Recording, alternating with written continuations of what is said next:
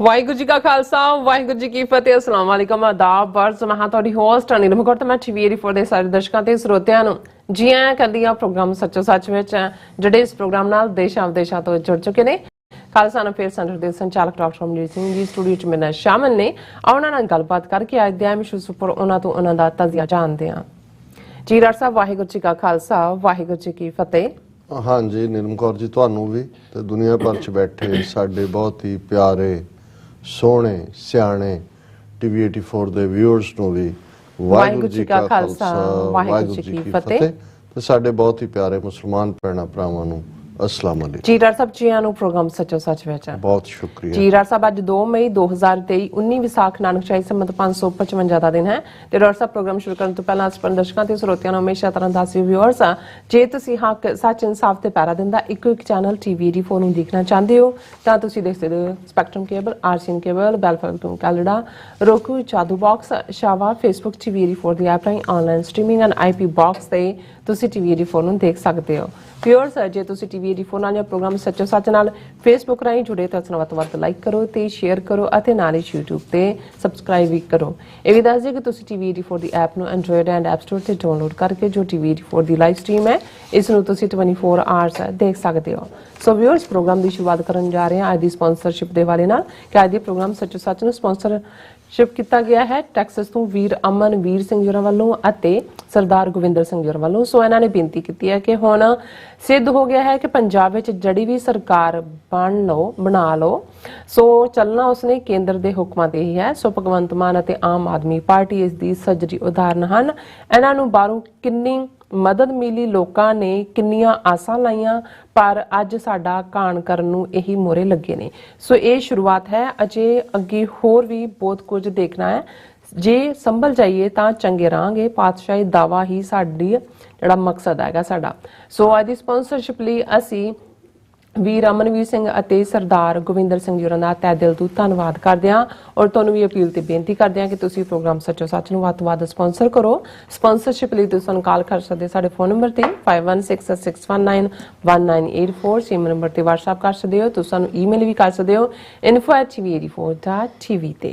ਸੋ viewers ਪਹਿਲੇ segment ਦੇ ਵਿੱਚ ਆਪਾਂ ਖਾਲਿਸਤਾਨ ਐਲਾਨਨਾਮੇ ਬਾਰੇ ਆਪਾਂ ਗੱਲਬਾਤ ਕਰਨ ਜਾ ਰਹੇ ਹਾਂ। ਇਹ ਥਰਡ ਪਾਰਟ ਹੈ। ਸੋ 29 ਅਪ੍ਰੈਲ 1986 ਉਹ ਦਿਨ ਹੈ ਜਿਸ ਦਿਨ ਸਰਬੱਤ ਖਾਲਸਾ ਵੱਲੋਂ ਥਾਪੀ 5 ਮੈਂਬਰੀ ਪੰਥਕ ਕਮੇਟੀ ਨੇ ਖਾਲਿਸਤਾਨ ਦਾ ਐਲਾਨਨਾਮਾ ਜਾਰੀ ਕਰਕੇ ਸਿੱਖਾਂ ਦਾ ਜਿਹੜਾ ਰਾਜਸੀ ਨਿਸ਼ਾਨਾ ਜਿਹੜਾ ਉਹ ਮਿੱਥਿਆ ਸੀ ਔਰ ਇਸ ਖਾਲਿਸਤਾਨ ਦੇ ਐਲਾਨਨਾਮੇ ਵਿੱਚ ਭਵਿੱਖ ਦੇ ਖਾਲਿਸਤਾਨ ਦੇ ਸਿਆਸੀ ਸਮਾਜਿਕ ਆਰਥਿਕ ਅਤੇ ਵਿਦਿਅਕ ਢਾਂਚੇ ਬਾਰੇ ਜਿਹੜੇ ਬੀਜ ਰੂਪ ਵਿੱਚ ਤੱਤ ਮੌਜੂਦ ਹਨ। ਸੋ ਇਸ ਬਾਰੇ ਆਪਾਂ ਵਿਚਾਰ ਚਰਚਾ ਕਰਨ ਜਾ ਰਹੇ ਹਾਂ। ਸੋ ਅਸੀਂ ਚਾਹਾਂਗੇ ਕਿ ਤੁਸੀਂ ਇਸੇ ਤਰ੍ਹਾਂ ਬਣੇ ਰਹਿਣਾ। ਦੇਖਣ ਸੁਣਨ ਲਈ ਤੁਹਾਡਾ ਸਭ ਦਾ ਬਹੁਤ ਬਹੁਤ ਧੰਨਵਾਦ। ਜੀ ਡਾਕਟਰ ਸਾਹਿਬ ਕੀ ਕਹਿਣਾ ਚਾਹੋਗੇ? ਦੇਖੋ ਸਭ ਤੋਂ ਪਹਿਲਾਂ ਤਾਂ ਅਸੀਂ ਉਹਨਾਂ ਆਪਣੇ ਸਾਰੇ ਹੀ ਵੀਰਾਂ ਭੈਣਾਂ ਦਾ ਸ਼ੁਕਰੀਆ ਅਦਾ ਕਰਦੇ ਹਾਂ ਜਿਨ੍ਹਾਂ ਨੇ ਸਿੱਖ ਡੇ ਪੈਰੇਡ ਜਿਸ ਨੂੰ ਟੀਵੀ 84 ਦੀ ਟੀਮ ਨੇ ਬੜੇ ਸੁਚੱਜੇ ਰੂਪ ਦੇ ਵਿੱਚ ਕਵਰ ਕੀਤਾ। ਤੁਹਾਡੀ ਐਂਕਰਿੰਗ ਦੀ ਵੀ ਬਹੁਤ ਤਾਰੀਫ ਹੋਈ। Thank you so much. ਔਰ ਬਹੁਤਿਆਂ ਨੇ ਇਹ ਕਿਹਾ ਕਿ ਵੀ ਟੀਵੀ 84 ਇਸ ਵੇਲੇ ਸਿਰਫ ਅਮਰੀਕਾ 'ਚ ਨਹੀਂ ਦੁਨੀਆ ਭਰ ਦੇ ਸਿੱਖਾਂ ਦੇ ਲਈ ਜਾਣਕਾਰੀ ਦਾ ਸਭ ਤੋਂ ਵੱਡਾ ਸਰੋਤ ਹੈ ਪੰਥਕ ਮੁੱਦਿਆਂ ਦੇ ਉੱਤੇ ਵੀ। ਔਰ ਕੱਲ੍ਹ ਦਾ ਪ੍ਰੋਗਰਾਮ ਵੀ ਜਿਹੜਾ ਫੋਕਸਡ ਸੀ ਖਾਲਸਾ ਸਾਜਨਾ ਦਿਵਸ ਔਰ ਖਾਲਿਸਤਾਨ ਡਿਕਲੇਰੇਸ਼ਨ ਡੇ ਤੇ ਇਸ ਫਾਰਮੈਟ ਨੂੰ ਵੀ ਸਾਡੇ ਵਿਊਅਰਸ ਵੱਲੋਂ ਪਸੰਦ ਕੀਤਾ ਗਿਆ ਔਰ ਉਹਨਾਂ ਦਾ ਇਹ ਸੁਝਾਅ ਵੀ ਸੀ ਕਿ ਕਦੇ-ਕਦੇ ਇਸ ਢੰਗ ਨਾਲ ਇਸ਼ੂਜ਼ ਨੂੰ ਕ੍ਰਿਟੀਕਲੀ ਵੀ ਐਗਜ਼ਾਮਿਨ ਕਰਨਾ ਚਾਹੀਦਾ। ਸੋ ਸਾਡੀ ਚਾਹਨਾ ਤਾਂ ਹਮੇਸ਼ਾ ਹੁੰਦੀ ਹੈ ਕਿ ਵੀ ਕੋਈ ਨਾ ਕੋਈ ਨਵੇਂ ਫਾਰਮੈਟ 'ਚ ਵੀ ਅਸੀਂ ਗੱਲ ਤਾਂ ਉਹੀ ਹੈ ਸਮਝਾਉਣ ਦੀ ਜਾਂ ਸਮਝਣ ਦੀ, ਲੇਕਿਨ ਅਸੀਂ ਉਹਨਾਂ ਵੀਰਾਂ ਭੈਣਾਂ ਦਾ ਵੀ ਸ਼ੁਕਰੀਆ ਅਦਾ ਕਰਦੇ ਹਾਂ ਜਿਨ੍ਹਾਂ ਨੇ ਕੱਲ੍ਹ ਦੇ ਪ੍ਰੋਗਰਾਮ ਨੂੰ ਵੀ ਜਿਹੜਾ ਉਹ ਪਸੰਦ ਕੀਤਾ ਔਰ ਉਸ ਦੇ ਲਈ ਸਾਨੂੰ ਲਿਖਿਆ। ਅੱਜ ਦੇ ਪ੍ਰੋਗਰਾਮ ਨੂੰ ਸਪਾਂਸਰ ਸਾਡੇ ਵੀਰ ਅਮਨਵੀਰ ਸਿੰਘ ਵੀਰ ਗੋਵਿੰਦਰ ਸਿੰਘ ਹੋਰਾਂ ਨੇ ਜਿਹੜੇ ਡਾਲਸ ਟੈਕਸਸ 'ਚ ਬੇਸਡ ਨੇ ਉਹਨਾਂ ਵੱਲੋਂ ਕੀਤਾ ਗਿਆ। ਔਰ ਇਹ ਵੀ ਅਸੀਂ ਦੱਸ ਦਈਏ ਕਿ ਸਾਡੇ ਟੀਵੀ 84 ਦੇ ਫਾਊਂਡਰ ਡਾਕਟਰ ਰਣਜੀਤ ਸਿੰਘ ਜਿਨ੍ਹਾਂ ਨੂੰ ਸਾਥੋਂ ਵਿਛੜੇ ਆ ਜੂਨ ਦੇ ਦੂਸਰੇ ਹਫਤੇ ਆਲਮੋਸਟ 1 ਸਾਲ ਹੋ ਜਾਣਾ, ਉਹਨਾਂ ਦੀ ਯਾਦ ਵਿੱਚ ਡਾਲਸ ਦੇ ਵਿੱਚ ਫਰਾਈਡੇ ਜਿਹੜਾ ਕਮਿੰਗ ਹੈ ਹੁਣ ਤੋਂ 2-3 ਦਿਨ ਬਾਅਦ ਅਖੰਡ ਪਾਠ ਸਾਹਿਬ ਰੱਖਿਆ ਜਾ ਰਿਹਾ ਹੈ। ਐਤਵਾਰ ਉਸ ਦਾ ਭੋਗ ਹੋਏਗਾ ਔਰ ਉਸ ਦੇ ਨਾਲ ਕਿਉਂਕਿ ਟੀਵੀ 84 ਉਹਨਾਂ ਦੀ ਲੈਗੇਸੀ ਹੈ, ਇਹਦੇ 'ਚ ਕੋਈ ਸ਼ੱਕ ਨਹੀਂ ਹੈ ਕਿ ਉਹਨਾਂ ਦੇ ਜਾਣ ਤੋਂ ਬਾਅਦ ਸਾਡੇ ਲਈ ਤਾਂ ਇਵੇਂ ਹੀ ਹੈ ਜਿਵੇਂ ਸਾਡੇ ਵਜੂਦ ਦਾ ਇੱਕ ਹਿੱਸਾ ਡਿੱਗ ਪਿਆ ਹੋਏ। ਲੇਕਿਨ ਅਸੀਂ ਜਿਸ ਸੁਪਨੇ ਨੂੰ ਲੈ ਕੇ ਕੌਮ ਦੀ ਖਿਦਮਤ ਦੇ ਇਸ ਚੈਨਲ ਨੂੰ ਲੈ ਕੇ ਜਿਹੜਾ ਖਾਸ ਤੌਰ ਤੇ ਜਾਣਕਾਰੀ ਦੇ ਲਈ ਜਿਸ ਨੇ ਇੱਕ ਆਪਣੀ ਮਹੱਤਵਪੂਰਨ ਭੂਮਿਕਾ ਨਿਭਾਈ ਹੈ ਇਹਨਾਂ 11 ਸਾਲਾਂ 'ਚ, ਇਹਦੇ 'ਚ ਡਾਕਟਰ ਸਾਹਿਬ ਦੀ ਬਹੁਤ ਵੱਡੀ ਦੇਣ ਹੈ। ਉਹਨਾਂ ਦੀ ਚਿੰਤਾ ਵੀ ਔਰ ਜਿਸ ਅੰਦਾਜ਼ 'ਚ ਦਿਨ ਰਾਤ ਜੇ ਉਹਨਾਂ ਨੂੰ ਕੋਈ ਖਾਬ ਖਿਆਲ ਸੀ ਤੇ ਇਹੀ ਸੀ ਕਿ TV 84 ਨੂੰ ਕਿਵੇਂ ਅੱਗੇ ਲੈ ਕੇ ਜਾਈਏ। ਔਰ ਸਾਡੇ ਵੀਰਾਂ ਵੱਲੋਂ ਉੱਥੇ ਇਹ ਐਫਰਟ ਵੀ ਕੀਤਾ ਜਾ ਰਿਹਾ ਕਿ TV 84 ਦੇ ਲਈ ਉਹ ਇੱਕ ਫੰਡ ਰੇਜ਼ਿੰਗ ਵੀ ਕਰਨਗੇ ਔਰ ਉਸ ਦੇ ਵਿੱਚ ਮੋਹਰੀ ਭੂਮਿਕਾ ਅਮਰਵੀਰ ਸਿੰਘ, ਵੀਰ ਗੋਵਿੰਦਰ ਸਿੰਘ ਨਿਭਾਉਂਦੇ ਨੇ ਆ ਹਮੇਸ਼ਾ। ਉਹਨਾਂ ਦਾ ਇਹ ਕਹਿਣਾ ਹੈ ਕਿ ਵੀ ਇਹ ਵੀ ਸਾਡੇ ਲਈ ਡਾਕਟਰ ਰਣਜੀਤ ਸਿੰਘ ਦੀ ਯਾਦ ਨੂੰ ਹੀ ਅੱਗੇ ਤੋਰਨਾ ਹੈ ਜੇ ਅਸੀਂ TV 84 ਨੂੰ ਹੋਰ ਵੀ ਪੁਖਤਾ ਪੈਰਾਂ ਦੇ ਉੱਤੇ ਜਾਂ ਪੁਖਤਾ ਬੁਨਿਆਦਾਂ ਦੇ ਉੱਤੇ ਖੜਾ ਕਰ ਸਕੀਏ।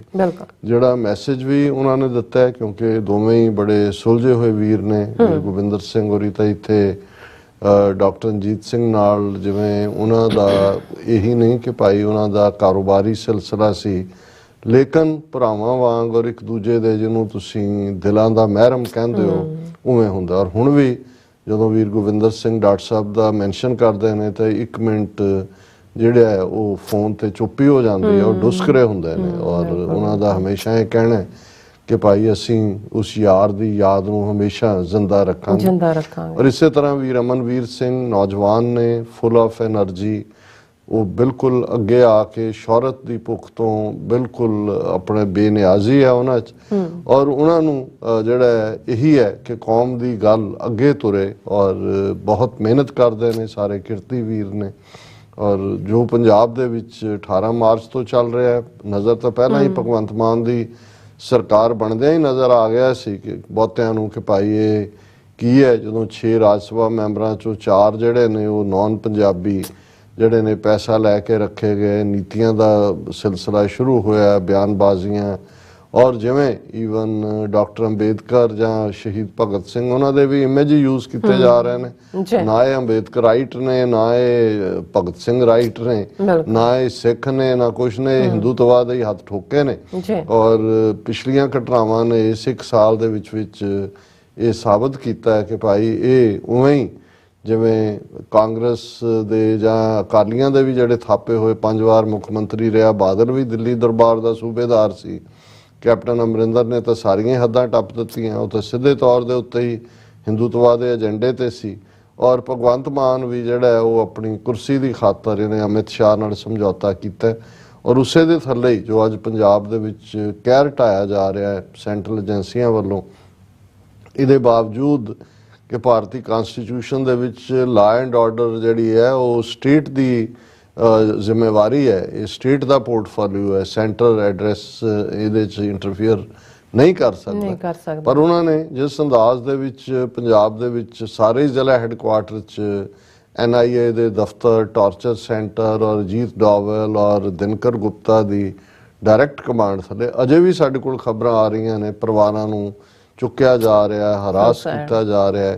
ਔਰ ਈਵਨ ਜਿਹੜੇ ਬਾਹਰ ਐਕਟਿਵ ਸੀ ਔਰ ਉਹਨਾਂ ਦਾ ਪੰਜਾਬ ਦੇ ਵਿੱਚ ਕੋਈ ਮੈਂਬਰ ਐਕਟਿਵ ਨਹੀਂ ਵੀ ਸੀ ਵਾਰਿਸ ਪੰਜਾਬ ਦੇ ਜਥੇਬੰਦੀ 'ਚ, ਉਹਨਾਂ ਘਰਾਂ ਦੇ ਵਿੱਚੋਂ ਵੀ ਬੀਬੀਆਂ ਨੂੰ ਦੂਸਰਿਆਂ ਨੂੰ ਥਾਣਿਆਂ 'ਚ ਲਿਜਾ ਕੇ ਔਰ ਫੇਸਬੁੱਕ ਰਾਹੀਂ ਦੂਸਰੇ ਇਧਰ ਜਿਹੜਾ ਉਹ ਕਮਿਊਨੀਕੇਟ ਕਰਵਾ ਕੇ ਤੁਸੀਂ ਦੇਖੋਗੇ ਕਿ ਬਹੁਤ ਸਾਰੀ ਚੁੱਪੀ ਛਾਈ ਹੋਈ ਹੈ। ਉਹਦਾ ਇੱਕ ਕਾਰਨ ਇਹ ਵੀ ਹੈ ਵੀ ਉਹਨਾਂ ਤੋਂ ਇਹ ਪ੍ਰੋਮਿਸ ਲਿਆ ਗਿਆ ਕਿ ਭਾਈ ਤੁਹਾਡੇ ਜਿਹੜੇ ਬਾਹਰ ਬੈਠੇ ਨੇ ਉਹ ਹੁਣ ਕੋਈ ਐਕਟੀਵਿਟੀ ਨਹੀਂ ਕਰਨਗੇ। ਔਰ ਇਹਦੇ 'ਚ ਕੋਈ ਸ਼ੱਕ ਨਹੀਂ ਹੈ, ਅਸੀਂ ਸਾਰੇ ਪਰਿਵਾਰਾਂ ਵਾਲੇ ਹਾਂ, ਜਦੋਂ ਬੱਚੀਆਂ ਦਾ, ਮਾਵਾਂ ਦਾ ਔਰ ਉਹ ਆਨਰ ਆਉਂਦਾ ਹੈ ਸਾਹਮਣੇ, ਫਿਰ ਵੱਡੇ ਵੱਡੇ ਜਿਹੜੇ ਨੇ ਉਹ ਡੋਲ ਜਾਂਦੇ ਨੇ। ਬਹੁਤ ਥੋੜੇ ਹੁੰਦੇ ਨੇ ਜਿਹੜੇ ਕਹਿਣ ਕਿ ਭਾਈ ਨਹੀਂ ਜੋ ਮਰਜ਼ੀ ਵਾਪਰ ਜਾਏ ਅਸੀਂ ਇਸ ਰਸਤੇ ਤੋਂ ਨਹੀਂ ਹਟਣਾ।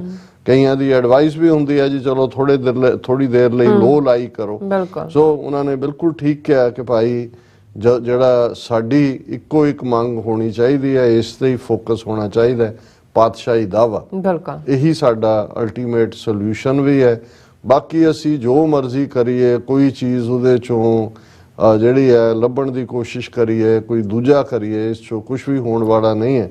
ਅਲਟੀਮੇਟ ਪੋਲੀਟੀਕਲ ਫਰੀडम ਹੀ ਸਾਡਾ ਅਲਟੀਮੇਟ ਸੋਲੂਸ਼ਨ ਹੈ। ਜੀ ਅਸੀਂ ਆਪਣੇ ਵਿਊਅਰਸ ਦੀ ਮੰਗ ਦੇ ਉੱਤੇ ਹੀ ਖਾਲਿਸਤਾਨ ਐਲਾਨਨਾਮੇ ਦੇ ਉੱਤੇ ਜਿਹੜੀ ਹੈ ਥੋੜੀ ਜਿਹੀ ਡਿਸਕਸ਼ਨ ਸ਼ੁਰੂ ਕੀਤੀ ਸੀ। ਹਾਲਾਂਕਿ ਇਸ ਵਾਰ ਜਿਵੇਂ ਅਸੀਂ ਕੱਲ ਵੀ ਮੈਂਸ਼ਨ ਕੀਤਾ ਸੀ ਕਿ ਬਹੁਤ ਵੱਡੀ ਗਿਣਤੀ 'ਚ ਖਾਲਿਸਤਾਨ ਦਾ ਐਲਾਨਨਾਮਾ ਪੰਜਾਬੀ ਔਰ ਅੰਗਰੇਜ਼ੀ 'ਚ ਬਹੁਤ ਸਾਰੀਆਂ ਥਾਵਾਂ ਤੇ ਵੰਡਿਆ ਗਿਆ, ਉਸ ਦੀ ਚਰਚਾ ਵੀ ਸ਼ੁਰੂ ਹੋਈ, ਮੀਡੀਆ ਦੇ ਵਿੱਚ ਵੀ ਆਇਆ।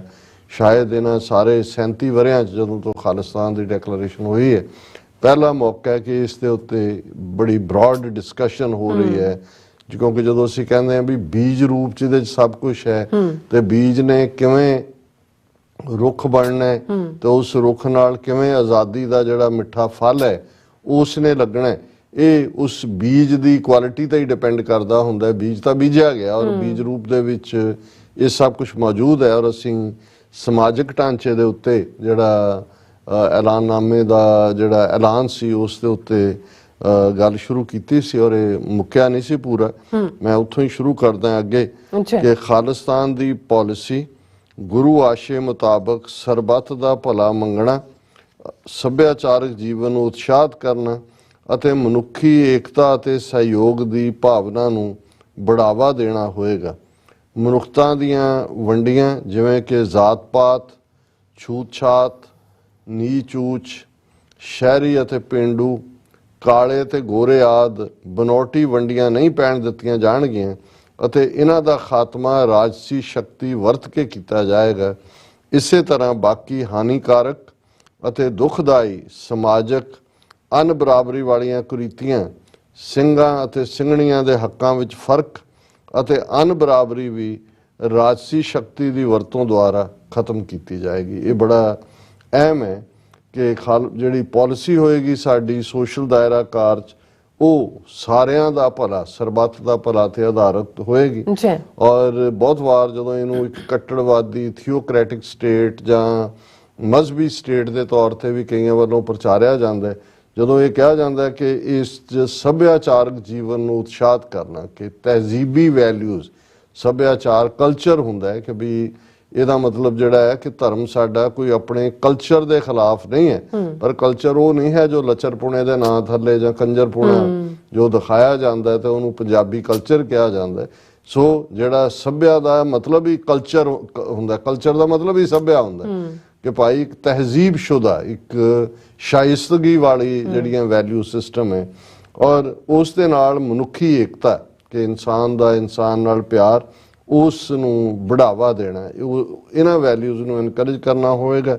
ਔਰ ਜਿਹੜੀਆਂ ਡਿਵੀਜ਼ਨਸ ਬ੍ਰਾਹਮਣਵਾਦ ਰਾਹੀਂ ਜਾਂ ਅਦਰਵਾਈਜ਼ ਇਨਸਾਨੀ ਨਫ਼ਰਤ ਰਾਹੀਂ ਇੱਕ ਦੂਸਰੇ 'ਚ ਪਾਈਆਂ ਹੋਈਆਂ ਨੇ ਉਹਨਾਂ ਨੂੰ ਖਤਮ ਕਰਨਾ, ਜਿਨ੍ਹਾਂ 'ਚ ਜ਼ਾਤ-ਪਾਤ ਦਾ ਖਾਸ ਜ਼ਿਕਰ ਹੈ। ਔਰ ਅੱਜ ਸਾਡੇ ਵੀਰ ਇੱਕ ਸਿਐਟਲ ਤੋਂ ਜਿਨ੍ਹਾਂ ਨੇ ਲਿਖਿਆ ਵੀ ਹੈ ਇਸ ਬਾਰੇ, ਉਹ ਵੀ ਅਸੀਂ ਜ਼ਿਕਰ ਕਰਾਂਗੇ ਕਿ ਭਾਈ ਇਹ ਜ਼ਾਤ-ਪਾਤ ਦਾ ਕੋਡ 5.5 ਸਦੀਆਂ 555 ਸਾਲ ਗੁਰੂ ਨਾਨਕ ਸਾਹਿਬ ਦੇ ਪ੍ਰਕਾਸ਼ਮਾਨ ਹੋਇਆ ਹੋ ਗਏ ਨੇ, ਪਰ ਅੱਜ ਵੀ ਸਾਡੇ ਸਮਾਜਿਕ ਦਾਇਰਾਕਾਰ ਦੇ ਵਿੱਚ। ਪਰ ਇੱਕ ਬੜੀ ਅਹਿਮੀਅਤ ਦੀ ਗੱਲ ਸੀ ਕਿ ਉਹ ਜ਼ਾਤ-ਪਾਤ ਹੋਏ, ਛੂਤ-ਛਾਤ ਹੋਏ, ਇਹਦਾ ਖਾਤਮਾ ਸਿਆਸੀ ਪਾਵਰ ਵਰਤ ਕੇ ਕਰਨ ਦੀ ਗੱਲ ਵੀ ਖਾਲਿਸਤਾਨ ਐਲਾਨਨਾਮੇ ਦੇ ਵਿੱਚ ਉਸ ਦਾ ਹਿੱਸਾ ਹੈ। ਇਸੇ ਤਰ੍ਹਾਂ ਸ਼ਹਿਰੀ ਤੇ ਪੇਂਡੂ, ਅਕਸਰ ਅਸੀਂ ਦੇਖਦੇ ਹਾਂ ਕਿ ਜਿਹੜੇ ਸ਼ਹਿਰੀ ਸੱਭਿਆਚਾਰ ਵਾਲੇ ਨੇ ਉਹ ਪੇਂਡੂਆਂ ਨੂੰ ਬੈਕਵਰਡ, ਪਿਛੜੇ ਹੋਏ, ਉਹਨਾਂ ਦੇ ਪਹਿਰਾਵੇ ਦੇ ਉੱਤੇ ਤੰਜ਼, ਉਹਨਾਂ ਦੀ ਬੋਲੀ ਤੇ ਤੰਜ਼ ਔਰ ਆਪਣੀ ਬਨਾਵਟੀ ਜਿਹੇ ਲਾਈਫ ਸਟਾਈਲ ਦੇ ਥੱਲੇ ਇੱਕ ਚੰਡੀਗੜ੍ਹ ਐਲੀਟ ਕਲਚਰ ਹੈ ਰਾਜਧਾਨੀਆਂ ਦਾ, ਉਹ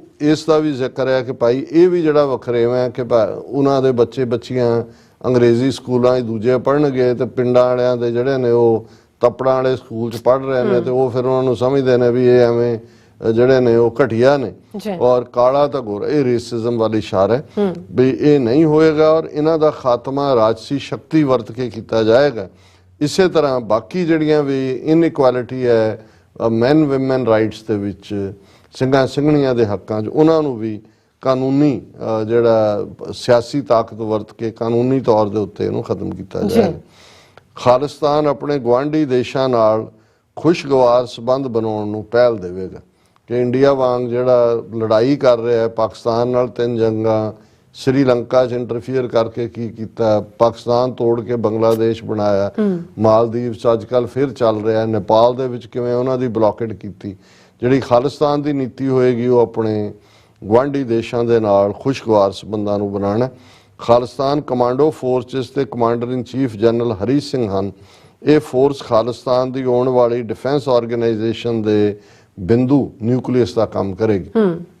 ਜਦੋਂ ਖਾਲਿਸਤਾਨ ਦਾ ਐਲਾਨਨਾਮਾ ਹੋਇਆ ਉਸ ਵੇਲੇ ਮੁੱਖ ਤੌਰ ਤੇ ਜਿਹੜੀ ਜੁਝਾਰੂ ਜਥੇਬੰਦੀ ਐਕਟਿਵ ਸੀ ਖਾਲਿਸਤਾਨ ਕਮਾਂਡੋ ਫੋਰਸ, ਔਰ ਬੇਸ਼ੱਕ ਇਸ ਦੇ ਜਿਹੜੇ ਬਾਨੀ ਨੇ ਉਹਨਾਂ ਦਾ ਨਾਂ ਭਾਈ ਮਨਵੀਰ ਸਿੰਘ ਚਿਹੜੂ ਸੀ, ਚਿਹੜੂ ਉਹਨਾਂ ਦਾ ਪਿੰਡ ਹੈ, ਮਨਵੀਰ ਸਿੰਘ, ਪਰ ਉਹਨਾਂ ਨੂੰ ਜਿਹੜਾ ਨਾਂ ਦਿੱਤਾ ਗਿਆ ਸੀ ਹਰੀ ਸਿੰਘ ਦਾ, ਜਨਰਲ ਹਰੀ ਸਿੰਘ ਨਲੂਏ ਦੇ ਨਾਂ ਤੇ। ਔਰ ਇਹਦੇ 'ਚ ਕੋਈ ਸ਼ੱਕ ਨਹੀਂ ਹੈ ਕਿ ਭਾਈ ਮਨਵੀਰ ਸਿੰਘ ਚਿਹੜੂ ਉਰਫ ਜਨਰਲ ਹਰੀ ਸਿੰਘ ਉਹਨਾਂ ਦੇ ਬਹੁਤ ਵੱਡੀਆਂ ਖਿਦਮਾਤ ਦਿੱਤੀਆਂ ਨੇ। ਉਹ 84 ਤੋਂ ਪਹਿਲਾਂ ਹੀ ਗੁਰੂ ਨਾਨਕ ਨਿਵਾਸ ਜਦੋਂ ਸੰਤ ਸਨ ਉਦੋਂ ਹੀ ਉਹਨਾਂ ਦੇ ਕੋਲ ਉਹ ਆ ਗਏ ਸੀ, ਔਰ ਉਹਨਾਂ ਨੇ ਖਾਲਿਸਤਾਨ ਕਮਾਂਡੋ ਫੋਰਸ ਸਾਡੀ ਉਹ ਫੋਰਸ ਹੈ ਜਿਹਨੇ ਬਹੁਤ ਬਹਾਦਰੀ ਦੇ ਨਾਲ, ਔਰ ਜਨਰਲ ਲਾਭ ਸਿੰਘ, ਭਾਈ ਹਰਜਿੰਦਰ ਸਿੰਘ ਜਿੰਦਾ, ਭਾਈ ਸੁਖਦੇਵ ਸਿੰਘ ਸੁੱਖਾ, ਇਹ ਸਾਰੇ ਹੀ ਖਾਲਿਸਤਾਨ ਕਮਾਂਡੋ ਫੋਰਸ ਦੇ ਲੈਫਟੀਨੈਂਟ ਜਨਰਲ ਔਰ ਦੂਸਰੇ ਸਨ ਜਿਨ੍ਹਾਂ ਨੇ ਬਹੁਤ ਖਿਦਮਾਤ ਕੀਤੀਆਂ। ਹੁਣ ਵੀ ਇਸ ਫੋਰਸ ਦੇ ਮੁਖੀ ਭਾਈ ਪਰਮਜੀਤ ਸਿੰਘ ਪੰਜਵੜ ਆਪਣੇ ਅੰਦਾਜ਼ ਦੇ ਵਿੱਚ ਸੇਵਾਵਾਂ ਨਿਭਾ ਰਹੇ ਨੇ। ਸੋ ਇਹ ਸੀ ਕਿ ਵੀ ਜਦੋਂ ਵੀ ਜਿਵੇਂ ਹੁਣ ਜੇ ਨੇਪਾਲ ਦੇ ਆਰਮਡ ਸਟਰਗਲ ਹੋਈ ਔਰ ਫ੍ਰੀ ਹੋਇਆ ਮੁਲਕ, ਤੇ ਫਿਰ ਜਿਹੜੇ ਉਹਨਾਂ ਦੇ ਕੀ ਕਮਾਂਡਰ ਸੀ ਜਿਵੇਂ ਪ੍ਰਚੰਡਾ ਵਰਗੇ ਲੋਕ ਜਿਹੜਾ ਹੁਣ ਉੱਥੇ ਪ੍ਰਾਈਮ ਮਿਨਿਸਟਰ ਹੈ, ਉਹਨਾਂ ਨੂੰ ਦਾ ਰੋਲ ਜਿਹੜਾ ਹੈ ਉਹ ਉਸ ਮਿਲੀਟੈਂਟ ਜਾਂ ਰਿਬੈਲੀਅਸ ਫੋਰਸ ਤੋਂ ਜਿਹੜਾ ਉਹ ਮਿਲਟਰੀ ਫੋਰਸ ਵਾਲਾ ਬਣਿਆ। ਸੋ ਇਹ ਇਸ ਲਿਹਾਜ਼ ਨਾਲ ਹੀ ਇਹ ਸੀ ਕਿ ਭਾਈ ਇਹ ਜਦੋਂ ਸਾਡੀ ਡਿਫੈਂਸ ਆਰਗੇਨਾਈਜੇਸ਼ਨ ਬਣੇਗੀ, ਜਦੋਂ ਸਾਡਾ ਮੁਲਕ ਹੋਏਗਾ, ਤੇ ਉਸ ਦੇ ਸੈਂਟਰ ਦੇ ਵਿੱਚ ਖਾਲਿਸਤਾਨ ਕਮਾਂਡੋ ਫੋਰਸ ਦਾ ਰੋਲ ਨਿਊਕਲੀਅਸ ਵਾਲਾ ਜਿਹੜਾ ਉਹ ਮੰਨਿਆ ਜਾਏਗਾ। ਹਿੰਦੁਸਤਾਨ ਭਾਰਤ ਵਿੱਚ ਪੰਜਾਬ ਤੋਂ ਬਾਹਰ ਰਹਿਣ ਵਾਲੇ ਸਿੱਖਾਂ ਨੂੰ ਖਾਲਿਸਤਾਨ ਵਿੱਚ ਆ ਕੇ ਵਸਣ ਦਾ ਸੱਦਾ ਦਿੱਤਾ ਜਾਂਦਾ ਹੈ ਤਾਂ ਜੋ ਉਹਨਾਂ ਨੂੰ ਨਵੰਬਰ 1984 ਦੇ ਘੱਲੂਘਾਰੇ ਵਾਂਗ ਕਿਸੇ ਹੋਰ ਮੁਸੀਬਤ ਦਾ ਸਾਹਮਣਾ ਨਾ ਕਰਨਾ ਪਵੇ। ਇਸ ਦੇ ਨਾਲ ਹੀ ਪੈਸੇ ਦੇ ਪੁੱਤਰ ਅਤੇ ਵਿਖੇ ਹੋਏ ਕੇਸਾਧਾਰੀ ਹਿੰਦੂਆਂ ਨੂੰ ਖਾਲਸਾ ਪੰਥ ਦੇ ਰਾਹ ਵਿੱਚ ਰੁਕਾਵਟ ਨਾ ਪਾਉਣ ਦਾ ਆਦੇਸ਼ ਦਿੱਤਾ ਜਾਂਦਾ ਹੈ। ਹੁਣ ਇਹਨੂੰ ਸਮਝਣ ਦੀ ਲੋੜ ਹੈ। ਜਦੋਂ ਅਸੀਂ ਪਹਿਲਾ ਹਿੱਸਾ ਡਿਸਕਸ ਕੀਤਾ ਉਸ ਦੇ ਵਿੱਚ ਇਹ ਗੱਲ ਕਹੀ ਗਈ ਸੀ ਕਿ ਭਾਈ ਅਸੀਂ ਕਿਸੇ ਵੀ ਉਥਲ ਪੁਥਲ ਅਤੇ ਅਜਾਈ ਲਹੂ ਡੋਲਣ ਦੇ ਹੱਕ ਵਿੱਚ ਨਹੀਂ। ਇਹ ਅਲਫਾਜ਼ ਦਾ ਮਤਲਬ ਹੀ ਇਹ ਸੀ ਕਿ ਇਹ ਅਸੀਂ ਬਿਲਕੁਲ ਨਹੀਂ ਚਾਹਾਂਗੇ ਕਿ ਖਾਲਿਸਤਾਨ ਕਾਇਮ ਹੋਣ ਤੋਂ ਬਾਅਦ ਪੰਜਾਬ ਦੇ ਹਿੰਦੂ ਜਾਂ ਮੁਸਲਮਾਨ ਜਾਂ ਈਸਾਈ ਜਾਂ ਨੌਨ ਬਿਲੀਵਰ ਵੀ ਉਹ ਖਾਲਿਸਤਾਨ ਛੱਡ ਕੇ ਜਾਣ। ਔਰ ਇਹੀ ਉਥਲ ਪੁਥਲ ਅਸੀਂ ਨਹੀਂ ਚਾਹੁੰਦੇ ਵੀ 47 ਵਾਲੀ ਕਹਾਣੀ ਨਾ ਵਾਪਰੇ। ਇਹ ਸਾਡਾ ਸੀ ਕਿ ਭਾਈ ਅਸੀਂ ਬੇਮਤਲਬ ਕਿਸੇ ਦਾ ਖੂਨ ਡੋਲਣ ਦੇ ਅਜਾਈ ਖੂਨ ਡੋਲਣ ਦੇ ਹੱਕ 'ਚ ਨਹੀਂ। ਸੋ ਉਥਲ ਪੁਥਲ ਲਫ਼ਜ਼ ਇਸੇ ਲਈ ਸੀ ਕਿ ਜਿਵੇਂ ਸਿੱਖ ਜਿੱਥੇ ਵਸਦੇ ਨੇ ਉਹ ਵਸਦੇ ਰਹਿਣਗੇ, ਪੰਜਾਬ ਦੇ ਵਿੱਚ ਜਿਹੜੀਆਂ ਦੂਸਰੀਆਂ ਕੌਮਾਂ ਵਸਦੀਆਂ ਨੇ ਉਵੇਂ ਹੀ ਵਸਦੀਆਂ ਰਹਿਣਗੇ। ਪਰ ਇਹਦੇ ਨਾਲ ਉਹਨਾਂ ਨੇ ਇੱਕ ਸੌਫਟ ਆਫਰ ਪੰਜਾਬ ਤੋਂ ਬਾਹਰ ਰਹਿੰਦੇ ਸਿੱਖਾਂ ਨੂੰ ਵੀ ਕੀਤੀ ਹੈ ਕਿ ਭਾਈ ਜੇ ਤੁਹਾਨੂੰ ਲੱਗਦਾ ਵੀ ਤੁਸੀਂ ਸਿਕਿਉਰ ਨਹੀਂ ਹੋ ਤੇ ਫਿਰ ਤੁਹਾਨੂੰ ਇਹ ਸੱਦਾ ਦਿੱਤਾ ਜਾਂਦਾ ਹੈ ਕਿ ਤੁਸੀਂ ਪੰਜਾਬ ਆ ਕੇ ਵਸੋ। ਪਰ ਨਾਲ ਦੀ ਨਾਲ ਇਹ ਜਿਹੜਾ ਕੇਸਾਧਾਰੀ ਹਿੰਦੂ ਕਿਹਾ ਗਿਆ ਜਿਨ੍ਹਾਂ ਨੂੰ ਕਿ ਬਾਹਰਲੇ ਸੂਬਿਆਂ 'ਚ ਬੈਠੇ ਉਹ ਸਿੱਖ ਜਿਹੜੇ ਆਪਣੇ ਬਿਜ਼ਨਸ ਮੁਫਾਦਾਂ ਲਈ ਖਾਲਿਸਤਾਨ ਦੇ ਰਾਹ 'ਚ ਰੋੜਾ ਬਣਨਗੇ, ਉਹਨਾਂ ਨੂੰ ਇਹ ਵਾਰਨ ਕੀਤਾ ਗਿਆ ਕਿ ਭਾਈ ਇਹ ਤੁਸੀਂ ਜਿਹੜਾ ਹੈ ਇਹ ਕੰਮ ਰਾਹ ਵਿੱਚ ਰੁਕਾਵਟ ਨਾ ਪਾਉਣ, ਇਹ ਉਹਨਾਂ ਨੂੰ ਆਦੇਸ਼ ਦਿੱਤਾ ਜਾਂਦਾ। ਹੁਣ ਕਿਉਂਕਿ ਜਦੋਂ ਡੈਕਲੇਰੇਸ਼ਨਸ ਹੁੰਦੀਆਂ ਨੇ ਹਰ ਇੱਕ ਦਾ ਇੱਕ ਆਪਣਾ ਫਰਵਰ ਹੁੰਦਾ ਔਰ ਇਹਦੇ 'ਚ ਡੈਕਲੇਰੇਸ਼ਨ ਤੱਕ ਪਹੁੰਚਣ ਤੋਂ ਪਹਿਲਾਂ ਜਿਹਨੂੰ ਫ੍ਰੈਂਚ ਜ਼ਬਾਨ ਦੇ ਵਿੱਚ ਰੈਜ਼ਨ ਡੈਟਰੇ ਕਹਿੰਦੇ ਨੇ, ਉਹ ਵੀ ਉਹਦੇ ਵਿੱਚ ਹੀ ਅਮਲਗਮੇਟ ਕੀਤਾ ਗਿਆ ਕਿ ਖਾਲਿਸਤਾਨ ਦਾ ਐਲਾਨਨਾਮਾ ਤੱਕ ਦਾ ਜਿਹੜਾ ਸਫ਼ਰ ਸੀ ਇਹ ਕਿਵੇਂ ਹੋਇਆ ਔਰ ਕਿਉਂ ਅਸੀਂ ਫਾਈਨਲੀ ਇਸ ਸਿੱਟੇ ਤੇ ਪਹੁੰਚੇ ਕਿ ਖਾਲਿਸਤਾਨ ਤੋਂ ਬਿਨਾਂ ਕੋਈ ਚੋਇਸ ਨਹੀਂ ਹੈ। ਔਰ ਉਹਦੇ 'ਚ 1981 'ਚ 1 ਫਰਵਰੀ 1981 ਨੂੰ ਚੰਡੀਗੜ੍ਹ ਦੇ ਪੰਜਾਬ ਯੂਨੀਵਰਸਿਟੀ ਐਡੀਟੋਰੀਅਮ ਦੇ ਵਿੱਚ ਇੱਕ ਸੈਮੀਨਾਰ ਹੋਇਆ ਸੀ ਜਿਹਦੇ 'ਚ ਕਿ ਦਿੱਲੀ ਦੇ ਜਿਹੜੀ ਵੱਡੀ ਸਭ ਤੋਂ ਮਸੀਤ ਹੈ ਉਸ ਜਾਮਾ ਮਸਜਿਦ, ਉਸ ਦੇ ਸ਼ਾਹੀ ਇਮਾਮ ਅਬਦੁੱਲਾ ਬੁਖਾਰੀ ਉਹ ਗੈਸਟ ਆਫ ਆਨਰ ਸੀ। ਔਰ ਉਹਦੇ 'ਚ ਉਹਨਾਂ ਨੇ, ਔਰ ਇਹ 1981 ਦੀ ਗੱਲ ਹੈ 1 ਫਰਵਰੀ ਦੀ, ਉਦੋਂ ਅਜੇ ਸੰਤਾਂ ਦੀ ਗ੍ਰਿਫਤਾਰੀ ਨਹੀਂ ਸੀ ਹੋਈ, 20 ਸਤੰਬਰ ਵਾਲੀ ਅਜੇ ਘੱਲੂਘਾਰਾ ਨਹੀਂ ਸੀ ਵਾਪਰਿਆ। ਲੇਕਿਨ ਜਿਹੜੀ ਗੱਲ ਸੈਯਦ ਅਬਦੁੱਲਾ ਬੁਖਾਰੀ ਨੇ ਉਸ ਇਕੱਠ ਦੇ ਵਿੱਚ ਕਹੀ ਉਹਨਾਂ ਦੇ ਲਫ਼ਜ਼ ਉਹ ਪ੍ਰੋਫੈਟਿਕ ਬਣ ਗਏ ਔਰ ਇਹੀ ਕਾਰਨ ਹੈ ਕਿ ਉਹਨਾਂ ਨੂੰ ਰਾਦਰ ਖਾਲਿਸਤਾਨ ਦੀ ਡੈਕਲੇਰੇਸ਼ਨ ਦੇ ਵਿੱਚ ਐਡ ਕੀਤਾ ਗਿਆ। 1 ਫਰਵਰੀ 1981 ਚੰਡੀਗੜ੍ਹ ਵਿਖੇ ਦਿੱਲੀ ਦੇ ਸ਼ਾਹੀ ਇਮਾਮ ਸੈਯਦ ਮੁਹੰਮਦ ਅਬਦੁੱਲਾ ਬੁਖਾਰੀ ਨੇ ਖਾਲਿਸਤਾਨ ਕਿਉਂ ਨਹੀਂ ਦੇ 6ਵੇਂ ਸੈਮੀਨਾਰ ਦੇ ਸਵਾਗਤੀ ਭਾਸ਼ਣ ਵਿੱਚ ਉਹਨਾਂ ਨੂੰ ਇਨਵਾਈਟ ਕੀਤਾ ਗਿਆ ਸੀ। ਇੱਕ ਕਿਉਂਕਿ ਸੈਮੀਨਾਰਾਂ ਦੀ ਲੜੀ ਸ਼ੁਰੂ ਕੀਤੀ ਗਈ ਸੀ ਜਿਹਦੇ ਵਿੱਚ ਸਰ ਕਪੂਰ ਸਿੰਘ ਉਹਨਾਂ ਨੇ ਐਡਰੈਸ ਕੀਤਾ, ਸਰ ਕਰਨੈਲ ਸਿੰਘ, ਡਾਕਟਰ ਸੋਹਣ ਸਿੰਘ, ਇਹ ਸਾਰੇ ਵੱਡੇ ਵੱਡੇ ਜਿਹੜੇ ਉਸ ਵੇਲੇ ਚੰਡੀਗੜ੍ਹ ਦੇ ਵਿੱਚ ਇੱਕ ਬਾਡੀ ਐਗਜ਼ਿਸਟ ਕਰਦੀ ਸੀ, ਉਹਦਾ ਨਾਂ ਸੀ ਸਿੱਖ ਸਫਿਸਟੀਕੇਟਸ ਫੋਰਮ। ਸੋ ਇਹ ਸੈਮੀਨਾਰ ਜਿਹੜੇ ਨੇ ਔਰ ਇਹਨਾਂ ਦੇ ਵਿੱਚ ਭਾਈ ਗਜਿੰਦਰ ਸਿੰਘ ਦਲ ਖਾਲਸਾ ਔਰ ਭਾਈ ਹਰਸਿਮਰਨ ਸਿੰਘ, ਇਹਨਾਂ ਸਾਰਿਆਂ ਦਾ ਜਿਹੜੇ ਚੰਡੀਗੜ੍ਹ 'ਚ ਕੰਮ ਕਰਦੇ ਸੀ, ਕੋਈ ਯੂਨੀਵਰਸਿਟੀ 'ਚ ਕੋਈ ਦੂਜੇ, ਇਹਨਾਂ ਦਾ ਬੜਾ ਅਹਿਮ ਰੋਲ ਸੀ। ਔਰ ਉਹਦਾ ਜਿਹੜਾ ਇਹ ਸੈਮੀਨਾਰਾਂ ਦੀ ਸੀਰੀਜ਼ ਸੀ ਦਾ ਨਾਂ ਹੀ ਇਹ ਸੀ ਕਿ ਖਾਲਿਸਤਾਨ ਵਾਈ ਨਾਟ, ਕਿਉਂ ਨਹੀਂ ਖਾਲਿਸਤਾਨ ਹੋਣਾ ਚਾਹੀਦਾ। ਸੋ ਉਹਦੇ ਜਿਹੜਾ 6ਵਾਂ ਉਹਦਾ ਲੈਕਚਰ ਸੀ ਉਹ ਸੈਯਦ ਅਬਦੁੱਲਾ ਬੁਖਾਰੀ ਨੂੰ ਸੱਦਿਆ ਗਿਆ ਸੀ ਤੇ ਉਹਨਾਂ ਨੇ ਕਿਉਂਕਿ ਉਦੋਂ ਤੱਕ 13 ਅਪ੍ਰੈਲ 1978 ਦਾ ਅੰਮ੍ਰਿਤਸਰ ਦਾ ਸਾਕਾ ਤਾਂ ਹੋ ਚੁੱਕਾ ਸੀ, ਨਰਕਧਾਰੀਆਂ ਦੇ ਹੱਥੋਂ 13 ਸਿੰਘ ਸ਼ਹੀਦ ਹੋ ਚੁੱਕੇ ਸੀ। ਸੋ ਉਹਨਾਂ ਨੇ ਸੈਯਦ ਅਬਦੁੱਲਾ ਬੁਖਾਰੀ ਨੇ ਉਸ ਪਾਸੇ ਇਸ਼ਾਰਾ ਕਰਦਿਆਂ ਕਿਹਾ, ਉਹਨਾਂ ਨੇ 6ਵੇਂ ਸੈਮੀਨਾਰ ਦੇ ਸਵਾਗਤੀ ਭਾਸ਼ਣ ਵਿੱਚ 13 ਅਪ੍ਰੈਲ 1978 ਦੇ ਅੰਮ੍ਰਿਤਸਰ ਵਿਖੇ ਹੋਏ ਖੂਨੀ ਨਿਰੰਕਾਰੀ ਸਾਕੇ ਦਾ ਜ਼ਿਕਰ ਕਰਦਿਆਂ ਆਖਿਆ ਸੀ ਕਿ ਆਜ਼ਾਦ ਭਾਰਤ ਵਿੱਚ ਮੁਸਲਮਾਨਾਂ ਦਾ ਕਤਲੇਆਮ ਤਾਂ ਹੁੰਦਾ ਹੀ ਸੀ, ਪਰ ਹੁਣ ਸਿੱਖਾਂ ਦਾ ਕਤਲੇਆਮ ਜਾਰੀ ਹੋ ਗਿਆ। ਸ਼ਾਹੀ ਇਮਾਮ ਦਾ ਇਹ ਕਥਨ ਇੱਕ ਪੇਸ਼ੀਨ ਗੋਈ ਬਣ ਗਿਆ। ਪੰਜਾਬ ਵਿੱਚ ਅੰਮ੍ਰਿਤਧਾਰੀ ਸਿੱਖ ਨੌਜਵਾਨਾਂ ਦੇ ਕਾਤਲ ਭਾਰਤ ਪੰਜਾਬ ਸਰਕਾਰ ਨੇ ਆਰੰਭ ਦਿੱਤੇ ਸਨ। ਕਤਲ ਨੌਜਵਾਨਾਂ ਨੂੰ ਬੇਕਸੂਰਿਆਂ ਗ੍ਰਿਫਤਾਰ ਕਰਕੇ ਬਗੈਰ ਕਚਹਿਰੀ ਵਿੱਚ ਪੇਸ਼ ਕੀਤਿਆਂ ਕਤਲ ਕਰਕੇ ਝੂਠੇ ਪੁਲਿਸ ਮੁਕਾਬਲਿਆਂ ਦੀ ਲੜੀ ਸ਼ੁਰੂ ਕੀਤੀ ਗਈ ਸੀ। ਹੁਣ ਇਹਦੇ 'ਚ ਜਿਹੜਾ ਐਲਾਨਨਾਮੇ 'ਚ ਕਈ ਸਪੈਲਿੰਗ ਮਿਸਟੇਕਸ ਨੇ। ਹੁਣ ਜਦੋਂ ਅਸੀਂ ਖਾਲਿਸਤਾਨ ਅਫੇਅਰ ਸੈਂਟਰ ਵੱਲੋਂ 1992 'ਚ ਇਹਨਾਂ ਨੂੰ ਛਾਪਿਆ ਤੇ ਸਾਡੇ ਕੋਲ ਚੋਇਸ ਸੀ ਕਿ ਅਸੀਂ ਉਹਨਾਂ ਨੂੰ ਕਰੈਕਟ ਕਰ ਸਕਦੇ, ਲੇਕਿਨ ਅਸੀਂ ਉਹ ਨਹੀਂ ਕੀਤਾ, ਉਹਨਾਂ ਨੂੰ ਐਸਾ ਛੱਡ ਦਿੱਤਾ ਕਿਉਂਕਿ ਮੇਰੇ ਸਾਹਮਣੇ ਸੀ ਕਿ ਈਵਨ ਜਦੋਂ ਟਾਮਸ ਜੈਫਰਸਨ ਦੀ ਓਰੀਜਨਲ ਜਿਹੜੀ ਡੈਕਲੇਰ ਹੈ ਉਹਦੇ 'ਚ ਵੀ ਕਟਾਵਟ ਕੀਤੀ ਹੋਈ ਹੈ। ਕਿਉਂਕਿ ਜਦੋਂ ਤੁਸੀਂ ਅੰਡਰਗਰਾਉਂਡ ਲੜਾਈ 'ਚ ਜਾ ਰਹੇ ਹੁੰਦੇ ਹੋ, ਇਹ ਐਲਾਨਨਾਮਾ ਕਿਹਨਾਂ ਹਾਲਾਤਾਂ 'ਚ ਲਿਖਿਆ ਗਿਆ, ਕਿਹਨੇ ਲਿਖਿਆ, ਹੈਂਡ ਰਿਟਨ ਸੀ, ਕੋਈ ਈਵਨ ਟਾਈਪਿੰਗ ਵੀ ਨਹੀਂ ਸੀ ਕਿ ਬਈ ਤੁਸੀਂ ਕਰੈਕਟ ਕਰੋ। ਫਿਰ ਇਹਦੀ ਮਨਜ਼ੂਰੀ ਲੈਣ ਦਾ ਸੀ, ਇਸ ਲਈ ਕੁਇਕਲੀ ਵੀ ਸੀ, ਕਿਹਨੇ ਮੰਨਿਆ, ਕਿਹਨੇ ਇਤਰਾਜ਼ ਕਰਨੇ। ਸੋ ਸਾਨੂੰ ਇਹ ਲੱਗਾ ਕਿ ਵੀ ਜੋ ਉਹਦੇ ਓਰੀਜਨਲ ਡਾਕੂਮੈਂਟ ਦੇ ਵੇਲੇ ਜੋ ਉਹਦੇ ਵਿੱਚ ਖਾਮੀਆਂ ਸੀ ਉਹਨਾਂ ਨੂੰ ਐਸਾ ਚ ਰਹਿਣ ਦਿੱਤਾ ਜਾਏ, ਖਾਸ ਤੌਰ ਤੇ ਟਾਈਪੋ ਐਰਰ ਜਿਹੜੇ ਨੇ। ਸੋ ਇਸ ਕਰਕੇ ਕਈ ਲਫ਼ਜ਼ ਜਿਹੜੇ ਨੇ ਉਹਨਾਂ 'ਚ ਅਸੀਂ ਦੇਖਦੇ ਹਾਂ। ਸੋ ਇਸ 'ਚ ਇਹ ਕਿਹਾ ਗਿਆ ਕਿ ਭਾਈ ਇਹ ਪੇਸ਼ੀਨ ਗੋਈ ਲਫ਼ਜ਼ ਸਾਬਤ ਹੋਏ ਸੈਯਦ ਅਬਦੁੱਲਾ ਬੁਖਾਰੀ ਦੇ, ਕਿਉਂਕਿ 13 ਅਪ੍ਰੈਲ 1978 ਤੋਂ ਬਾਅਦ ਪੰਜਾਬ ਦੇ ਵਿੱਚ ਫਿਰ ਜਿਹੜਾ ਸਿੱਖ ਨੌਜਵਾਨਾਂ ਦੀ ਫੜੋਫੜੀ ਔਰ ਝੂਠੇ ਕਤਲ ਜਿਹੜੇ ਨੇ ਬੇਕਸੂਰ ਨੌਜਵਾਨਾਂ ਦੇ, ਉਹਨਾਂ ਦੀ ਸ਼ੁਰੂਆਤ ਹੋਈ। ਰਾਜਸਥਾਨ ਦੀ ਪੁਲਿਸ ਦੇ ਮੁਖੀ ਨੇ ਇਹੋ ਜਿਹੀਆਂ 400 ਲਾਸ਼ਾਂ ਰਾਜਸਥਾਨ ਨਹਿਰ ਵਿੱਚੋਂ ਕੱਢਣ ਦੀ ਸ਼ਿਕਾਇਤ ਕੀਤੀ।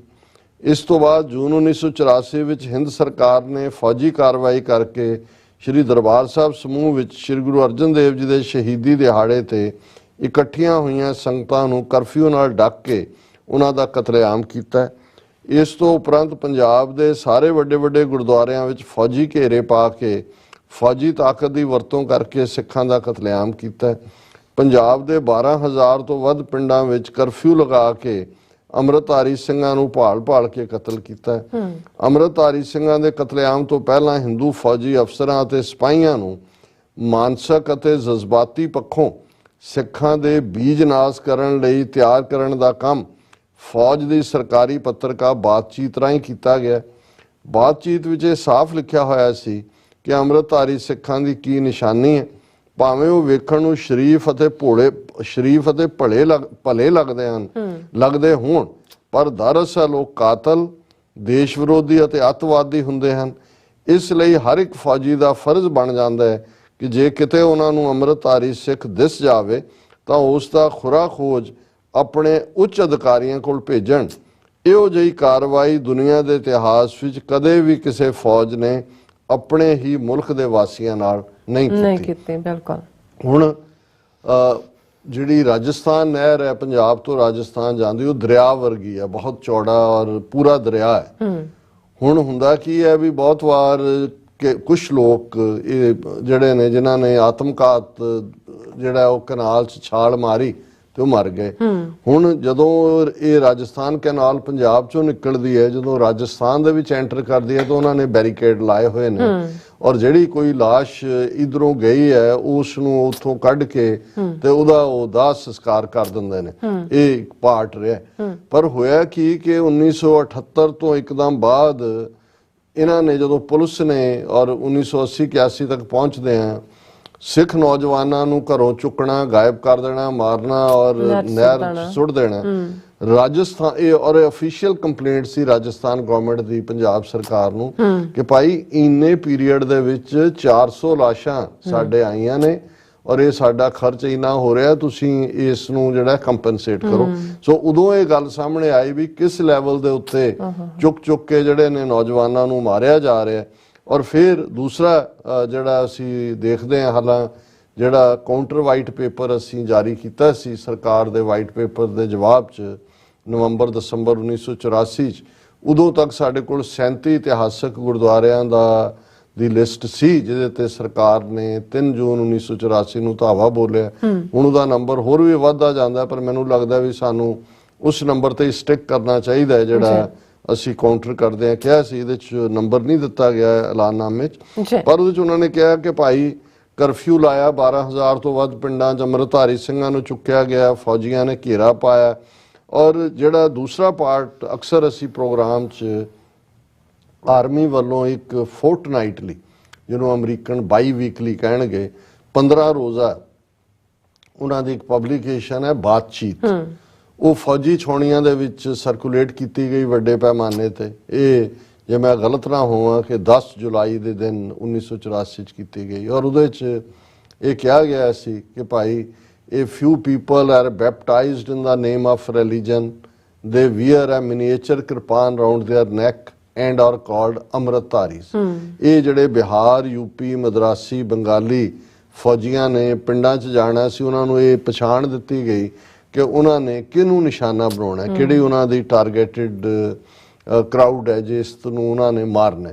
ਔਰ ਉਹਦੀ ਇਹ ਨਿਸ਼ਾਨੀ ਸੀ ਕਿ ਕੁਝ ਲੋਕਾਂ ਨੂੰ ਧਰਮ ਦੇ ਨਾਂ ਤੇ ਸਹੁੰ ਖਵਾਈ ਜਾਂਦੀ ਹੈ, ਉਹ ਛੋਟੀ ਕਿਰਪਾਨ ਗਲ ਦੇ ਦੁਆਲੇ ਪਾਉਂਦੇ ਨੇ ਤੇ ਉਹਨਾਂ ਨੂੰ ਅੰਮ੍ਰਿਤਧਾਰੀ ਕਿਹਾ ਜਾਂਦਾ।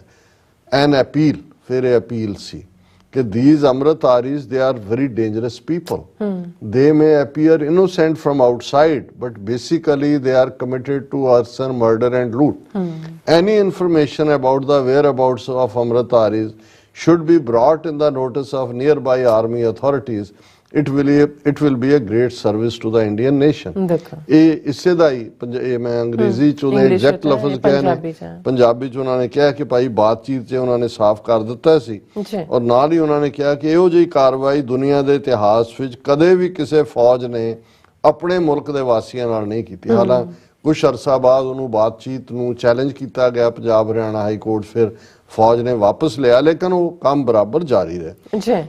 ਇਸ ਤੋਂ ਉਪਰੰਤ ਜਦੋਂ ਇੰਦਰਾ ਨੂੰ ਮਾਰੀਆਂ ਬੇਅੰਤ ਗੋਲੀਆਂ, ਹੁਣ ਇਹ ਬੇਅੰਤ ਨਾਂ ਵੀ ਹੈ ਤੇ ਬੇਅੰਤ ਹੈ ਵੀ ਗਿਣੀਆਂ ਨਹੀਂ ਗਈਆਂ, ਹਾਂ, ਤਾਂ ਭਾਰਤ ਦੀ ਹਿੰਦੂ ਸਰਕਾਰ ਦੇ ਨਵੇਂ ਆਉਣ ਵਾਲੇ ਪ੍ਰਧਾਨ ਮੰਤਰੀ ਅਤੇ ਉਸ ਦੇ ਸਿਆਸੀ ਅਤੇ ਸਰਕਾਰੀ ਸਹਿਯੋਗੀਆਂ ਦੀ ਮਿਲੀ ਭੁਗਤ ਨਾਲ ਦਿੱਲੀ ਅਤੇ ਹਿੰਦੁਸਤਾਨ ਦੇ ਬਾਕੀ ਸ਼ਹਿਰਾਂ ਵਿੱਚ ਸਿੱਖਾਂ ਦਾ ਯੋਜਨਾਬੱਧ ਕਤਲੇਆਮ ਹੋਇਆ, ਜਿਹੜਾ ਕਿ ਕਈ ਦਿਨ ਚੱਲਦਾ ਰਿਹਾ।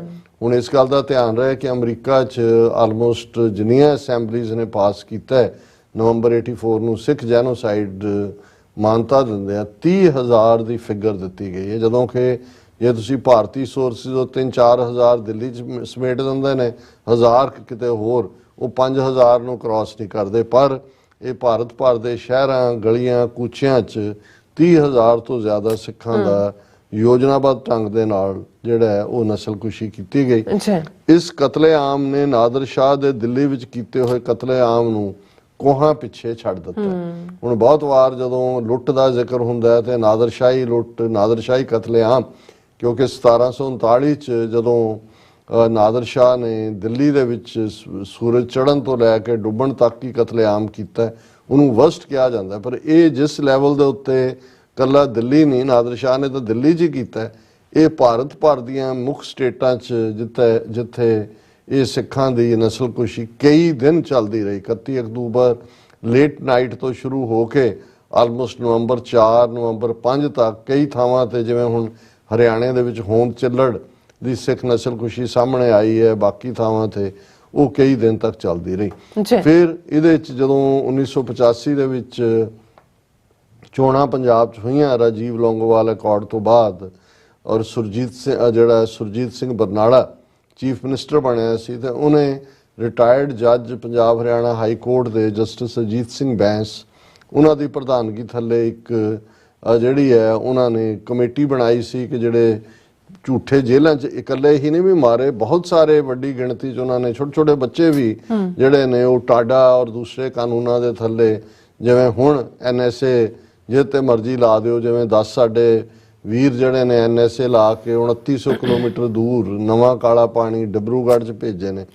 ਹੁਣ ਇਸ 'ਚ ਈਵਨ ਇਹ ਜ਼ਿਕਰ ਵੀ ਹੈ ਜਸਟਿਸ ਅਜੀਤ ਸਿੰਘ ਬੈਂਸ ਕਮੇਟੀ ਦਾ, ਪੰਜਾਬ ਦੀ ਬਰਨਾਲਾ ਸਰਕਾਰ ਦੀ ਗਠਨ ਕੀਤੀ ਹੋਈ ਕਮੇਟੀ ਦੇ ਪ੍ਰਧਾਨ ਭਾਈ ਅਜੀਤ ਸਿੰਘ ਬੈਂਸ, ਸਾਬਕਾ ਜੱਜ ਪੰਜਾਬ ਤੇ ਹਰਿਆਣਾ ਹਾਈ ਕੋਰਟ ਚੰਡੀਗੜ੍ਹ ਨੇ ਆਪਣੀ ਰਿਪੋਰਟ ਵਿੱਚ 200 ਝੂਠੇ ਕਥਿਤ ਪੁਲਿਸ ਮੁਕਾਬਲਿਆਂ ਦਾ ਜ਼ਿਕਰ ਕਰਦਿਆਂ ਹੋਇਆਂ ਲਿਖਦਿਆਂ ਹੈਰਾਨੀ ਪ੍ਰਗਟ ਕੀਤੀ ਕਿ ਇਹਨਾਂ ਸਾਰੇ ਪੁਲਿਸ ਮੁਕਾਬਲਿਆਂ ਵਿੱਚ ਕੋਈ ਪੁਲਿਸ ਦਾ ਜਵਾਨ ਜਾਂ ਅਫਸਰ ਜ਼ਖਮੀ ਨਹੀਂ ਹੋਇਆ ਦੱਸਿਆ ਗਿਆ, ਤੇ ਨਾ ਹੀ ਕੋਈ ਕਤਲ ਦਾ ਕੇਸ ਪੁਲਿਸ ਵਿਰੁੱਧ ਦਰਜ ਕੀਤਾ ਗਿਆ, ਕਿਉਂਕਿ ਹਿੰਦੁਸਤਾਨ ਵਿੱਚ ਸਰਕਾਰ ਦੇ ਕੰਮਾਂ ਵਿੱਚ ਕੂੜ ਫਿਰੇ ਪ੍ਰਧਾਨ ਵੇ ਲਾਲੋ ਦਾ ਰਾਜ ਹੈ।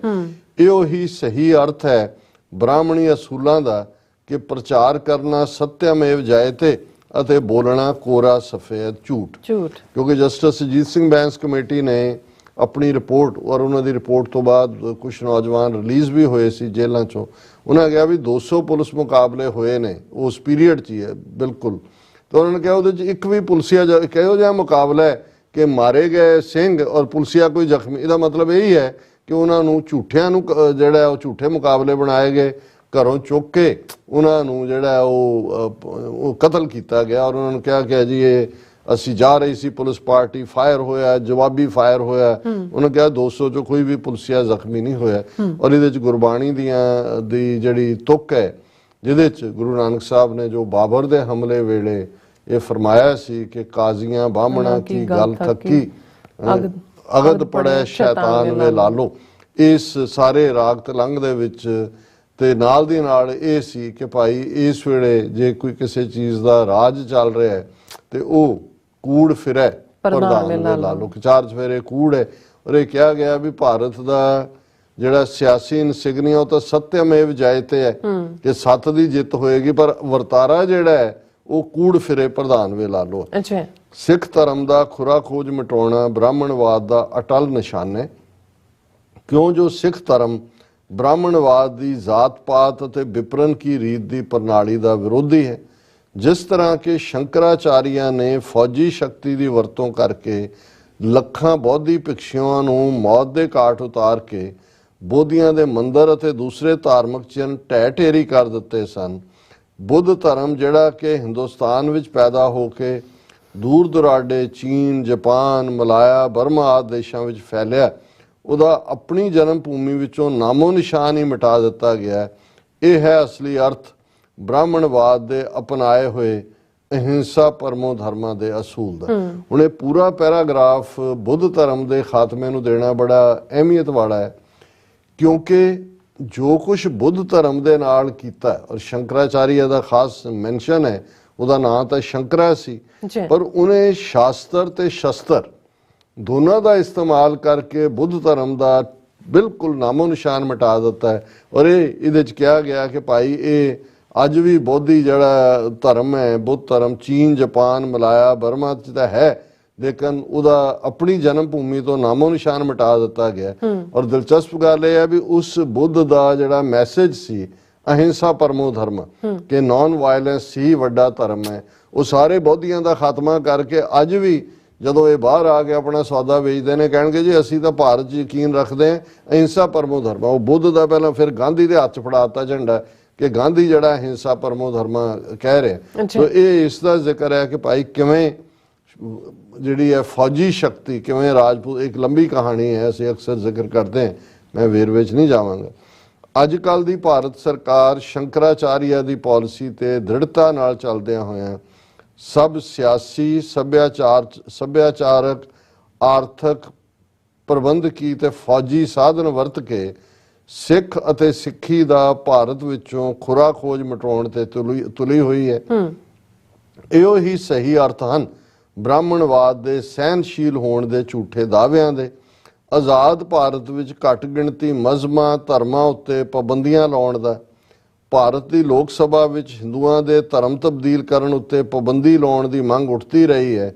ਹਾਈ ਕੋਰਟ ਵਿੱਚ ਮੁਸਲਮਾਨਾਂ ਦੇ ਧਾਰਮਿਕ ਗ੍ਰੰਥ ਕੁਰਾਨ ਸ਼ਰੀਫ ਤੇ ਪਾਬੰਦੀ ਦੀ ਵੀ ਮੰਗ ਖੜੀ ਹੋਈ ਹੈ। ਹੁਣ ਬੁੱਧ ਧਰਮ ਦਾ ਜ਼ਿਕਰ ਕਰਕੇ ਕਿ ਕਿਵੇਂ ਸ਼ੰਕਰਾਚਾਰੀਆ ਨੇ ਸ਼ਾਸਤਰ ਔਰ ਸ਼ਸਤਰ ਨਾਲ ਇਸ ਦਾ ਖਾਤਮਾ ਕੀਤਾ, ਕਿ ਅੱਜ ਦੀ ਭਾਰਤ ਸਰਕਾਰ ਵੀ ਉਸੇ ਸ਼ੰਕਰਾਚਾਰਿਆ ਦੀ ਨੀਤੀ ਤੇ ਚੱਲਦਿਆਂ ਇਹ ਪੂਰੀ ਤਰ੍ਹਾਂ ਸਿੱਖੀ ਦਾ ਖੁਰਾ ਖੋਜ, ਟੋਟਲ ਵਾਰ ਸਿੱਖਾਂ ਤੇ ਭਰਪਾ ਕੀਤੀ ਹੋਈ ਹੈ।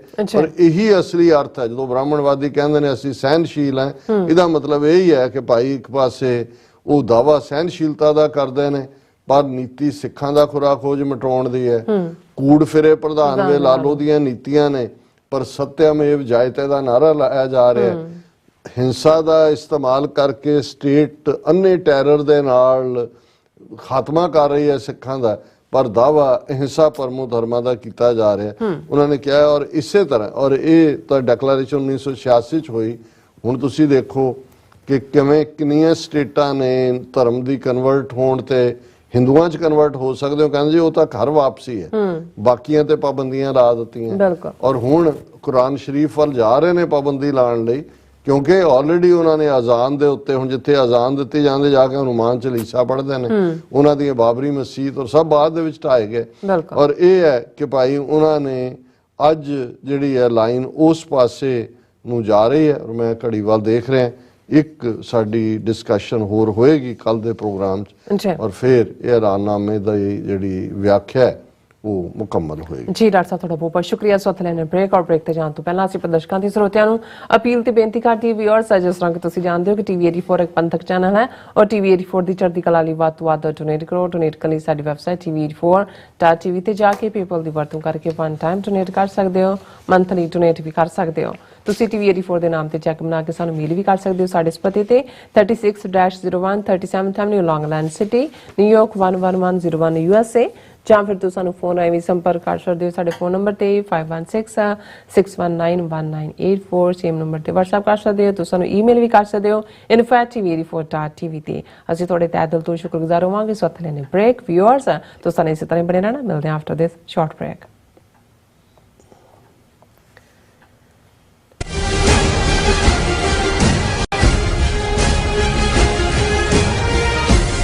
ਕੀ ਤੁਸੀਂ ਰੋਜ਼ਾਨਾ ਕੰਮ ਤੇ ਆਪਣਾ ਵਧੇਰੇ ਸਮਾਂ ਬਿਤਾਉਣ ਤੋਂ ਪਰੇਸ਼ਾਨ ਹੋ? ਆਪਣੀ ਪੂੰਜੀ ਨੂੰ ਕੰਮ ਤੇ ਲਗਾਓ, ਸਾਡੇ ਨਾਲ ਇਨਵੈਸਟ ਕਰੋ। ਅਸੀਂ ਤੁਹਾਡੀ ਪੂੰਜੀ ਤੋਂ ਤੁਹਾਡੇ ਲਈ ਵਧੇਰੇ ਪੈਸੇ ਬਣਾ ਸਕਦੇ ਹਾਂ। ਅਸੀਂ ਪ੍ਰਾਈਵੇਟ ਇਕੁਇਟੀ ਇਨਵੈਸਟਮੈਂਟ ਫਰਮ ਹਾਂ ਤੇ ਕਮਰਸ਼ੀਅਲ ਰੀਅਲ ਏਸਟੇਟ ਵਿੱਚ ਮਾਹਿਰ ਹਾਂ। Property management, leasing, asset management, commercial real estate investment ਵਿੱਚ ਸਾਰੀਆਂ ਸੇਵਾਵਾਂ ਲਈ ਅਮਰੀਕਾ ਭਰ ਵਿੱਚੋਂ ਤੁਸੀਂ ਸਾਡੇ ਤੱਕ ਪਹੁੰਚ ਕਰ ਸਕਦੇ ਹੋ।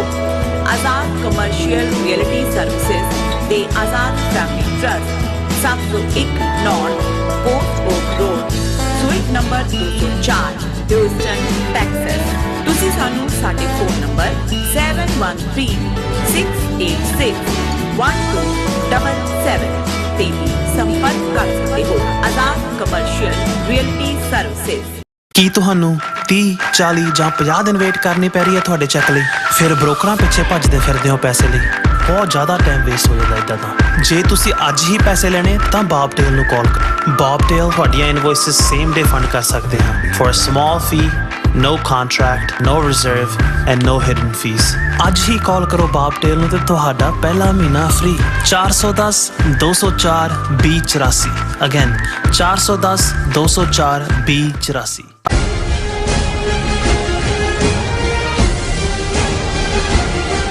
ਦਰਸ਼ਕੋ ਬ੍ਰੇਕ ਤੋਂ ਬਾਅਦ ਤੁਹਾਡਾ ਸਭ ਦਾ ਭਰਪੂਰ ਸਵਾਗਤ ਹੈ। ਸੋ ਵੀਅਰਸ, ਗੱਲਬਾਤ ਕਰਨ ਜਾ ਰਹੇ ਹਾਂ ਕਿ ਬੇਸ਼ੱਕ ਸਿੱਖੀ ਵਿਚਾਰਧਾਰਾ ਵਿੱਚ ਜ਼ਾਤ-ਪਾਤ ਦੀ ਕੋਈ ਥਾਂ ਨਹੀਂ ਹੈ, ਲੇਕਿਨ ਇਸ ਦੇ ਬਾਵਜੂਦ ਜ਼ਾਤ-ਪਾਤ ਦੇ ਕੋੜ ਤੋਂ ਸਿੱਖ ਕੌਮ ਅਜੇ ਤੱਕ ਪੂਰਨ ਛੁਟਕਾਰਾ ਜਿਹੜਾ ਉਹ ਹਾਸਲ ਨਹੀਂ ਕਰ ਸਕੀ। ਸਾਡੇ ਇੱਕ ਬਹੁਤ ਹੀ ਸਿਆਣੇ ਤੇ ਸੁਹਿਰਦ ਵੀਰ ਔਰਾਂ ਨੇ ਸਾਨੂੰ ਲਿਖਿਆ ਹੈ ਕਿ ਸਿੱਖ ਮਾਨਸਿਕਤਾ ਚੋਂ ਜ਼ਾਤ-ਪਾਤ ਦਾ ਕੈਂਸਰ ਖਤਮ ਕਰਨ ਲਈ ਇੱਕ ਮੁਹਿੰਮ ਜਿਹੜੀ ਹੈ ਉਹ ਵਿੱਢੀ ਜਾਣੀ ਚਾਹੀਦੀ ਹੈ। ਸਿੱਖਾਂ ਨੂੰ ਆਪਣੇ ਨਾਵਾਂ ਨਾਲ ਕੋੜ ਤੇ ਸਿੰਘ ਹੀ ਲਿਖਣੇ ਚਾਹੀਦੇ ਹਨ, ਨਾ ਕਿ ਜ਼ਾਤ-ਪਾਤ ਦਾ ਛੱਜ ਜਿਹੜਾ ਉਹ ਬਣਨਾ ਚਾਹੀਦਾ ਹੈ। ਸੋ ਇਸ ਬਾਰੇ ਆਪਾਂ ਗੱਲਬਾਤ ਕਰਨ ਜਾ ਰਹੇ ਹਾਂ। ਸੋ ਅਸੀਂ ਚਾਹਾਂਗੇ ਕਿ ਤੁਸੀਂ ਇਸੇ ਤਰ੍ਹਾਂ ਬਣੇ ਰਹਿਣਾ, ਦੇਖਣ ਸੁਣ ਲਈ ਐਂਡ ਲਿਖਣ ਲਈ ਤੁਹਾਡਾ ਸਭ ਦਾ ਬਹੁਤ ਬਹੁਤ ਧੰਨਵਾਦ ਜੀ। ਡਾਕਟਰ ਸਾਹਿਬ, ਕੀ ਵਿਚਾਰਾਂ ਨੇ? ਦੇਖੋ, ਅਸੀਂ ਪਹਿਲੇ ਸੈਗਮੈਂਟ 'ਚ ਖਾਲਿਸਤਾਨ ਦੇ ਐਲਾਨਨਾਮੇ 'ਚ ਜਿਹੜਾ ਸੋਸ਼ਲ ਪੋਲੀਟੀਕਲ ਸਟਰਕਚਰ ਦੀ ਗੱਲ ਕਰ ਰਹੇ ਹਾਂ, ਜਿਹੜੀਆਂ ਬੀਜ ਰੂਪ ਦੇ ਵਿੱਚ ਮੌਜੂਦ ਨੇ ਚੀਜ਼ਾਂ, ਔਰ ਉਹਦੇ 'ਚ ਕਿਉਂਕਿ ਬੜਾ ਐਮਫੇਸਾਈਜ਼ ਕੀਤਾ ਗਿਆ ਕਿ ਜ਼ਾਤ-ਪਾਤ ਔਰ ਛੂਆ-ਛੂਤ, ਊਚ ਨੀਚ, ਇਹਨਾਂ ਦੇ ਵਖਰੇਵਿਆਂ ਨੂੰ ਸਿਆਸੀ ਤਾਕਤ, ਰਾਜਸੀ ਤਾਕਤ ਦੀ ਵਰਤੋਂ ਕਰਕੇ ਜਿਹੜਾ ਉਹ ਖਤਮ ਕੀਤਾ ਜਾਏਗਾ। ਇਹ ਠੀਕ ਹੈ ਕਿ ਵੀ ਹੁਣ ਜੇ ਅਮਰੀਕਾ ਦੀ ਸੀਐਟਲ ਸਟੇਟ ਤੋਂ ਲੈ ਕੇ ਸੀਐਟਲ ਸਿਟੀ ਤੋਂ ਲੈ ਕੇ ਕੈਲੀਫੋਰਨੀਆ ਦੀ ਜੁਡੀਸ਼ਰੀ ਕਮੇਟੀ ਨੇ ਕਾਸਟ ਡਿਸਕ੍ਰਿਮੀਨੇਸ਼ਨ ਨੂੰ ਇੱਕ ਜਿਹੜਾ ਰੇਸਿਜ਼ਮ ਵਜੋਂ ਜਿਵੇਂ ਡਿਸਕ੍ਰਿਮੀਨੇਸ਼ਨ ਹੈ ਉਸ ਕੈਟਾਗਰੀ 'ਚ ਲਿਆਂਦਾ।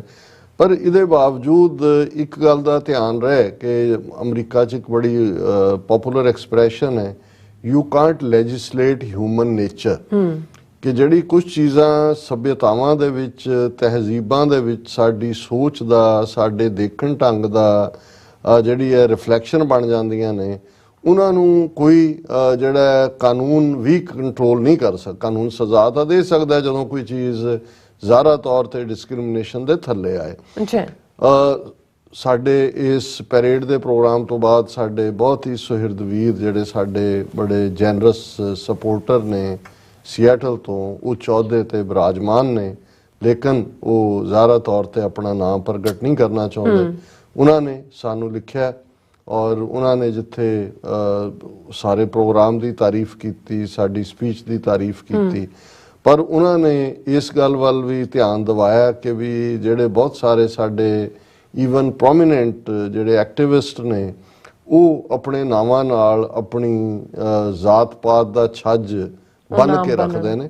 ਔਰ ਉਹਨਾਂ ਨੇ ਇਸ ਦੇ ਉੱਤੇ ਜਿਹੜੀ ਉਹਨਾਂ ਦੀ ਲਿਖਤ ਵੀ ਸੀ, ਉਹਨਾਂ ਨੇ ਇਹ ਗੱਲ ਆਨੰਦ ਮੱਠ ਦੇ ਹਵਾਲੇ ਨਾਲ ਸ਼ੁਰੂ ਕੀਤੀ, ਕਿਉਂਕਿ ਅਸੀਂ ਦੇਖਦੇ ਹਾਂ ਕਿ ਵੀ ਜਦੋਂ ਆਨੰਦ ਮੱਠ, ਜਿਹਦੇ ਥੱਲੇ ਪਹਿਲੀ ਵਾਰ ਅੰਗਰੇਜ਼ਾਂ ਦੇ ਖਿਲਾਫ ਜਦੋਂ ਉਹਨਾਂ ਨੂੰ ਵੀ ਉਸ ਕਿਸਮ ਦਾ, ਆਨੰਦ ਮੱਠ ਦਾ ਥੀਮ ਹੀ ਇਹ ਸੀ ਭਾਰਤ ਮਾਤਾ ਨੂੰ ਇੱਕ ਜੀਓਗ੍ਰਾਫੀਕਲ ਐਂਟੀਟੀ ਦੇ ਵਿੱਚ ਇੱਕ ਸਪਿਰਿਚੁਅਲ ਦੁਰਗਾ ਰੂਪ 'ਚ ਪ੍ਰੈਜ਼ੈਂਟ ਕਰਨਾ, ਔਰ ਉਹਦੇ 'ਚ ਫਿਰ ਮੁਸਲਮਾਨਾਂ ਔਰ ਈਸਾਈਆਂ, ਜਿਹਦੇ 'ਚ ਔਰ ਕ੍ਰਿਸਚਨਸ ਦੇ ਜਿਹੜੀ ਬ੍ਰਿਟਿਸ਼ਰ ਸੀ ਉਹਨਾਂ ਦੇ ਖਿਲਾਫ ਹਿੰਸਾ ਵੀ ਹੋਈ ਆਨੰਦ ਮੱਠ ਤੋਂ ਬਾਅਦ, ਔਰ ਉਹਦੇ 'ਚੋਂ ਹੀ ਜਿਹੜਾ ਇਹ ਜਿਹਨੂੰ ਹੁਣ RSS ਵਾਲੇ ਔਰ BJP ਜਦੋਂ ਕਿਸੇ ਨੂੰ ਫੜ ਕੇ ਇੱਕ ਪਾਸੇ ਜੈ ਸ਼੍ਰੀ ਰਾਮ ਕਹਵਾ ਰਹੇ ਹੁੰਦੇ ਨੇ, ਦੂਸਰੇ ਪਾਸੇ ਕਹਿੰਦੇ ਕਿਆ ਵੰਦੇ ਮਾਤਰਮ, ਨਹੀਂ ਕਿ ਮਾਂ ਨੂੰ ਮੇਰੀ ਵੰਦਨਾ ਹੈ, ਉਹ ਜਿਹੜੀ ਉਹ ਵੰਦੇ ਮਾਤਰਮ ਵੀ ਉਹਦੇ 'ਚੋਂ ਆਨੰਦ ਮੱਠ 'ਚੋਂ ਨਿਕਲਿਆ ਸੀ। ਔਰ ਉਦੋਂ ਜਿਹੜਾ ਇੱਕ ਇਸ ਕਿਸਮ ਦੀ ਨਫ਼ਰਤ ਦਾ ਮਾਹੌਲ ਸਿਰਜਿਆ ਗਿਆ ਕਿ ਜਿਹਦੇ 'ਚ ਇਵੇਂ ਸੀ ਕਿ ਜੇ ਤੁਸੀਂ ਈਸਾਈਆਂ ਔਰ ਮੁਸਲਮਾਨਾਂ ਦਾ ਖੂਨ ਡੋਲਦੇ ਹੋ ਤੇ ਜਿਵੇਂ ਉਸ ਕਾਲੀ ਮਾਂ ਦਾ ਖੱਪਰ ਹੁੰਦਾ, ਕਿਉਂਕਿ ਇਹ ਵੀ ਇਹਨਾਂ ਦੀਆਂ ਜਿਹੜੀਆਂ ਗੋਡੈਸਿਸ ਦੇ ਅੱਡ-ਅੱਡ ਰੂਪ, ਕਾਲੀ, ਦੁਰਗਾ, ਵੈਸ਼ਨੋ, ਚਵਿੰਡਾ, ਨੈਣਾ, ਉਹਦੀਆਂ ਵੱਖਰੀਆਂ ਕਹਾਣੀਆਂ ਨੇ।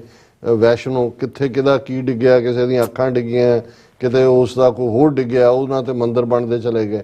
ਲੇਕਿਨ ਉਹਦਾ ਜਿਹੜਾ ਭਿਆਨਕ ਰੂਪ ਇਹ ਹੈ ਕਿ ਵੀ ਉਹ ਜਿਹੜੀ ਹੈ, ਜਿਹੜਾ ਵੀ ਕੋਈ ਭਾਰਤ ਦੀ ਉਸ ਇੰਟੈਗਰਿਟੀ, ਜਿਹਨੂੰ ਇਹ ਲਫ਼ਜ਼ ਇਸਤੇਮਾਲ ਕਰਦੇ ਨੇ, ਏਕਤਾ, ਅਖੰਡਤਾ ਜੋ ਅੱਜ ਜਿਹਦੇ ਲਈ ਹੈ, ਉਸ ਨੂੰ ਜੇ ਕੋਈ ਚੈਲੰਜ ਕਰਦਾ ਤਾਂ ਉਹਦਾ ਖੂਨ ਡੋਲਣਾ ਜਿਹੜਾ ਹੈ, ਜਾਂ ਉਹਨੂੰ ਮਾਰਨਾ ਜਾਂ ਉਸ ਨੂੰ ਡਿਸਟਰੋਏ ਕਰਨਾ, ਉਹ ਮਾਤਾ ਨੂੰ ਖੁਸ਼ ਕਰਨਾ ਹੀ ਹੈ। ਇਹ ਵੀ ਇੱਕ ਪੂਜਾ ਵਾਂਗ ਹੈ। ਹੁਣ ਉਸ ਪੀਰੀਅਡ 'ਚ ਜਦੋਂ ਕਿ ਇੱਕ ਐਂਟੀਟੀ, ਹਿੰਦੂ ਐਂਟੀਟੀ ਦੀ ਗੱਲ ਆਨੰਦ ਮੱਠ ਰਾਹੀਂ ਜਾਂ ਇਹ ਹੋਈ, ਤਾਂ ਉਹਨਾਂ ਨੇ ਰੈਫਰ ਕੀਤਾ ਕਿ when Anand Math was written and Hindi Brahmins started organizing India as one in late 1800s, Jyoti Rao Phule raised the issue of non-Swaran Jatis, their prospective place in the future India. ਹੁਣ ਉਹਨਾਂ ਨੇ ਦੇਖਿਆ ਕਿ ਵੀ ਇਹ ਜਿਹੜੀ return ਆਨੰਦ ਮੱਠ ਦੇ ਥੱਲੇ, ਜਿਹੜਾ ਹਿੰਦੂ ਥਾਟ ਦੇ ਥੱਲੇ ਇਹ ਬ੍ਰਾਹਮਣ ਮਤ ਵਾਪਸ ਆ ਰਿਹਾ ਹੈ, ਇਹ ਜਿਹੜਾ ਨੂੰ ਸਾਨੂੰ ਸ਼ੂਦਰ ਬਣਾਇਆ ਹੋਇਆ, ਤੇ ਪਹਿਲਾਂ ਹੀ ਇਹਨਾਂ ਦੇ ਥੱਲੇ ਜਿਹੜਾ ਹੈ ਉਹ ਦਬੇ ਹੋਏ ਆ 3000 ਸਾਲ ਤੋਂ 4000 ਸਾਲ ਤੋਂ, ਜੇ ਰਿਗਵੇਦ ਦਾ ਪੀਰੀਅਡ ਕਹਿਣਾ ਹੋਏ। ਅੱਛਾ। ਤੇ ਉਹਨਾਂ ਨੇ ਹੀ ਇਹ ਇਸ਼ੂ, ਔਰ ਇਹ ਜਿਹੜੇ ਮਹਾਤਮਾ ਫੂਲੇ ਨੇ, ਇਹਨਾਂ ਨੂੰ ਮਹਾਤਮਾ ਵੀ ਕਿਹਾ ਜਾਂਦਾ ਹੈ। ਫਿਰ ਬਹੁਤ ਸਾਰੀ ਜਿਹੜੀ ਮੂਵਮੈਂਟ ਇਹਨਾਂ ਦੇ ਖਿਲਾਫ, ਸਵਰਨ ਜਾਤੀਆਂ ਦੇ ਖਿਲਾਫ ਹੋਈ, ਅੱਜ ਵੀ ਜਦੋਂ ਜਿਹੜੀ ਦਲਿਤ ਮੂਵਮੈਂਟ ਹੈ ਭਾਰਤ ਦੇ ਵਿੱਚ ਬੜੀ ਸਟਰੋਂਗ, ਉਹਨੂੰ ਇਹ ਬੇਸ਼ੱਕ ਮਾਇਆਵਤੀ ਖਾ ਗਈ। ਕਾਂਸ਼ੀ ਰਾਮ ਨੇ ਤਾਂ ਕਾਫੀ ਹਾਈਲਾਈਟ ਕੀਤਾ ਸੀ ਜਦੋਂ ਉਹ ਬੜਾ ਖੁੱਲ੍ਹ ਕੇ ਪ੍ਰੈਸ ਕਾਨਫਰੰਸ ਕਹਿੰਦਾ ਸੀ ਕਿ ਬ੍ਰਾਹਮਣਵਾਦ ਹੀ ਸਭ ਪੁਆੜੇ ਦੀ ਜੜ, ਕਿ ਜੋ ਵੀ ਹੈ। ਔਰ ਕਾਸ਼ੀ ਰਾਮ ਜਦੋਂ ਸੀ ਉਹ ਇਹ ਕਹਿੰਦਾ ਸੀ ਕਿ ਵੀ ਜਦੋਂ ਉਹਨੂੰ ਸਿੱਖ ਪਰਿਵਾਰ ਚੋਂ ਸੀ, ਉਹ ਕਹਿੰਦਾ ਸੀ ਕਿ ਸਾਡਾ ਜਿਹੜਾ ਅਸਲ ਕਨਸਟੀਟਿਊਸ਼ਨ ਹੈ ਉਹ ਗੁਰੂ ਗ੍ਰੰਥ ਸਾਹਿਬ ਹੈ। ਔਰ ਜ਼ਾਹਿਰ ਹੈ ਵੀ ਜਦੋਂ ਅਸੀਂ ਗੁਰੂ ਗ੍ਰੰਥ ਸਾਹਿਬ ਦੇ ਵਿੱਚ ਭਗਤ ਕਬੀਰ ਜੀ, ਭਗਤ ਰਵਿਦਾਸ ਜੀ, ਨਾਮਦੇਵ ਜੀ ਔਰ ਇਹ ਬ੍ਰਾਹਮਣਵਾਦ, ਜਿਸ ਨੂੰ ਕਬੀਰ ਸਾਹਿਬ ਨੇ ਬੜੀ ਪ੍ਰੋਮੀਨੈਂਟਲੀ ਜਦੋਂ ਕਿਹਾ ਕਿ ਜੇ ਤੂੰ ब्राह्मणी जाया तो आन वाट काहे नहीं आया, तुम कत ब्राह्मण हम कत शूद, तुम कत लहू हम कत लहू तुम कत दूध, भी तेरियां रगां च किहड़ा दुध है बई और साडे च किहड़ा जिहड़ा वो खून है, और तू किवें सुपीरियर है। और इसे च जदों असीं देखदे हैं कि जिहड़े गुरु नानक, क्योंकि भगत रविदास जी भी, भगत कबीर जी भी, भगत नामदेव जी भी ये गुरु साहब तो पहला होए ने, और ਉਹੀ ਜਿਹੜੀ ਇੱਕ ਰੈਵੋਲੂਸ਼ਨਰੀ ਥਿੰਕਿੰਗ ਉਸ ਖਿੱਤੇ ਦੇ ਵਿੱਚ ਇਹ ਬ੍ਰਾਹਮਣਵਾਦ ਨੂੰ ਵੰਗਾਰ ਦੇ ਰੂਪ ਚ ਨਿਕਲੀ। ਤੇ ਗੁਰੂ ਨਾਨਕ ਸਾਹਿਬ ਨੇ ਬੁਲੰਦ ਸੁਰ ਵਿੱਚ ਫਰਮਾਇਆ, ਨੀਚਾਂ ਅੰਦਰ ਨੀਚ ਜਾਤ, ਨੀਚੀ ਹੂੰ ਅਤ ਨੀਚ, ਨਾਨਕ ਤਿਨ ਕੈ ਸੰਗ ਸਾਥ, ਵੱਡਿਆਂ ਸਿਉ ਕਿਆ ਰੀਸ, ਜਿੱਥੈ ਨੀਚ ਸਮਾਲੀਅਨ ਤਿੱਥੈ ਨਦਰ ਤੇਰੀ ਬਖਸ਼ਿਸ਼। कि गुरु साहब ने कहा भाई मैं तो इन्हां दे नाल खड़ा है। और यही असी देखते हैं कि जिहड़ा सिख रेवोल्यूशन गुरु नानक साहब ने इत्थों शुरू किया, जिहड़े बिल्कुल जिन्हां नूं निमाणे निताणे बनाया होया सी, 230 साल च उन्हां नूं एम्पावर करके 10वें पातशाह जदों भाई जैता जी नूं गल नाल आउंदे ने रंगरेटे गुरु के बेटे, और 5 प्यारियां दे रूप दे विच जदों पंथ खालसा जिहड़ा एक फाइनल रूप दे विच सामने आंदा है, ते जे असी 5 प्यारियां दे इन्हां दे ब्राह्मणवादी जात पाती पिछोकड़ दी गल करिए ते फिर जिहड़ा नाई जट छींबा झिओर खत्तरी ये सारे इन्हां जिहड़े ने ये अपने आप च उन्हां दा ये उस जिन्हां नूं शूदर बनाया होया सी, और उन्हां नूं अमृत बख्श के गुरु साहब दे जिहड़े पहले आदेश ने, जिन्हां नूं साडे स्कॉलर नाश डॉक्ट्रीन कहते हैं कि भाई हुण नाश दा हुंदा भी खत्म, तो गुरु साहब ने फरमाया भी अज तो तुहाडी कुल नाश, कर्म नाश, किरत नाश, वरण नाश, भरम नाश, तुसी खालसा हो। और इक्को बाटे च अमृत छकाना, उही बाटा सब दा मूंह नूं लाउणा, बाद उसे बाटे च जिहड़ा कड़ा प्रसाद सब दा रल के खाना। ये जदों असीं रोटी बेटी दी सांझ दी गल करदे ਉਹਦਾ ਰਿਸ਼ਤੇਦਾਰੀ ਤਾਂ ਸਬਬ ਤਾਂ ਬਾਅਦ ਜੁੜਦਾ, ਪਹਿਲਾਂ ਤਾਂ ਉਸ ਤੋਂ ਹੀ ਹੁੰਦਾ, ਕਿਉਂਕਿ ਬ੍ਰਾਹਮਣ ਦੇ ਲਈ ਵਰਣ ਆਸ਼ਰਮ ਦੇ ਥੱਲੇ ਸ਼ੂਦਰ ਦਾ ਤਾਂ ਜਿਹਨੂੰ ਜਿਹੜਾ ਪਰਛਾਵਾਂ ਨਹੀਂ ਸੀ ਪੈਣ ਦਿੰਦੇ, ਉਹਨਾਂ ਦੇ ਹੱਥ ਦਾ ਖਾਣਾ ਕਿਨੇ ਸੀ। ਔਰ ਇਹ ਈਵਨ ਪ੍ਰਭਾਵ ਪਿੰਡਾਂ 'ਚ ਵੀ ਰਿਹਾ, ਜਿਵੇਂ ਈਵਨ ਜਿਹੜੇ ਚੰਗੇ ਸਿੱਖੀ ਪਰਿਵਾਰ ਵੀ ਸੀ ਕਿ ਜੀ ਜਿਹੜੇ ਕੰਮ ਕਰਨ ਵਾਲੇ ਨੇ, ਜਿਨ੍ਹਾਂ ਨੂੰ ਦਲਿਤ ਜਾਂ ਮੁਸਲਮਾਨਾਂ ਪ੍ਰਤੀ ਵੀ ਸੀ, ਉਹਨਾਂ ਦੇ ਭਾਂਡੇ ਅੱਡ ਰੱਖਣੇ, ਉਹਨੂੰ ਗਰਮ ਸਵਾਹ 'ਚ ਪਾਉਣਾ, ਉੱਥੋਂ ਜੇ ਉਹਨਾਂ ਨੇ ਖਾਣਾ ਉਹੀ ਭਾਂਡੇ ਚੁੱਕ ਲੈਣੇ। ਗੁਰਦੁਆਰਿਆਂ 'ਚ ਵੀ ਇਹ ਵਰਤਾਰਾ ਸੀ ਕਾਫੀ ਹੱਦ ਤੱਕ। ਜਦੋਂ ਅਸੀਂ ਡਾਕਟਰ ਅੰਬੇਦਕਰ ਔਰ ਉਹ ਸਾਰੇ ਪੀਰੀਅਡ ਦੀ ਗੱਲ ਕਰਦੇ ਹਾਂ, ਇੱਕ ਵੱਖਰੀ ਕਹਾਣੀ ਹੈ। ਲੇਕਿਨ ਇਹਦੇ 'ਚ ਕੋਈ ਸ਼ੱਕ ਨਹੀਂ ਹੈ ਕਿ ਗੁਰੂ ਸਾਹਿਬ ਨੇ ਤਾਂ ਗੁਰੂ ਨਾਨਕ ਸਾਹਿਬ ਤੋਂ ਜਿਹੜਾ ਸੰਗਤ ਪੰਗਤ ਦਾ ਸਿਧਾਂਤ ਦਿੱਤਾ, ਉਹ ਜ਼ਾਤ ਪਾਤ ਦੇ ਲਈ ਉਸ ਦੀ ਧੁਨੀ 'ਚ ਤੀਰ ਸੀ। ਫਿਰ ਗੁਰੂ ਅਮਰਦਾਸ ਜੀ ਨੇ ਬੌਲੀ ਸਾਹਿਬ ਬਣਾ ਕੇ, ਜਦੋਂ ਤੁਸੀਂ ਹੁਣ ਜਦੋਂ ਛੂਤ ਛਾਤ ਬ੍ਰਾਹਮਣ ਕਹਿੰਦਾ ਸੀ ਕਿ ਭਈ ਮੈਂ ਪਿੱਟਿਆ ਗਿਆ, ਤੇ ਉਹ ਜਾ ਕੇ ਨਹਾਉਂਦਾ ਸੀ, ਤੇ ਉਹਨਾਂ ਨੇ ਗੁਰੂ ਸਾਹਿਬ ਨੇ ਸਥਾਨ ਉਹ ਸਥਾਪਿਤ ਕੀਤੇ, ਪਹਿਲਾਂ ਬੌਲੀ ਫਿਰ ਸਰੋਵਰਾਂ ਦਾ ਕਾਨਸੈਪਟ, ਕਿ ਜਿੱਥੇ ਤੁਸੀਂ ਇਕੱਠੇ ਨਹਾਉਂਦੇ ਹੋ ਕਿ ਭਈ ਉਹਦੇ 'ਚ ਤੁਹਾਡਾ ਕਿੱਥੇ ਜਾ ਕੇ ਉਸੇ ਹੀ ਸਰੋਵਰ ਦੇ ਜਲ ਨਾਲ ਬ੍ਰਾਹਮਣ ਨਹਾ ਰਿਹਾ, ਉਸੇ ਨਾਲ ਹੀ ਸ਼ੂਦਰ ਨਹਾ ਰਿਹਾ, ਗੱਲ ਮੁਕਾ ਦਿੱਤੀ। ਫਿਰ ਅਸੀਂ ਦੇਖਦੇ ਹਾਂ ਗੁਰੂ ਗ੍ਰੰਥ ਸਾਹਿਬ ਦੇ ਰੂਪ 'ਚ ਕਿ ਜਿੱਥੇ ਗੁਰੂ ਸਾਹਿਬ ਨੇ ਆਪਣੇ ਨਾਲ ਉਹਨਾਂ ਨੂੰ ਬਿਠਾਇਆ ਜਿਨ੍ਹਾਂ ਨੂੰ ਬ੍ਰਾਹਮਣਾਂ ਨੇ ਸ਼ੂਦਰ ਬਣਾਇਆ ਹੋਇਆ ਸੀ। ਫਿਰ ਮੀਰੀ ਪੀਰੀ ਦੇ ਥੱਲੇ ਔਰ 10ਵੇਂ ਪਾਤਸ਼ਾਹ ਤੱਕ ਪਹੁੰਚਦੇ ਹਾਂ ਅਸੀਂ, ਉਹਨਾਂ ਦੇ ਜਰਨੈਲਾਂ ਦੀ ਗੱਲ ਕਰੀਏ, ਉਹਨਾਂ ਦੇ ਬਾਬਾ ਵੀਰ ਸਿੰਘ ਧੀਰ ਸਿੰਘ ਉਹਨਾਂ ਦੀਆਂ ਕੁਰਬਾਨੀਆਂ ਦੀ ਗੱਲ ਕਰੀਏ। ਸੋ ਕੁੱਲ ਮਿਲਾ ਕੇ ਧਾਰਮਿਕ ਪੱਖ ਤੋਂ ਇਹ ਠੀਕ ਹੈ ਕਿ ਵਿਤਕਰਾ ਜਿਹੜਾ 4000 ਸਾਲ ਦਾ ਬ੍ਰਾਹਮਣ ਦਾ ਦਿੱਤਾ ਮਾਈਂਡਸੈਟ ਹੈ ਉਹ ਜਾਰੀ ਰਿਹਾ, ਅੱਜ ਵੀ ਹੈ ਕਿਸੇ, ਔਰ ਉਹਦੇ 'ਚ ਕੋਈ ਸ਼ੱਕ ਨਹੀਂ ਹੈ।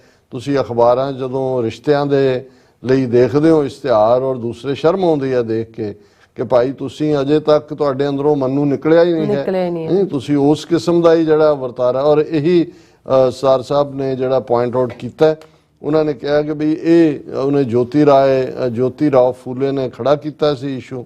ਟੁਡੇ ਵੈਨ ਆਈ ਲਿਸਨਡ ਕਿ ਵੀ ਜਿਵੇਂ ਜਿਹਨਾਂ ਦੇ ਨਾਮ ਬੋਲੇ ਜਾ ਰਹੇ ਨੇ ਸਪੀਕਰਾਂ ਦੇ, ਉਹਨਾਂ ਦੇ ਨਾਲ ਜ਼ਾਤ ਪਾਤ ਦਾ ਛੱਜ ਬੰਨਿਆ ਹੋਇਆ, ਔਰ ਉਹਨਾਂ ਨੇ ਕਿਹਾ ਕਿ ਵੀ ਮੈਂ ਇਹ ਤੁਹਾਡੇ ਨਾਲ ਸ਼ੇਅਰ ਕਰਨਾ ਚਾਹੁੰਦਾ ਕਿ I wish we could somehow start a movement of everyone just writing Singh and Kaur. ਕਿ ਔਰ ਇਹਦੇ 'ਚ ਜਦੋਂ ਅਸੀਂ ਦੇਖੋ ਇਹ ਜਿਹੜਾ ਲਾਸਟ ਨੇਮ ਦਾ ਕਾਨਸੈਪਟ ਵੀ ਬ੍ਰਾਹਮਣ ਨੇ, ਤਾਂ ਜੇ ਤੁਸੀਂ ਉਹਨਾਂ ਦੀ ਨਾਮਕਰਨ ਪਾਲਿਸੀ ਦੇਖੋ, ਈਵਨ ਜਿਨ੍ਹਾਂ ਨੂੰ ਦਲਿਤ ਬਣਾਇਆ ਹੋਇਆ ਸੀ ਚੰਗੇ ਨਾਮ ਵੀ ਨਹੀਂ ਸੀ ਰੱਖ ਸਕਦੇ। ਜੋ ਸੂਰਜਵੰਸ਼ੀ ਚੰਦਰਵੰਸ਼ੀ ਕੁਲਾਂ ਦੇ ਨਾਮਕਰਨ ਕੀਤੇ ਜਾਂਦੇ ਸੀ, ਜਿਹੜਾ ਹੁਣ ਬਹੁਤ ਸਾਰੇ ਖਿੱਤਿਆਂ ਦੇ ਵਿੱਚ ਹੁਣ ਜੇ ਗਾਂਧੀ ਦਾ ਨਾਂ ਮੋਹਨਦਾਸ ਕਰਮਚੰਦ ਗਾਂਧੀ ਹੈ ਤੇ ਬੰਦੇ ਦੇ ਨਾਂ ਨਾਲ ਪਿਓ ਦਾ ਨਾਂ ਫਿਰ ਉਹਦਾ ਗੋਤਰ ਲਿਖਣ ਦੀ ਲਾਈਨ ਸੀ। ਤਮਿਲ ਔਰ ਦੂਜਿਆਂ ਹੀ ਤਾਂ ਪਤਾ ਨਹੀਂ 3 ਪੀੜ੍ਹੀਆਂ ਤੱਕ ਲਿਖਣ ਦੀ ਲਾਈਨ ਹੈ। ਜਿਹੜਾ ਅੰਗਰੇਜ਼ੀ ਸਿਸਟਮ ਸੀ ਉਹਦੇ ਜਿਹੜਾ ਲਾਸਟ ਨੇਮ ਹੈ ਉਹ ਉਹਨਾਂ ਦਾ ਲਾਰਡਸ਼ਿਪ ਔਰ ਉਹਨਾਂ ਦੀ ਬੈਕਗਰਾਉਂਡ ਦਾ ਸੀ। ਹੁਣ ਜਦੋਂ ਅਸੀਂ ਇਹ ਕਹਿੰਦੇ ਹਾਂ ਵੀ ਸਾਡੇ ਪਿਤਾ ਔਰ ਅੰਮ੍ਰਿਤ ਛਕਣ ਤੋਂ ਬਾਅਦ ਅੱਜ ਤੋਂ ਸਾਡੇ ਪਿਤਾ ਗੁਰੂ ਗੋਬਿੰਦ ਸਿੰਘ, ਮਾਤਾ ਸਾਹਿਬ ਕੌਰ ਵਾਸੀ ਆਨੰਦਪੁਰ ਦੇ, ਪੀਰੀਅਡ, ਗੱਲ ਮੁੱਕ ਗਈ। ਹੁਣ ਜੇ ਅਸੀਂ ਸਿੰਘ ਤੋਂ ਬਾਅਦ ਜਾਂ ਈਵਨ ਜਦੋਂ ਸਾਡਾ ਫਸਟ ਨੇਮ ਹੈ, ਫਸਟ ਨੇਮ ਕਿਉਂਕਿ ਗੁਰੂ ਗ੍ਰੰਥ ਸਾਹਿਬ ਚੋਂ ਬਾਣੀ ਚੋਂ ਨਿਕਲਦਾ ਹੈ, ਉਹਦੇ ਮੇਲ ਫੀਮੇਲ ਦਾ ਕੋਈ ਨਹੀਂ ਹੁੰਦਾ। ਅਮਰਜੀਤ ਸਿੰਘ ਵੀ ਹੋ ਸਕਦਾ, ਅਮਰਜੀਤ ਕੌਰ ਵੀ ਹੋ ਸਕਦੀ। ਇਹ ਬਹੁਤ ਵੱਡੀ ਗੱਲ ਹੈ ਕਿ ਜਿਹਦੇ 'ਚ ਕੋਈ ਹੈ, ਲੇਕਿਨ ਲਾਸਟ ਸਿੰਘ ਔਰ ਕੌਰ ਦੇ ਨਾਲ ਇੱਥੇ ਮੁੱਕ, ਔਰ ਇਸੇ ਲਈ ਸੀ ਕਿ ਵੀ ਲਾਸਟ ਨੇਮ ਤਾਂ ਸਾਡੇ ਜਿੱਥੋਂ ਜੇ ਸਾਡੀ ਲੈਗੇਸੀ ਆਈ ਗੁਰੂ ਗੋਬਿੰਦ ਸਿੰਘ ਸਾਹਿਬ ਤੋਂ ਆਈ, ਤਾਂ ਉਹਨਾਂ ਦਾ ਤਾਂ ਸਿੰਘ ਦੇ ਉੱਤੇ ਨਾਮ ਉੱਗ ਗਿਆ। ਹੁਣ ਜੇ ਅਸੀਂ ਨਾਲ ਛੱਜ, ਅਸੀਂ ਤਾਂ ਗੁਰੂ ਦੇ ਹੁਕਮ ਨੂੰ ਵਾਇਓਲੇਟ ਕਰ ਰਹੇ ਹਾਂ, ਰਾਦਰ ਰਿਡੀਕਿਊਲ ਕਰ ਰਹੇ ਹਾਂ ਕਿ ਭਾਈ ਅਸੀਂ ਸਿੰਘ ਦੇ ਉੱਤੇ ਵੀ ਉਹ ਬਾਹਮਣ ਦਾ ਦਿੱਤਾ ਜਿਹੜਾ ਗੋਤਰ ਹੈ ਉਹ ਲਗਾ ਰਹੇ ਹਾਂ, ਉਸ ਨੂੰ ਲਾ ਰਹੇ।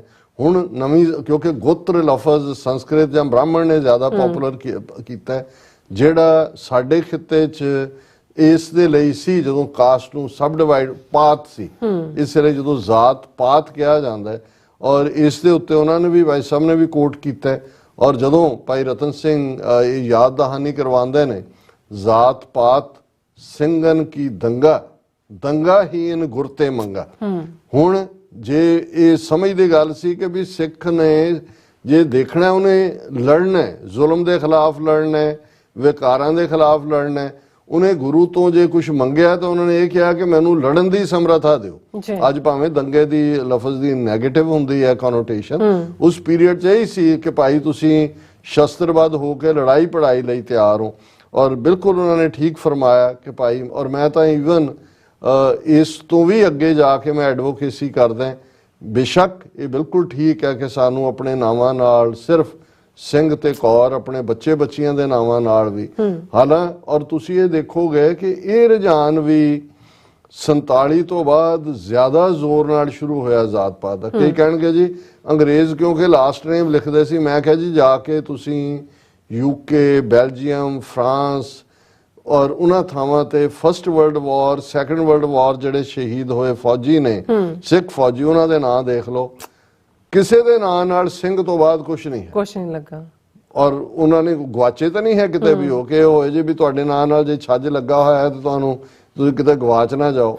ਸੋ ਇਹ ਵੀ ਬ੍ਰਾਹਮਣਵਾਦ ਦੇ ਪ੍ਰਭਾਵ ਥੱਲੇ ਜਿਹੜਾ ਸ਼ੁਰੂ ਹੋਇਆ, ਔਰ ਐਸਾ ਵਰਸਟ ਫਾਰਮ ਦੇ ਵਿੱਚ ਹੈ ਕਿ ਵੀ ਜੇ ਕੋਈ ਆਪਣੇ ਨਾਂ ਨਾਲ ਨਹੀਂ ਲਿਖਦਾ ਤੇ ਬਹੁਤੇ, ਮੈਨੂੰ ਯਾਦ ਹੈ ਕਿ ਵੀ ਇੱਕ ਵਾਰ ਉਹ ਇੱਕ ਜੂਇਸ਼ ਲੇਡੀ ਜਿਹੜੀ ਸਿੱਖੀ 'ਚ ਕਾਫੀ ਰੁਝਾਨ ਰੱਖਦੀ ਸੀ, ਮੈਰੀਲੈਂਡ 'ਚ ਮਿਲੀ, ਤੇ ਉਹਨੇ ਇਹ ਸਵਾਲ ਪੁੱਛਿਆ। ਉਹਨੇ ਕਿਹਾ ਵੀ ਮੈਨੂੰ ਤਾਂ ਇਹ ਦੱਸਿਆ ਗਿਆ ਕਿ ਜਿਹੜਾ ਸਿੰਘ ਤੋਂ ਬਾਅਦ ਲਿਖਦਾ ਨਹੀਂ ਹੈ ਕੁਛ, ਉਹ ਹੀ ਇਜ਼ ਐਨ ਅਨਟਚੇਬਲ। ਮੈਂ ਕਿਹਾ ਇਹ ਤੈਨੂੰ ਕਿਹਨੇ ਕਿਹਾ?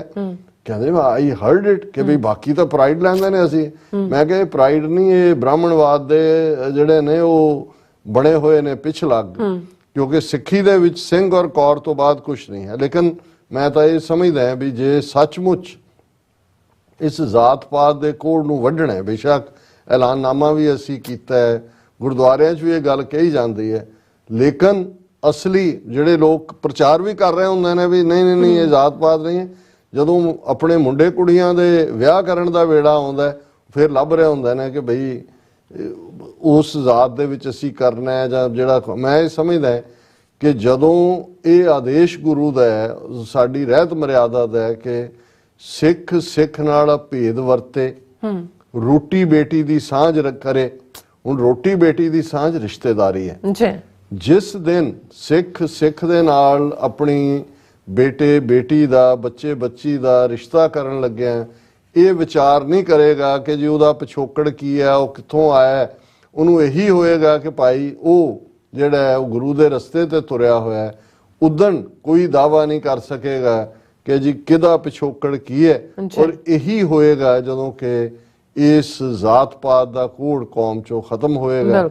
ਔਰ ਇਹ ਸਭ ਤੋਂ ਅਹਿਮ ਹੈ। ਮੈਂ ਸਮਝਦਾ ਵੀ ਜੇ ਇਹ ਕੋਡ ਨਾ ਹੁੰਦਾ, ਅੱਜ ਜ਼ਾਤ ਪਾਤਾਂ ਤੇ ਆਧਾਰਿਤ ਗੁਰਦੁਆਰੇ ਬਣੇ ਹੋਏ ਨੇ, ਕਿੰਨਿਆਂ ਦੇ ਤੁਸੀਂ ਨਾਂ ਲਓ, ਕਿਉਂਕਿ ਜਿਹੜੇ ਬਣਾਉਂਦੇ ਨੇ ਉਹਨਾਂ ਨੂੰ ਲੱਗਦਾ ਹੁੰਦਾ ਹੈ ਵੀ ਜਦੋਂ ਉਹ ਮੁੱਖ ਧਾਰਾ ਵਾਲੇ ਗੁਰਦੁਆਰਿਆਂ 'ਚ ਗਏ ਉਹਨਾਂ ਦੇ ਨਾਲ ਠੀਕ ਸਲੂਕ ਨਹੀਂ ਹੋਇਆ ਜਾਂ ਉਹਨਾਂ ਨੂੰ ਮੈਨੇਜਮੈਂਟਲ ਜਿਹੜਾ ਸਿਸਟਮ ਦਾ ਹਿੱਸਾ ਨਹੀਂ ਬਣਾਇਆ ਗਿਆ।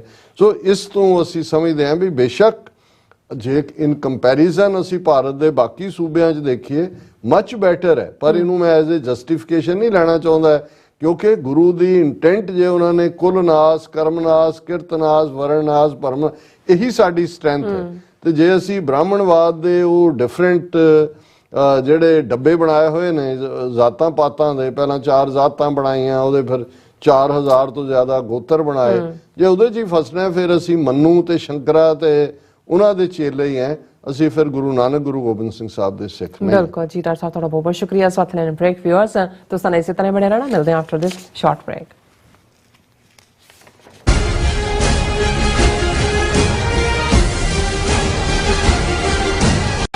ਕੀ ਤੁਸੀਂ ਰੋਜ਼ਾਨਾ ਕੰਮ ਤੇ ਆਪਣਾ ਵਧੇਰੇ ਸਮਾਂ ਬਿਤਾਉਣ ਤੋਂ ਪਰੇਸ਼ਾਨ ਹੋ? ਆਪਣੀ ਪੂੰਜੀ ਨੂੰ ਕੰਮ ਤੇ ਲਗਾਓ, ਸਾਡੇ ਨਾਲ ਇਨਵੈਸਟ ਕਰੋ। ਅਸੀਂ ਤੁਹਾਡੀ ਪੂੰਜੀ ਤੋਂ ਤੁਹਾਡੇ ਲਈ ਵਧੇਰੇ ਪੈਸੇ ਬਣਾ ਸਕਦੇ ਹਾਂ। ਅਸੀਂ ਪ੍ਰਾਈਵੇਟ ਇਕੁਇਟੀ ਇਨਵੈਸਟਮੈਂਟ ਫਰਮ ਹਾਂ ਤੇ ਕਮਰਸ਼ੀਅਲ ਰੀਅਲ ਐਸਟੇਟ ਵਿੱਚ ਮਾਹਿਰ ਹਾਂ। Property management, leasing, asset management, commercial real estate investment ਵਿੱਚ ਸਾਰੀਆਂ ਸੇਵਾਵਾਂ ਲਈ ਅਮਰੀਕਾ ਭਰ ਵਿੱਚੋਂ ਤੁਸੀਂ ਸਾਡੇ ਤੱਕ ਪਹੁੰਚ ਕਰ ਸਕਦੇ ਹੋ। ਆਜ਼ਾਦ ਕਮਰਸ਼ੀਅਲ ਰੀਅਲਟੀ ਸਰਵਿਸਿਜ਼ ਤੇ Azad family trust, 701 north port oak road, suite number 204, Houston, Texas. ਤੁਸੀਂ ਸਾਨੂੰ ਸਾਡੇ ਫੋਨ ਨੰਬਰ 7136861277 ਤੇ ਵੀ ਸੰਪਰਕ ਕਰ ਸਕਦੇ ਹੋ। ਆਜ਼ਾਦ ਕਮਰਸ਼ੀਅਲ ਰੀਅਲਟੀ। ਕੀ ਤੁਹਾਨੂੰ 30, 40 ਜਾਂ 50 ਦਿਨ ਵੇਟ ਕਰਨੀ ਪੈ ਰਹੀ ਹੈ ਤੁਹਾਡੇ ਚੈੱਕ ਲਈ? ਫਿਰ ਬ੍ਰੋਕਰਾਂ ਪਿੱਛੇ ਭੱਜਦੇ ਫਿਰਦੇ ਹੋ ਪੈਸੇ ਲਈ। ਬਹੁਤ ਜ਼ਿਆਦਾ ਟਾਈਮ ਵੇਸਟ ਹੋ ਜਾਂਦਾ ਇੱਦਾਂ ਤਾਂ। ਜੇ ਤੁਸੀਂ ਅੱਜ ਹੀ ਪੈਸੇ ਲੈਣੇ ਤਾਂ ਬਾਬਟੇਲ ਨੂੰ ਕਾਲ ਕਰੋ। ਬਾਬਟੇਲ ਤੁਹਾਡੀਆਂ ਇਨਵੋਇਸਿਸ ਸੇਮ ਡੇ ਫੰਡ ਕਰ ਸਕਦੇ ਹਾਂ for a small fee, no contract, no reserve and no hidden fees। ਅੱਜ ਹੀ ਕਾਲ ਕਰੋ ਬਾਬਟੇਲ ਨੂੰ ਤੇ ਤੁਹਾਡਾ ਪਹਿਲਾ ਮਹੀਨਾ ਫ੍ਰੀ। 410 204 2084। ਅਗੇਨ 410 204 2084।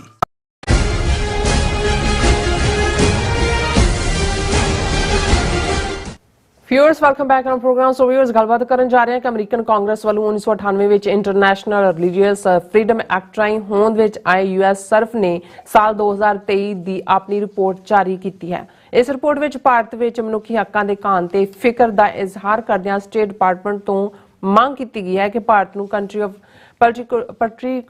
ਪਾਰਟਿਕੂਲਰ ਕੰਸਰਨ ਐਲਾਨਿਆ ਜਾਵੇ ਅਤੇ ਭਾਰਤੀ ਅਧਿਕਾਰੀਆਂ ਤੇ ਪਾਬੰਦੀਆਂ ਲਗਾਈਆਂ ਜਾਣ। ਔਰ ਭਾਰਤ ਸਰਕਾਰ ਵੱਲੋਂ ਇਸ ਰਿਪੋਰਟ ਨੂੰ ਲੈ ਕੇ ਖੂਬ ਚੀਕਾਂ ਮਾਰੀਆਂ ਗਈਆਂ ਨੇ। ਸੋ ਇਸ ਬਾਰੇ ਆਪਾਂ ਗੱਲਬਾਤ ਕਰਨ ਜਾ ਰਹੇ ਹਾਂ। ਸੋ ਅਸੀਂ ਚਾਹਾਂਗੇ ਕਿ ਤੁਸੀਂ ਇਸੇ ਤਰ੍ਹਾਂ ਬਣੇ ਰਹਿਣਾ। ਦੇਖਣ ਸੁਣ ਲਿਆ, ਲਿਖਣ ਲਈ ਤੁਹਾਡਾ ਸਭ ਦਾ ਬਹੁਤ ਬਹੁਤ ਧੰਨਵਾਦ ਜੀ। ਡਾਕਟਰ ਸਾਹਿਬ, ਕੀ ਕਹਿਣਾ ਚਾਹੋਗੇ? ਦੇਖੋ, ਅਮਰੀਕਾ ਦੀ ਇੱਕ ਤਾਂ ਖੂਬਸੂਰਤੀ ਹੈ, ਬੇਸ਼ੱਕ ਜਦੋਂ ਪਾਲਿਸੀ ਮੇਕਿੰਗ ਹੁੰਦੀ ਹੈ ਉਹ ਵਾਈਟ ਹਾਊਸ ਜਾਂ ਪ੍ਰੈਜ਼ੀਡੈਂਟ ਕਿਸ ਚੀਜ਼ ਨੂੰ ਵੇਵਰ ਦਿੰਦਾ ਹੈ, ਕਾਂਗਰਸ ਕੀ ਕਹਿੰਦੀ ਹੈ, ਜੁਡੀਸ਼ਰੀ ਉਹਦੀ ਕਿਵੇਂ ਇੰਟਰਪ੍ਰੀਟੇਸ਼ਨ ਕਰਦੀ ਹੈ, ਪਰ ਕਿਉਂਕਿ ਇਹ ਮੁਲਕ ਰਿਲੀਜੀਅਸ ਜਿਹੜੀ ਪਰਸੀਕਿਊਸ਼ਨ ਚੋਂ ਆਏ ਪਿਲਗ੍ਰਿਮ ਸੀ, ਉਹਨਾਂ ਦੀ ਫਾਊਂਡੇਸ਼ਨ, ਉਹਨਾਂ ਦੇ ਐਫਰਟਸ ਦੇ ਨਾਲ ਜਿਹੜਾ ਇਸ ਦੀ ਸ਼ੁਰੂਆਤ ਹੁੰਦੀ ਹੈ। ਔਰ ਅਸੀਂ ਦੇਖਦੇ ਹਾਂ ਕਿ ਡਿਕਲੇਰੇਸ਼ਨ ਆਫ ਇੰਡੀਪੈਂਡੈਂਸ ਇਸ ਦੀ ਫਰੀडम ਆਫ ਐਕਸਪ੍ਰੈਸ਼ਨ, ਰਿਲੀਜਨ ਔਰ pursuit of happiness, justice, Liberty, ਇਹ ਸਾਰੇ ਸਿਧਾਂਤਾਂ ਤੇ ਖੜੀ ਹੈ ਜੀ ਕਿ ਇਸ ਦੇ ਵਿੱਚ ਬੇਸ਼ੱਕ ਜਿਹੜੇ ਸਰਕਾਰੀ ਫੈਸਲੇ ਨੇ ਉਹ ਬਹੁਤ ਵਾਰ ਨੈਸ਼ਨਲ ਇੰਟਰਸਟ ਦੇ ਨਾਂ ਥੱਲੇ ਉਸ ਕਿਸਮ ਦੇ ਵੀ ਹੋਣ ਜਿਹੜੇ ਹਿਊਮਨ ਰਾਈਟਸ ਦੀ ਵਾਇਓਲੇਸ਼ਨ ਕਰਦੇ ਨੇ, ਪਰ ਇਹਨਾਂ ਦੇ ਥਿੰਕ ਟੈਂਕ, ਇਹਨਾਂ ਦੀਆਂ ਇੰਸਟੀਟਿਊਸ਼ਨਸ, ਸਟੇਟ ਡਿਪਾਰਟਮੈਂਟ ਦੀਆਂ ਐਨੂਅਲ ਰਿਪੋਰਟਸ, NGOs ਅਦਰਵਾਈਜ਼, ਔਰ 1998 ਦੇ ਵਿੱਚ ਇੰਟਰਨੈਸ਼ਨਲ ਰਿਲੀਜੀਅਸ ਫਰੀडम ਐਕਟ ਦੇ ਥੱਲੇ ਜਿਹੜੀ ਸੰਸਥਾ ਹੋਂਦ ਦੇ ਵਿੱਚ ਆਈ US SURF, ਜਿਹਨੂੰ ਇਨ ਬਰੀਫ ਕਿਹਾ ਜਾਂਦਾ ਹੈ, ਅੱਛਾ United States commission on international religious freedom, ਔਰ ਇਹ ਬੜੀ ਪਾਵਰਫੁਲ ਹੈ। ਬਿਲਕੁਲ ਇਹ ਤਾਂ ਨਹੀਂ ਹੈ ਵੀ ਇਸ ਦੀਆਂ ਰਿਪੋਰਟਸ ਬਾਈਂਡਿੰਗ ਨੇ ਗਵਰਨਮੈਂਟ ਦੇ ਉੱਤੇ, ਲੇਕਿਨ ਇਸ ਦੀ ਰਿਪੋਰਟ ਦਾ ਨੋਟਿਸ ਲਿਆ ਜਾਂਦਾ ਹੈ ਕਿਉਂਕਿ ਕਾਂਗਰੈਸ਼ਨਲ ਐਕਟ ਦੇ ਥੱਲੇ 1998 ਚ US SURF ਹੋਂਦ ਚ ਆਇਆ, ਔਰ ਇਹਨਾਂ ਦੀ ਰਿਪੋਰਟ ਨੂੰ ਬਹੁਤ ਕਲੋਜ਼ਲੀ US ਕਾਂਗਰਸ 'ਚ ਦੇਖਿਆ ਜਾਂਦਾ ਹੈ, ਕੋਟ ਕੀਤਾ ਜਾਂਦਾ ਹੈ।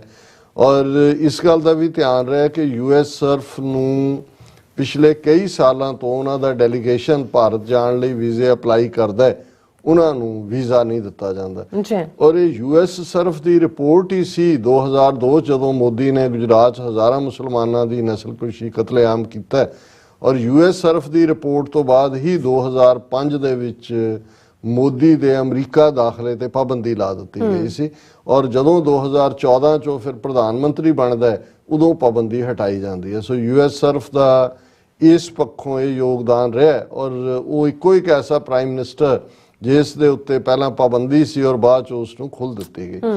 ਹੁਣ ਉਹ ਬੀਤੇ ਵਰੇ 'ਚ ਕੀ ਹੋਇਆ, ਉਹ ਹੁਣ ਜਿਹੜੀ ਰਿਪੋਰਟ ਕੱਲ ਮਈ 1 ਨੂੰ ਜਾਰੀ ਕੀਤੀ US SURF ਨੇ, ਇਹ ਐਕਚੁਅਲੀ 2022 ਦੀ ਰਿਪੋਰਟ ਹੈ ਜੀ 2022 ਜਨਵਰੀ ਤੋਂ 31 ਦਸੰਬਰ ਤੱਕ, ਉਸ ਤੋਂ ਬਾਅਦ ਦੀਆਂ ਘਟਨਾਵਾਂ ਅਗਲੀ ਰਿਪੋਰਟ ਸ਼ਾਮਲ ਹੋਣਗੀਆਂ। ਸੋ ਉਹਦੇ 'ਚ ਉਹਨਾਂ ਦੀ ਪੈਨੀ ਅੱਖ ਹੁੰਦੀ ਹੈ, ਪੂਰਾ ਕਮਿਸ਼ਨ ਉਸ ਦੇ ਵਿੱਚ ਦੋਨੋਂ ਪਾਰਟੀਆਂ ਦੇ ਡੈਮੋਕ੍ਰੈਟ ਔਰ ਰਿਪਬਲਿਕਨਸ ਬਾਈ ਪਾਰਟੀਸਨ ਮੈਂਬਰਸ ਨੇ, ਔਰ ਪੂਰੀ ਤਹਿਕੀਕਾਤ ਤੋਂ ਬਾਅਦ, ਔਰ ਇਹਨਾਂ ਦੀਆਂ ਐਮਬੈਸੀਆਂ ਜਾਂ ਦੂਸਰੀਆਂ 'ਚ ਆਪਣੇ ਵੀ ਆਪਰੇਟਿਵ ਬੈਠੇ ਹੋਏ ਨੇ, ਹਿਊਮਨ ਰਾਈਟਸ ਜਿਹੜੀਆਂ ਗਰੁੱਪ ਨੇ ਉਹ ਵੀ ਰਿਪਰੈਜ਼ੈਂਟੇਸ਼ਨਸ ਦਿੰਦੇ ਨੇ। ਜੇ ਸਿੱਖਾਂ ਦੇ ਬਿਹਾਫ ਤੇ ਕਹਿਣਾ ਹੋਏ ਕਿ ਅਸੀਂ ਜਦੋਂ ਇਹ 1998 ਚ ਇਹ ਕਮਿਸ਼ਨ ਬਣਦਾ ਹੈ, 1999 ਚ ਮੈਂ ਪਹਿਲੀ ਰਿਪਰੈਜ਼ੈਂਟੇਸ਼ਨ US SURF ਨੂੰ ਇੱਕ ਪੂਰਾ 11 ਮੈਂਬਰੀ ਡੈਲੀਗੇਸ਼ਨ ਲੈ ਕੇ ਵਾਸ਼ਿੰਗਟਨ DC ਦੇ ਵਿੱਚ ਦਿੱਤੀ। ਹੁਣ ਵੀ ਲਗਾਤਾਰਤਾ ਦੇ ਨਾਲ ਜਿਵੇਂ ਅਸੀਂ ਐਂਬੈਸਡਰ ਐਟ ਲਾਰਜ ਜਿਹੜੇ ਉਹਨਾਂ ਦੇ ਨਾਲ ਇੱਥੇ ਪਿਛਲੇ ਮਹੀਨੇ ਨਿਊਯਾਰਕ ਦੇ ਵਿੱਚ UN ਪਲਾਜ਼ਾ 'ਚ ਅਸੀਂ ਪੂਰੀ ਉਹਨਾਂ ਨੂੰ ਬਰੀਫਿੰਗ ਦੇ ਕੇ, ਕਿਉਂਕਿ 18 ਮਾਰਚ ਵਾਲਾ ਸਿਲਸਿਲਾ ਸ਼ੁਰੂ ਹੋ ਗਿਆ ਸੀ ਜਦੋਂ ਕਿ ਭਾਈ ਅੰਮ੍ਰਿਤਪਾਲ ਸਿੰਘ ਨੂੰ ਫੜਨ ਦੇ ਬਹਾਨੇ ਜੋ ਚੱਲ ਰਿਹਾ ਸੀ ਉਸ ਨੂੰ, ਔਰ ਉਹ ਲਿਖਤੀ ਫਾਰਮ ਦੇ ਵਿੱਚ ਵੀ ਵੌਇਸਿਸ ਫਾਰ ਫਰੀडम ਵੱਲੋਂ ਮੈਮੋਰੈਂਡਮ ਦਿੱਤਾ ਗਿਆ। ਹੋਰ ਸਿੱਖ ਜਥੇਬੰਦੀਆਂ ਵੀ ਆਪਣੇ ਤੌਰ ਤੇ ਰਿਪਰੈਜ਼ੈਂਟੇਸ਼ਨ ਦਿੰਦੀਆਂ ਨੇ। ਸੋ ਇਹ ਸਾਰਾ ਹੀ ਉਹਨਾਂ ਦਾ ਜਦੋਂ ਐਨੂਅਲ ਰਿਪੋਰਟ ਤਿਆਰ ਕੀਤੀ ਜਾਂਦੀ ਹੈ, ਇਹ ਸਾਰਾ ਉਹਨਾਂ ਦੇ ਕੋਲ ਮੈਟੀਰੀਅਲ ਹੁੰਦਾ ਹੈ ਕਿ ਭਾਈ ਉੱਥੇ ਈਸਾਈਆਂ ਨਾਲ ਕੀ ਹੋ ਰਿਹਾ। ਬੇਸ਼ੱਕ ਜਦੋਂ ਇਹ ਕਮਿਸ਼ਨ ਬਣਿਆ ਉਹਨਾਂ ਦੀ ਪ੍ਰਾਇੋਰਟੀ 'ਚ ਤਾਂ ਕ੍ਰਿਸਚੀਅਨਸ ਸੀ, ਲੇਕਿਨ ਮੁਸਲਮਾਨਾਂ ਨਾਲ ਕੀ ਹੋ ਰਿਹਾ, ਸਿੱਖਾਂ ਨਾਲ ਕੀ ਹੋ ਰਿਹਾ, ਦਲਿਤਾਂ ਨਾਲ ਕੀ ਹੋ ਰਿਹਾ, ਟਰਾਈਬਲਸ ਨਾਲ ਕੀ ਹੋ ਰਿਹਾ, NGOs ਨਾਲ ਕੀ ਹੋ ਰਿਹਾ, ਜਿਹੜੇ ਡਾਈਸੈਂਟ ਕਰਦੇ ਨੇ ਉਹ, ਔਰ ਜਿਹੜੇ ਕਾਨੂੰਨ ਇਹਨਾਂ ਨੇ ਬਣਾਏ ਨੇ, NSA ਲਾ ਰਹੇ ਨੇ, UAPA ਲਾ ਰਹੇ ਨੇ, ਬਾਕੀ ਡਰੈਕੋਨੀਅਨ ਲਾਜ਼ ਨੇ, ਮਰਡਰ ਹੋ ਰਹੇ ਨੇ, ਕਿਵੇਂ ਪ੍ਰੈਸ ਦੀ ਆਜ਼ਾਦੀ ਦਾ ਗਲਾ ਘੁੱਟਿਆ ਜਾ ਰਿਹਾ। ਸੋ ਉਸ ਸਾਰੇ ਤੇ ਬੇਸਡ ਫਿਰ ਇਹ ਜਿਹੜੇ ਨੇ ਰਿਪੋਰਟ ਦੇ ਵਿੱਚ ਰਿਕਮੈਂਡ ਕਰਦੇ ਨੇ ਕਿ ਇਸ ਮੁਲਕ ਦੇ ਵਿੱਚ ਇਹ ਚੱਲ ਰਿਹਾ, ਇਹਨੂੰ ਕੰਟਰੀ ਆਫ ਕੰਸਰਨ ਐਲਾਨਿਆ ਜਾਏ, COC, ਜਿੱਥੇ ਘੱਟ ਵਾਇਓਲੇਸ਼ਨਸ ਨੇ, ਕੰਟਰੀ ਔਨ ਸਪੈਸ਼ਲ ਵਾਚ ਐਲਾਨਿਆ ਜਾਏ, ਜਿਵੇਂ ਇਸ ਵਾਰ ਸ੍ਰੀਲੰਕਾ ਨੂੰ ਰਿਕਮੈਂਡ ਕੀਤਾ ਉਹਨਾਂ ਨੇ ਪਹਿਲੀ ਵਾਰ, ਔਰ ਇੱਕ ਜਿਹੜੀ ਸਭ ਤੋਂ ਸਖਤ ਕੈਟਾਗਰੀ ਹੈ ਉਹ ਕੰਟਰੀ ਆਫ ਪਾਰਟਿਕੂਲਰ ਕੰਸਰਨ, ਕਿ ਬਈ ਇੱਥੇ ਬਹੁਤ ਵਾਇਓਲੇਸ਼ਨਸ ਨੇ, ਪੂਰੀਆਂ ਧੱਜੀਆਂ ਉਡਾ ਰਹੇ ਨੇ, ਮਾਈਨੋਰਿਟੀ ਸੁਰੱਖਿਅਤ ਨਹੀਂ ਨੇ। ਔਰ ਇਹਨਾਂ ਰਿਪੋਰਟ ਇਹ ਨਹੀਂ ਹੁੰਦਾ ਜੀ ਰਿਪੋਰਟ ਆ ਗਈ ਦਾ ਫਾਇਦਾ ਨਹੀਂ, ਇਹ ਇੱਕ ਰਿਕਾਰਡ ਵੀ ਬਣ ਰਿਹਾ। ਔਰ ਇਹਦੇ ਥੱਲੇ ਅਸੀਂ ਇਹ ਰਿਅਲਾਈਜ਼ ਨੇ, ਹੁਣ ਜਿੰਨੇ ਵਕੀਲ ਨੇ ਜਿਨ੍ਹਾਂ ਨੇ ਅਸਾਈਲਮ ਕੇਸ ਕੀਤੇ ਹੋਏ ਨੇ ਆਪਣਿਆਂ ਦੇ, ਉਹ ਭੱਜ ਕੇ ਉਸ ਰਿਪੋਰਟ ਨੂੰ ਪ੍ਰਿੰਟ ਕਰ ਰਹੇ ਹੋਣ, ਉਹਨੂੰ ਜੱਜਾਂ ਦੇ ਸਾਹਮਣੇ ਰੱਖਣਾ, ਆਹ ਦੇਖੋ ਜੀ ਤੁਹਾਡੇ ਕਮਿਸ਼ਨ ਨੇ ਵੀ ਇਹ ਕਿਹਾ ਵੀ ਇਹ ਉੱਥੇ ਹੋ ਰਿਹਾ, ਔਰ ਕਿੰਨਿਆਂ ਨੂੰ ਜਿਹੜਾ ਰਾਹਤ ਮਿਲੇਗੀ। ਲੇਕਿਨ ਤਕਲੀਫ ਭਾਰਤ ਨੂੰ ਇਹ ਲੱਗਦਾ ਵੀ ਮੈਂ G20 ਦਾ ਪ੍ਰਧਾਨ ਰੋਟੇਸ਼ਨ ਵਾਈਜ਼ ਮਿਲਿਆ, ਔਰ ਇਹ ਇੱਕ ਤੋਂ ਬਾਅਦ ਇੱਕ ਐਵੇਂ ਨਹੀਂ ਉਹ ਕਹਿਣ ਲੱਗ ਗਏ ਉੱਥੇ ਬੈਠੇ ਹਿੰਦੂ ਤੋਂ ਵੀ ਐਂਕਰ ਕਿ ਜੀ ਇਹ ਤੇ ਅਮਰੀਕਾ ਖਾਲਿਸਤਾਨ ਬਣਾਉਣਾ ਚਾਹੁੰਦਾ। ਹੁਣ ਇਹ ਕਹਿਣਗੇ ਦੇਖੋ ਜੀ ਖਾਲਿਸਤਾਨੀਆਂ ਨੇ ਰਿਪੋਰਟ ਜਾਰੀ ਕਰਾ ਦਿੱਤੀ ਜੀ, ਕਿਉਂਕਿ ਅਮਰੀਕਾ ਜਿਹੜਾ ਹਾਲਾਂਕਿ ਇਹ ਉਹਨਾਂ ਦੀ ਇੱਕ ਐਨੂਅਲ ਪ੍ਰੋਸੈਸ ਹੈ, ਟਾਈਮਿੰਗ ਵੀ ਉਹਨਾਂ ਦੀ ਆਪਣੀ ਹੈ, ਇਹਨਾਂ ਦਿਨਾਂ 'ਚ ਹੀ ਉਹ ਜਾਰੀ ਕਰਦੇ ਨੇ। ਹੁਣ ਇਹ ਚੌਥੀ ਵਾਰ ਹੋਇਆ ਇਹਨੇ ਰੋ ਕਿ ਯੂਐਸ ਸਰਫ ਨੇ ਆਪਣੀ ਰਿਪੋਰਟ ਦੇ ਵਿੱਚ ਇਹ ਕਿਹਾ ਵੀ ਇੰਡੀਆ ਨੂੰ ਕੰਟਰੀ ਆਫ ਪਾਰਟਿਕੂਲਰ ਕੰਸਰਨ ਐਲਾਨਿਆ ਜਾਏ, ਔਰ ਉਹਨਾਂ ਦੀਆਂ 4th ਟਾਈਮ ਇਹ ਵਾਪਰਦਾ। ਔਰ ਉਸ ਦੇ ਵਿੱਚ ਜਿਹੜਾ ਉਹਨਾਂ ਨੇ ਉਸ ਰਿਪੋਰਟ ਤੇ ਬੇਸਡ ਕਿਹਾ ਕਿ ਵੀ ਉਸ ਰਿਪੋਰਟ 'ਚ ਲਿਖਿਆ ਹੋਇਆ ਹੈ ਕਿ ਵੀ ਸਮੁੱਚੇ 2022 ਸਾਲ ਦੇ ਵਿੱਚ ਹਾਲਾਤ ਵੱਧ ਤੋਂ ਬਦਤਰ ਹੁੰਦੇ ਚਲੇ ਗਏ। Throughout the year, the Indian government at the national, state and local levels promoted and enforced religiously discriminatory policies, including laws targeting religious conversion, interfaith relationships, the wearing of hijabs and cow slaughter, which negatively impact Muslims, Christians, Sikhs, Dalits and Adivasis, said the report. ਹੁਣ ਇੱਕ ਤਾਂ ਇਹ ਹੈ ਕਿ ਜਿਹੜੇ ਸਾਡੇ ਇੱਥੇ effort ਹੁੰਦੇ ਨੇ ਉਹ ਵੀ ਫਰੈਕਟੀਫਾਈ ਹੁੰਦੇ ਨੇ, ਔਰ ਉਹਨਾਂ ਨੂੰ ਜੋ ਸਿੱਖਾਂ ਦੇ ਨਾਲ ਚੱਲ ਰਿਹਾ ਹੈ ਉਹ ਵੀ ਮੈਂਸ਼ਨ ਹੈ, ਜੋ ਦਲਿਤਾਂ ਨਾਲ ਹੋ ਰਿਹਾ ਹੈ, ਜੋ ਮੁਸਲਮਾਨਾਂ ਨਾਲ ਔਰ ਕ੍ਰਿਸਚੀਅਨਸ ਨਾਲ ਔਰ ਦੂਸਰਿਆਂ ਦੇ ਨਾਲ ਹੋ ਰਿਹਾ ਜੀ। ਫਿਰ ਉਹਨਾਂ ਨੇ ਇਹ ਕਿਹਾ ਕਿ ਭਈ ਇਹ ਜਿਹੜਾ ਇੰਡੀਆ ਨੂੰ ਜਿਹੜਾ ਇਹਨਾਂ ਦੀ ਹਾਲਤ ਬਦਤਰ ਹੈ ਔਰ ਇਸ ਨੂੰ ਜਿਹੜਾ ਹੈ ਉਹ ਕੰਟਰੀ ਆਫ ਪਾਰਟਿਕੂਲਰ ਕੰਸਰਨ ਐਲਾਨਿਆ ਜਾਏ। ਜਿਹੜੇ ਵੀ ਇਸ ਰਿਪੋਰਟ 'ਚ ਇੰਟਰਸਟਿਡ ਨੇ ਉਹ ਇਸ ਦਾ ਵੇਰਵਾ ਜਾ ਕੇ ਦੇਖ ਸਕਦੇ ਨੇ, ਔਰ ਉਹਦੇ ਵਿੱਚ ਬਹੁਤ ਸਾਰੀਆਂ ਡਿਟੇਲ ਜਦੋਂ ਗੱਲ ਕਰਦੇ ਨੇ ਕਿ ਉਹ ਬਿਲਕੁਲ ਫੈਕਟਸ ਦੇ ਨਾਲ ਕਰਦੇ ਨੇ ਕਿ ਵੀ ਇਹ ਉਹਨਾਂ ਨੇ ਫਿਰ ਰਿਕਮੈਂਡੇਸ਼ਨ ਜਿਹੜੀਆਂ ਕੀਤੀਆਂ। We also stress the importance of Congress acting to prohibit any person from receiving compensation for lobbying on behalf of foreign adversaries, including those engaging in particularly severe violations of the right to freedom of religion or belief, कि भी ये जड़े compensation इन्हों भी बंद करो। और नाल दी नाल उन्होंने कहा कि भी इंडिया ने despite these secular principles, भावें उन्होंने constitution secularism दी गल है, since 2014 the Indian government led by BJP has facilitated and supported national and state level policies that undermine religious freedom for minority groups. कि 2014 ਤੋਂ ਸੋ ਮੋਦੀ ਨੂੰ ਸਿੱਧਾ ਟਾਰਗੇਟ ਕੀਤਾ ਕਿ ਪਿਛਲੇ ਆਲਮੋਸਟ 7 ਸਾਲ ਤੋਂ ਇਹ ਜਿਹੜਾ 9 ਸਾਲ ਤੋਂ 2014 ਤੋਂ ਹੁਣ ਜਿਹੜਾ 9 ਸਾਲ ਹੋਏ ਨੇ ਇਹ ਡਿਸਕ੍ਰਿਮੀਨੇਸ਼ਨ ਹੋ ਰਹੀ ਹੈ ਮਾਈਨੋਰਿਟੀ ਗਰੁੱਪਸ ਨਾਲ। ਔਰ ਉਹਨਾਂ ਨੇ ਕਿਹਾ ਵੀ ਕੱਲਾ ਇਹੀ ਨਹੀਂ ਵੀ ਇੰਡੀਆ ਨੂੰ ਕੰਟਰੀ ਆਫ ਪਾਰਟਿਕੂਲਰ ਕੰਸਰਨ ਐਲਾਨਿਆ ਜਾਏ। It also called for the US government to condemn ongoing religious freedom violations and impose targeted sanctions on Indian government officials and agencies. कि ਪਾਬੰਦੀਆਂ ਲਾਓ ਜਿਹੜੇ ਇੰਡੀਅਨ ਗਵਰਨਮੈਂਟ ਅਫੀਸ਼ੀਅਲ ਨੇ ਇੱਥੇ ਆਉਣ ਤੇ ਉਹਨਾਂ ਦੀਆਂ ਏਜੰਸੀਆਂ ਜਿਹੜੀਆਂ ਇਹ ਕਰ ਰਹੀਆਂ ਨੇ। ਹਾਲਾਂਕਿ ਜਿਵੇਂ ਅਸੀਂ ਕਿਹਾ ਵੀ ਭਾਵੇਂ ਇਹ ਚੌਥਾ ਸਾਲ ਹੈ ਪਰ 3 ਸਾਲ ਪਹਿਲਾਂ ਵੀ ਸਟੇਟ ਡਿਪਾਰਟਮੈਂਟ ਨੇ ਜਿਹੜਾ ਉਹ ਐਗਜ਼ੈਂਪਟ ਕਰਤਾ ਸੀ ਇੰਡੀਆ ਨੂੰ ਕਿ ਨਹੀਂ ਨਹੀਂ ਨਹੀਂ ਇਹ ਸਾਡਾ ਹੈ। ਔਰ ਇਹਨਾਂ ਨੂੰ ਇੰਡੀਆ ਨੂੰ ਉਦੋਂ ਵੀ ਤਕਲੀਫ ਹੋਈ ਜਦੋਂ ਸਾਊਦੀ ਅਰੇਬੀਆ ਦਾ ਕਰਾਊਨ ਪ੍ਰਿੰਸ ਜਿਹੜਾ ਦੋਸ਼ੀ ਮੰਨਿਆ ਗਿਆ ਸੀ ਜਮਾਲ ਖਸ਼ੋਗੀ ਦੀ ਮਰਡਰ ਦੇ ਵਿੱਚ, ਤੇ ਯੂਐਸ ਨੇ ਜਦੋਂ ਕਰਾਊਨ ਪ੍ਰਿੰਸ ਬਣਿਆ ਉਹਨੂੰ ਨੋਮੀਨੇਟ ਉਹਨੂੰ ਐਗਜ਼ੈਂਪਟ ਕਰਤਾ ਤੇ ਉਦੋਂ ਬੜਾ ਰੌਲਾ ਪਿਆ ਅਮਰੀਕਾ 'ਚ ਕਿ ਉਹਦੀ ਵਾਈਫ ਜਿਹੜੀ ਹੈ ਇੱਥੇ ਰਹਿੰਦੀ ਹੈ ਕਿ ਵੀ ਇਹ ਕੀ ਕਰ ਰਹੇ ਹੋ। ਤਾਂ ਉਹਨਾਂ ਨੇ ਕਿਹਾ ਜੀ ਅਸੀਂ ਮੋਦੀ ਨੂੰ ਵੀ ਭਾਵੇਂ ਉਹ 2002 ਚ ਜ਼ਿੰਮੇਵਾਰ ਸੀ ਨਸਲਕੁਸ਼ੀ ਲਈ ਐਗਜ਼ੈਂਪਟ ਕੀਤਾ ਸੀ ਉਸੇ ਕੈਟਾਗਰੀ ਥੱਲੇ ਇਹਨੂੰ ਕੀ। ਉਦੋਂ ਵੀ ਇੰਡੀਆ ਨੇ ਕਿਹਾ ਸੀ ਜੀ ਸਾਨੂੰ ਸਾਡੇ ਪ੍ਰਾਈਮ ਮਿਨਿਸਟਰ ਨੂੰ ਮਰਡਰਰ ਕਹਿ ਦਿੱਤਾ। ਹੁਣ ਜਿਹੜੀ ਦੂਸਰਾ ਪਾਰਟ ਇੰਡੀਆ ਦਾ ਰਿਐਕਸ਼ਨ ਦੇਖਣ ਵਾਲਾ ਹੈ, ਇਹ ਜਦੋਂ ਰਿਪੋਰਟ ਆਉਂਦੀ ਹੈ ਨਾਲ ਦੀ ਨਾਲ ਜਿਹੜਾ ਉਹਨਾਂ ਦਾ ਐਕਸਟਰਨਲ ਅਫੇਅਰਸ ਮਿਨਿਸਟਰੀ ਦਾ ਸਪੋਕਸਪਰਸਨ ਹੈ ਅਰਿੰਦਾਮ ਬਾਗਚੀ, ਉਹ ਪੂਰੀਆਂ ਚੀਕਾਂ ਮਾਰ ਰਿਹਾ। ਉਹ ਇਹ ਕਹਿ ਰਿਹਾ ਵੀ would urge US SURF to desist from such efforts and develop a better understanding of India, its plurality, its democratic ethos and its constitutional mechanism। ਕਿ ਅਸੀਂ US SURF ਨੂੰ ਕਹਿੰਦੇ ਹਾਂ ਜੀ ਇੰਡੀਆ ਨੂੰ ਬਦਨਾਮ ਕਰਨਾ ਛੱਡੋ, ਇੰਡੀਆ ਦੀ ਅੰਡਰਸਟੈਂਡਿੰਗ ਲਓ ਕਿਵੇਂ ਸਾਡੀ ਪਲੂਰਲ ਸੁਸਾਇਟੀ ਹੈ, ਡੈਮੋਕ੍ਰੈਟਿਕ ਐਥੋਸ ਨੇ ਔਰ ਦੂਸਰੇ ਨੇ। ਔਰ ਇਹ ਸਾਲ ਕੱਲਾ ਇਹੀ ਨਹੀਂ ਕਿ ਇੰਡੀਅਨ ਗਵਰਨਮੈਂਟ ਨੇ ਚੀਕਾਂ ਮਾਰੀਆਂ, ਇਹਨਾਂ ਦਾ ਜਿਹੜੀਆਂ ਈਵਨ ਇੱਥੇ ਬੈਠੀਆਂ ਇੰਡੀਆ ਨੇ ਜਿਹੜਾ ਆਪਣਾ ਇੱਕ ਨੈਟਵਰਕ ਖੜਾ ਕੀਤਾ ਹੋਇਆ ਵਿਦਾਂਤ ਪਟੇਲ, ਉਹਨੇ ਵੀ ਚੀਕਾਂ ਮਾਰੀਆਂ ਕਿਉਂਕਿ ਜਿਹੜੀ ਹੈ ਉਹਨਾਂ ਦੀ ਰਿਪੋਰਟ 'ਚ ਬੜੀ ਕਲੀਅਰਲੀ ਉਹਨਾਂ ਨੇ ਯੂਆਪਾ ਔਰ NGOs ਜਿਹੜੀਆਂ ਨੂੰ ਟਾਰਗੇਟ ਕੀਤਾ ਉਹਨਾਂ ਦਾ ਜ਼ਿਕਰ ਕੀਤਾ। ਲੇਕਿਨ ਵਿਦਾਂਤ ਪਟੇਲ ਜਿਹੜਾ ਸਟੇਟ ਡਿਪਾਰਟਮੈਂਟ ਦਾ ਡਿਪਟੀ ਸਪੋਕਸਪਰਸਨ ਹੈ ਭਾਵੇਂ, ਉਹਨੇ ਵੀ ਐਵੇਂ ਗੋਂਗਲੂਆਂ ਤੋਂ ਮਿੱਟੀ ਜਿਹੀ ਝਾੜੀ ਹੈ। ਅੱਛਾ। ਪਰ ਜਿਹੜੀ foundation of Indian and Indian diaspora studies ਹੈ FIDS, ਉਹਨਾਂ ਨੇ US ਸਰਫ ਦੀ ਰਿਪੋਰਟ ਨੂੰ ਕਿਹਾ ਜੀ ਇਹ ਬਾਇਸਡ ਰਿਪੋਰਟ ਹੈ, ਇਹ ਅਮਰੀਕਾ 'ਚ ਬੈਠੇ ਹੋਏ।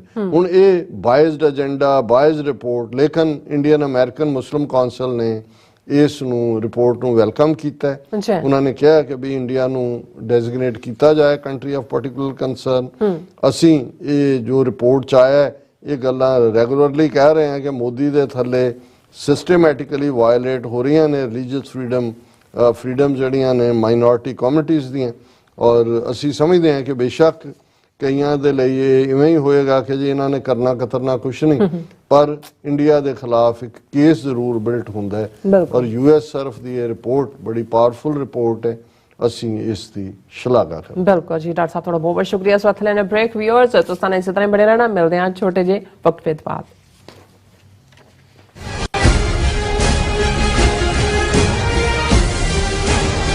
ਕੀ ਤੁਸੀਂ ਆਪਣੇ ਟੈਕਸਸ ਨੂੰ ਲੈ ਕੇ ਚਿੰਤਤ ਹੋ?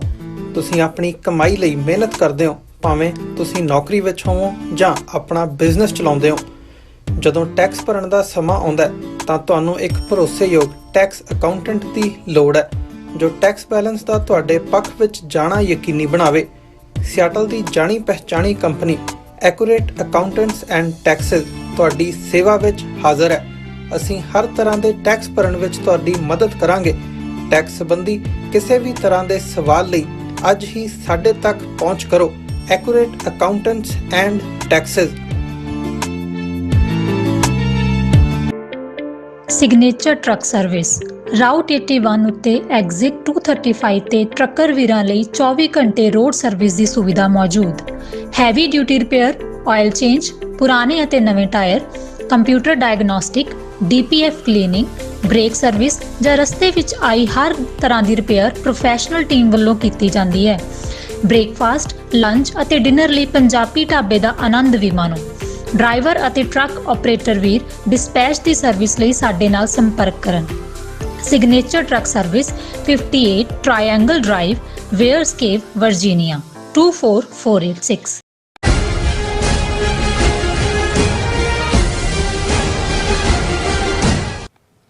Viewers welcome back on program. So ਇਹ ਗੱਲਬਾਤ ਕਰਨ ਜਾ ਰਹੇ ਹਾਂ ਕਿ ਕੁਝ ਹਲਕਿਆਂ ਵੱਲੋਂ ਅਕਸਰ ਇਹ ਸਵਾਲ ਪੁੱਛਿਆ ਜਾਂਦਾ ਹੈ ਕਿ ਡਾਇਸਪੋਰਾ ਸਿੱਖਾਂ ਦੇ ਰੌਲਾ ਪਾਉਣ ਨਾਲ ਕੋਈ ਖਾਲਿਸਤਾਨ ਨਹੀਂ ਬਣਨ ਵਾਲਾ, ਪਰ ਹਕੀਕਤ ਵਿੱਚ ਭਾਰਤ ਦੀ ਆਜ਼ਾਦੀ ਵੀ ਕਦੇ ਸੰਭਵ ਨਾ ਹੁੰਦੀ ਜੇ first world war and second world war ਦੇ ਦੌਰਾਨ ਅਮਰੀਕਨ ਪ੍ਰੈਜ਼ੀਡੈਂਟਸ ਵੱਲੋਂ UK ਤੋਂ ਸਾਰੀਆਂ ਬਸਤੀਆਂ ਨੂੰ ਆਜ਼ਾਦ ਕਰਨ ਦੀ ਮੰਗ ਨਾ ਰੱਖੀ ਜਾਂਦੀ। ਸੋ ਭਵਿੱਖ ਵਿੱਚ ਵੀ ਖਾਲਿਸਤਾਨ ਦੀ ਆਜ਼ਾਦੀ ਵਿੱਚ ਅਮਰੀਕਾ ਦਾ ਅਹਿਮ ਰੋਲ ਹੋਵੇਗਾ। ਸੋ ਇਸ ਬਾਰੇ ਆਪਾਂ ਗੱਲਬਾਤ ਕਰਨ ਜਾ ਰਹੇ ਹਾਂ। ਸੋ ਅਸੀਂ ਚਾਹਾਂਗੇ ਕਿ ਤੁਸੀਂ ਇਸੇ ਤਰ੍ਹਾਂ ਬਣੇ ਰਹਿਣਾ। ਦੇਖਣ ਸੁਣ ਲਿਆ ਲਿਖਣ ਲਈ ਤੁਹਾਡਾ ਸਭ ਦਾ ਬਹੁਤ ਬਹੁਤ ਧੰਨਵਾਦ ਜੀ। ਡਾਕਟਰ ਸਾਹਿਬ ਕੀ ਕਹਿਣਾ ਚਾਹੋਗੇ? ਦੇਖੋ, ਅਸੀਂ ਇਸ ਟੌਪਿਕ ਤੇ ਡਿਸਕਸ ਕਰਨ ਤੋਂ ਪਹਿਲਾਂ ਉਹਨਾਂ ਨੂੰ ਐਕਨੋਲੇਜ ਕਰਨਾ ਚਾਹੁੰਦੇ ਹਾਂ ਜਿਹੜੇ ਸਾਡੇ ਨਾਲ ਜੁੜੇ ਨੇ। ਭੈਣ ਜੀ ਕੁਲਦੀਪ ਕੌਰ, ਉਹਨਾਂ ਨੇ ਇਹ ਕਿਹਾ ਕਿ ਵੀ ਵਾਹਿਗੁਰੂ ਮਿਹਰ ਕਰਨ ਭਾਈ ਅੰਮ੍ਰਿਤਪਾਲ ਸਿੰਘ ਜੀ ਦੀ ਨੂੰ ਚੜ੍ਹਦੀ ਕਲਾ ਬਖਸ਼ਣ। ਅੱਛਾ। ਔਰ ਉਹਨਾਂ ਦੇ ਬਹੁਤ ਸਾਰੇ ਮੈਸੇਜ ਨੇ। ਜ਼ੁਬੇਰ ਯਾਕੂਬ ਸਾਹਿਬ, ਹਾਲਾਂ ਯਾਕੂਬ ਸਾਹਿਬ ਆਏ ਨਹੀਂ ਹੈ ਪਰੇਡ ਤੇ, ਉਹਨਾਂ ਦੀ ਤੁਸੀਂ ਖਬਰ ਵੀ ਲੈਣੀ ਸੀ। ਹਾਲਾਂ ਉਹਨਾਂ ਨੇ ਕਿੱਥੇ ਰਹਿ ਗਏ, ਰੌਲਾ ਪਾਉਂਦੇ ਰਹਿ ਗਏ, ਸਾਰਿਆਂ ਨੂੰ ਕਹਿੰਦੇ ਰਹਿ ਗਏ ਕਿ ਹਾਂ ਵੀ ਸਾਰੇ ਪਹੁੰਚੋ, ਮੈਂ ਵੀ ਪਹੁੰਚਾਂਗਾ, ਨਹੀਂ ਆਏ। ਉਹਨਾਂ ਨੂੰ ਬਹੁਤ ਚੰਗਾ ਲੱਗਿਆ ਕਿ ਵੀ ਮੀਂਹ ਦੇ ਬਾਵਜੂਦ ਜਿਹੜੀ ਹੈ ਪਰੇਡ ਦੇ ਵਿੱਚ ਖਾਲਿਸਤਾਨ ਜ਼ਿੰਦਾਬਾਦ ਗੂੰਜਿਆ। ਔਰ ਇਸੇ ਤਰ੍ਹਾਂ ਸਾਡੇ ਜਸ ਜੀ ਜਿਹੜੇ ਨੇ ਉਹਨਾਂ ਨੇ ਵੀ ਬਹੁਤ ਸਾਰੇ ਮੈਸੇजेस ਉਹ ਹਮੇਸ਼ਾ ਹੀ ਜੁਆਇਨ ਸਾਨੂੰ ਕਰਦੇ ਨੇ। ਉਹਨਾਂ ਨੇ ਫਿਰ ਕੌਰ ID ਤੋਂ ਹੈ ਕਿ the land where everyone can speak, raise their concerns, preach their religion peacefully and live together happily and with prosperity। ਜ਼ਾਹਰ ਹੈ ਖਾਲਿਸਤਾਨ ਐਲਾਨਨਾਮੇ ਦੀ ਇਹੀ ਸਪਿਰਿਟ ਹੈ। ਔਰ ਇਸੇ ਤਰ੍ਹਾਂ SKIDF ਲੰਬੀ ਚੌੜੀ ID ਹੈ। ਉਹਨਾਂ ਨੇ ਮੈਨੂੰ ਔਰ ਲਵਲੀ ਨੀਲਮ ਜੀ, ਵਾਹਿਗੁਰੂ ਜੀ ਕਾ ਖਾਲਸਾ ਵਾਹਿਗੁਰੂ ਜੀ ਕੀ ਫਤਿਹ, ਗॉड ब्लेस यू, बहुत बहुत शुक्रिया जी। और फिर ਜ਼ੁਬੇਰ ਯਾਕੂਬ ਸਾਹਿਬ ਦੇ ਨੇ ਉਹ ਪੂਰਾ ਜਿਹੜਾ ਡਟ ਕੇ ਚੈਟ ਦੇ ਵਿੱਚ ਹਿੱਸਾ ਲੈਂਦੇ ਨੇ। ਔਰ ਕੁਝ ਜਿਹੜੇ ਮੈਸੇजेस ਮੈਂ ਪਹਿਲਾਂ ਦੇਖੇ ਹੁਣ ਉੱਡ ਗਏ, ਪਤਾ ਨਹੀਂ ਜਾਂ ਤਾਂ 올ਡ ਚ ਚਲੇ ਜਾਂਦੇ ਨੇ। ਆਗਾ ਗੁਲਜ ਦਾ ਮੈਸੇਜ ਸੀ ਜਿਹਦੇ ਚ ਉਹਨਾਂ ਨੇ ਪਰੇਡ ਦੀ ਵੀ ਤਾਰੀਫ ਕੀਤੀ ਹੋਈ ਸੀ ਔਰ ਕੱਲ ਦੇ ਪ੍ਰੋਗਰਾਮ ਨੂੰ ਵੀ ਉਹਨਾਂ ਨੇ ਸਰਾਹਿਆ ਹੋਇਆ ਸੀ। ਹੋਰ ਵੀ ਕੁਝ ਮੈਸੇजेस ਸੀ ਜਿਹੜੇ ਮੈਂ ਹੁਣ ਦੇਖ ਨਹੀਂ ਪਾ ਰਿਹਾ। ਅਸੀਂ ਜਦੋਂ ਵੀ ਕੁਝ ਜਿਹੜੇ ਕ੍ਰਿਟਿਕਸ ਨੇ ਇਹ ਕਹਿਣਗੇ ਕਿ ਜੀ ਇਹ ਬਾਹਰ ਬੈਠੇ ਸਿੱਖ ਜਿਹੜਾ ਰੌਲਾ ਪਾਉਂਦੇ ਨੇ ਖਾਲਿਸਤਾਨ ਦਾ, ਖਾਲਿਸਤਾਨ ਬਾਹਰ ਥੋੜੀ ਬਣਨਾ ਹੈ। ਜਾਂ ਇੱਕ ਤਾਂ ਉਹ ਕੈਟਾਗਰੀ ਕਹਿਣਗੇ ਬਣਾ ਲਓ ਅਮਰੀਕਾ ਕੈਨੇਡਾ 'ਚ, ਇੱਕ ਉਹ ਨੇ ਕਹਿਣਗੇ ਜੀ ਜੇ ਕਰਨਾ ਤਾਂ ਇੱਥੇ ਆ ਕੇ ਲੜੋ ਫਿਰ ਹੀ ਬਣੇਗਾ। ਨਹੀਂ, ਔਰ ਜੇ ਭਾਈ ਅੰਮ੍ਰਿਤਪਾਲ ਸਿੰਘ ਸਭ ਕੁਝ ਛੱਡ ਛਡਾ ਕੇ ਗਿਆ, ਫਿਰ ਉਹਨਾਂ ਨੂੰ ਸਾਜ਼ਿਸ਼ ਲੱਗਣ ਲੱਗ ਗਈ ਕਿ ਜੀ ਟ੍ਰੇਨਡ ਕੀਤਾ, ਬੀਜੇਪੀ ਨੇ ਕਰਤਾ, ਇਹਨੇ ਕਰਤਾ, ਉਹਨੇ ਕਰਤਾ। ਸੋ ਇੱਕ ਕੈਟਾਗਰੀ ਤਾਂ ਉਹ ਹੈ ਜੀ। ਇੱਕ ਉਹ ਹੈ ਜਿਹੜੇ ਜੈਨੂਇਨਲੀ ਇਹ ਦੇਖਦੇ ਨੇ ਕਿ ਵੀ ਕਿਵੇਂ ਇੱਕ ਪਾਵਰ ਜਿਹੜੀ ਆਬਾਦੀ ਵਾਈਜ਼ ਹੁਣ ਦੁਨੀਆ ਦਾ ਸਭ ਤੋਂ ਵੱਡਾ ਮੁਲਕ ਆਲਮੋਸਟ ਹੋ ਗਿਆ ਹੈ, ਔਰ ਜਿਹਦੇ ਕੋਲ ਜਿਹੜਾ ਉਹ ਹਥਿਆਰ ਖਰੀਦਣ ਲਈ ਉਹ ਪੈਸੇ ਵੀ ਦਿੰਦਾ, ਇਹਨਾਂ ਨੂੰ ਵੀ ਸੂਟ ਕਰਦਾ ਹੈ। ਤੇ ਇਸ ਸਾਰੇ ਦੇ ਚੱਲਦੇ ਆ ਕੀ ਹਾਲਾਤ ਬਣਨਗੇ ਜਦੋਂ ਕਿ ਖਾਲਿਸਤਾਨ ਦੀ ਆਜ਼ਾਦੀ ਜਾਂ ਕਸ਼ਮੀਰ ਦੀ ਆਜ਼ਾਦੀ ਜਾਂ ਨਾਗਿਆਂ ਦੀ ਆਜ਼ਾਦੀ ਇਹ ਸੰਭਵ ਹੋਏਗੀ। ਔਰ ਉਹਨਾਂ ਦਾ ਇਹ ਕਹਿਣਾ ਹੁੰਦਾ ਵੀ ਬਾਹਰ ਰੌਲੇ ਨਾਲ ਨਹੀਂ ਹੋਣਾ। ਸਾਡੇ ਵੀਰ ਮਲਕ ਸਾਹਿਬ ਨੇ ਇੱਕ ਕਿਤਾਬ ਦਾ ਇੱਕ ਪੇਜ ਸਾਨੂੰ ਭੇਜਿਆ, ਹਾਲਾਂਕਿ ਮੈਨੂੰ ਸੈਕੰਡ ਵਰਲਡ ਵਾਰ ਵੇਲੇ ਦਾ ਤਾਂ ਪਤਾ ਹੈ ਕਿ ਅਮਰੀਕਨ ਪ੍ਰੈਜ਼ੀਡੈਂਟ ਰੂਜ਼ਾਵੈਲਟ ਜਿਹੜੇ ਨੇ ਉਹਨਾਂ ਨੇ ਅਹਿਮ ਰੋਲ ਅਦਾ ਕੀਤਾ ਸੀ ਚਰਚਲ ਨੇ, ਜਦੋਂ ਕਿਉਂਕਿ ਪਹਿਲੇ 2-2.5 ਸਾਲ ਤੇ ਅਮਰੀਕਾ ਨਿਊਟਰਲ ਸੀ, ਜਿਵੇਂ ਫਸਟ ਵਰਲਡ ਵਾਰ ਵੇਲੇ ਵੀ ਸੀ। ਲੇਕਿਨ ਜਦੋਂ ਇੱਥੇ ਪਰਲ ਹਾਰਬਰ ਤੇ ਅਟੈਕ ਹੋਇਆ ਅਮਰੀਕਾ ਨੇ ਜੁਆਇਨ ਕੀਤਾ, ਪਰ ਉਸ ਤੋਂ ਪਹਿਲਾਂ ਰੂਜ਼ਵੈਲਟ ਨੇ ਅੰਡਰਸਟੈਂਡਿੰਗ ਲਈ ਸੀ ਚਰਚਲ ਤੋਂ ਕਿ ਜਿਹੜੀਆਂ ਕਾਲੋਨੀਜ਼ ਤੁਸੀਂ ਆਪਣੇ ਜ਼ੇਰ ਕੀਤੀਆਂ ਹੋਈਆਂ ਨੇ ਉਹਨਾਂ ਨੂੰ ਆਜ਼ਾਦ ਕਰੋ। ਸੋ ਉਹਨਾਂ ਨੇ ਮੈਨੂੰ ਮਲਕ ਸਾਹਿਬ ਨੇ ਇਹ ਭੇਜਿਆ, ਔਰ ਮੈਂ ਇਵੇਂ ਹੀ ਉਸ ਜਿਸ ਪੁਸਤਕ ਚੋਂ ਉਹਨਾਂ ਨੇ ਲਿਆ ਉਹਦਾ ਟਾਈਟਲ ਹੀ ਹੈ ਕਿ ਹੂ ਵਨ ਫਰੀडम ਫॉर ਇੰਡੀਆ, ਔਰ most of will immediately say names of leaders of Indian National Congress like Gandhi ji, Pandit Jawaharlal, Kaul and others. This is only partly true. ਜੇ ਪੁੱਛਿਆ ਜਾਏ ਕਿ ਭਾਰਤ ਦੀ ਆਜ਼ਾਦੀ ਕਿਹਨੇ ਲੈ ਕੇ ਦਿੱਤੀ, ਉਹਨਾਂ ਨੇ ਕਿਹਾ ਜੀ ਉਹਦੇ ਨਾਂ ਲੈਣਗੇ। ਉਹਨਾਂ ਨੇ ਕਿਹਾ ਜੀ ਇਹ ਅੰਸ਼ਕ ਸੱਚ ਹੈ, ਇਨ ਪਾਰਟ, ਸਾਰਾ ਸੱਚ ਨਹੀਂ, ਸਾਰਾ ਸੱਚ ਨਹੀਂ ਹੈ। Unfortunately, nobody has told us and we have not recognized the contributions of United States of America presidents. Here are the actual stories. ਕਿ ਇਸ ਫਰੀडम ਦੇ ਵਿੱਚ ਅਮਰੀਕਨ ਪ੍ਰੈਜ਼ੀਡੈਂਟਸ ਨੇ ਕੀ ਰੋਲ ਅਦਾ ਕੀਤਾ ਹੈ ਸਾਨੂੰ ਦੱਸਿਆ ਨਹੀਂ ਜਾਂਦਾ। ਫਿਰ ਉਹਨਾਂ ਨੇ ਕੋਟ ਕੀਤਾ ਹੈ ਫਸਟ ਵਰਲਡ ਵਾਰ 1914 ਤੋਂ 1918, America had not joined the war effort. The year is 1916। 1914 ਤੋਂ 1916 ਤੱਕ ਅਮਰੀਕਾ ਫਸਟ ਵਰਲਡ ਵਾਰ ਦਾ ਹਿੱਸਾ ਨਹੀਂ ਸੀ ਬਣਿਆ। The prime minister of UK sir David Lloyd George approaches President of United States of America Mr. Woodrow Wilson for help. ਇਹ UK ਦਾ president David Lloyd George approach ਕਰਦਾ America ਦੇ Woodrow Wilson president ਨੂੰ, ਔਰ ਵੁਡਰੋ Wilson ਬੜਾ ਆਈਡੀਅਲਿਸਟ ਵੀ ਸੀ, ਔਰ Washington ਦੇ ਵਿੱਚ ਵੁਡਰੋ ਵਿਲਸਨ ਰਿਸਰਚ ਇੰਸਟੀਚਿਊਟ ਵੀ ਹੈ, ਔਰ ਉਸ ਪੀਰੀਅਡ 'ਚ ਬਹੁਤ ਕੁਝ ਜਿਹੜਾ ਹੈ ਉਹ ਕ੍ਰੀਏਟਿਵ ਵੀ ਹੋਇਆ। What are we fighting for asks mister Wilson. ਉਹ ਪੁੱਛਦੇ ਨੇ ਕਿ ਵੀ ਇਹ ਦੱਸੋ ਅਸੀਂ ਕਾਹਦੇ ਲਈ ਲੜ ਰਹੇ ਹਾਂ। Freedom of the free world is the response by the British prime minister. ਉਹਨੇ ਕਿਹਾ ਜੀ ਕਿ ਇਹ ਜਿਹੜਾ ਫ੍ਰੀ ਵਰਲਡ ਹੈ ਉਸ ਦੀ ਆਜ਼ਾਦੀ ਦੇ ਲਈ then you should give freedom to all the colonies you hold, says US president. ਉਹਨੇ ਕਿਹਾ ਪਹਿਲਾਂ ਤੁਸੀਂ ਜਿਹਨਾਂ ਨੂੰ ਬਸਤੀਆਂ ਬਣਾਇਆ ਹੋਇਆ ਹੈ ਉਹਨਾਂ ਨੂੰ ਆਜ਼ਾਦੀ ਦਿਓ, ਫਿਰ ਤੁਸੀਂ ਇਹ ਦਾਅਵਾ ਕਰ ਸਕਦੇ ਹੋ ਜੀ ਕਿ ਅਸੀਂ ਫ੍ਰੀ ਵਰਲਡ ਦੀ ਜਿਹੜੀ ਹੈ ਉਹ freedom ਦੇ ਲਈ ਲੜ ਰਹੇ ਹਾਂ। ਬਿਲਕੁਲ। said US, it is promised but conveniently forgotten after the war because the conversation was verbal. ਕਿ ਜਿਹੜੀ ਕਨਵਰਸੇਸ਼ਨ ਅਮਰੀਕਨ ਪ੍ਰੈਜ਼ੀਡੈਂਟ ਵੁਡਰੋ ਵਿਲਸਨ ਔਰ UK ਦੇ ਪ੍ਰੈਜ਼ੀਡੈਂਟ ਡੇਵਿਡ ਲੋਇਡ ਜਾਰਜ ਦੇ ਵਿਚਾਲੇ ਹੋਈ ਉਹ ਜ਼ੁਬਾਨੀ ਕਲਾਮੀ ਸੀ। ਇਸ ਲਈ ਪਹਿਲੇ ਵਰਲਡ ਵਾਰ ਤੋਂ ਬਾਅਦ ਆਜ਼ਾਦੀ ਨਹੀਂ ਨਿਕਲੀ। ਰਾਦਰ ਅਸੀਂ ਇੰਡੀਆ 'ਚ ਦੇਖਦੇ ਹਾਂ ਕਿ ਉਹਨਾਂ ਨੇ ਰੌਲਟ ਐਕਟ ਲੈ ਆਂਦਾ, ਫਿਰ 20ਵੇਂ ਤੱਕ ਪਹੁੰਚਦੇ ਸਾਈਮਨ ਕਮਿਸ਼ਨ ਆ ਗਿਆ, ਪਰ ਰੌਲਟ ਐਕਟ ਜਿਹੜਾ ਉਹ ਕਾਲਾ ਕਾਨੂੰਨ ਸੀ ਜਿਹਦੇ ਵਿਰੋਧ ਫਿਰ ਜਦੋਂ ਲੋਕ ਇਕੱਠੇ ਹੋਏ ਜਲਿਆਂਵਾਲਾ ਬਾਗ ਅੰਗਰੇਜ਼ਾਂ ਨੇ ਵਰਤਾਇਆ।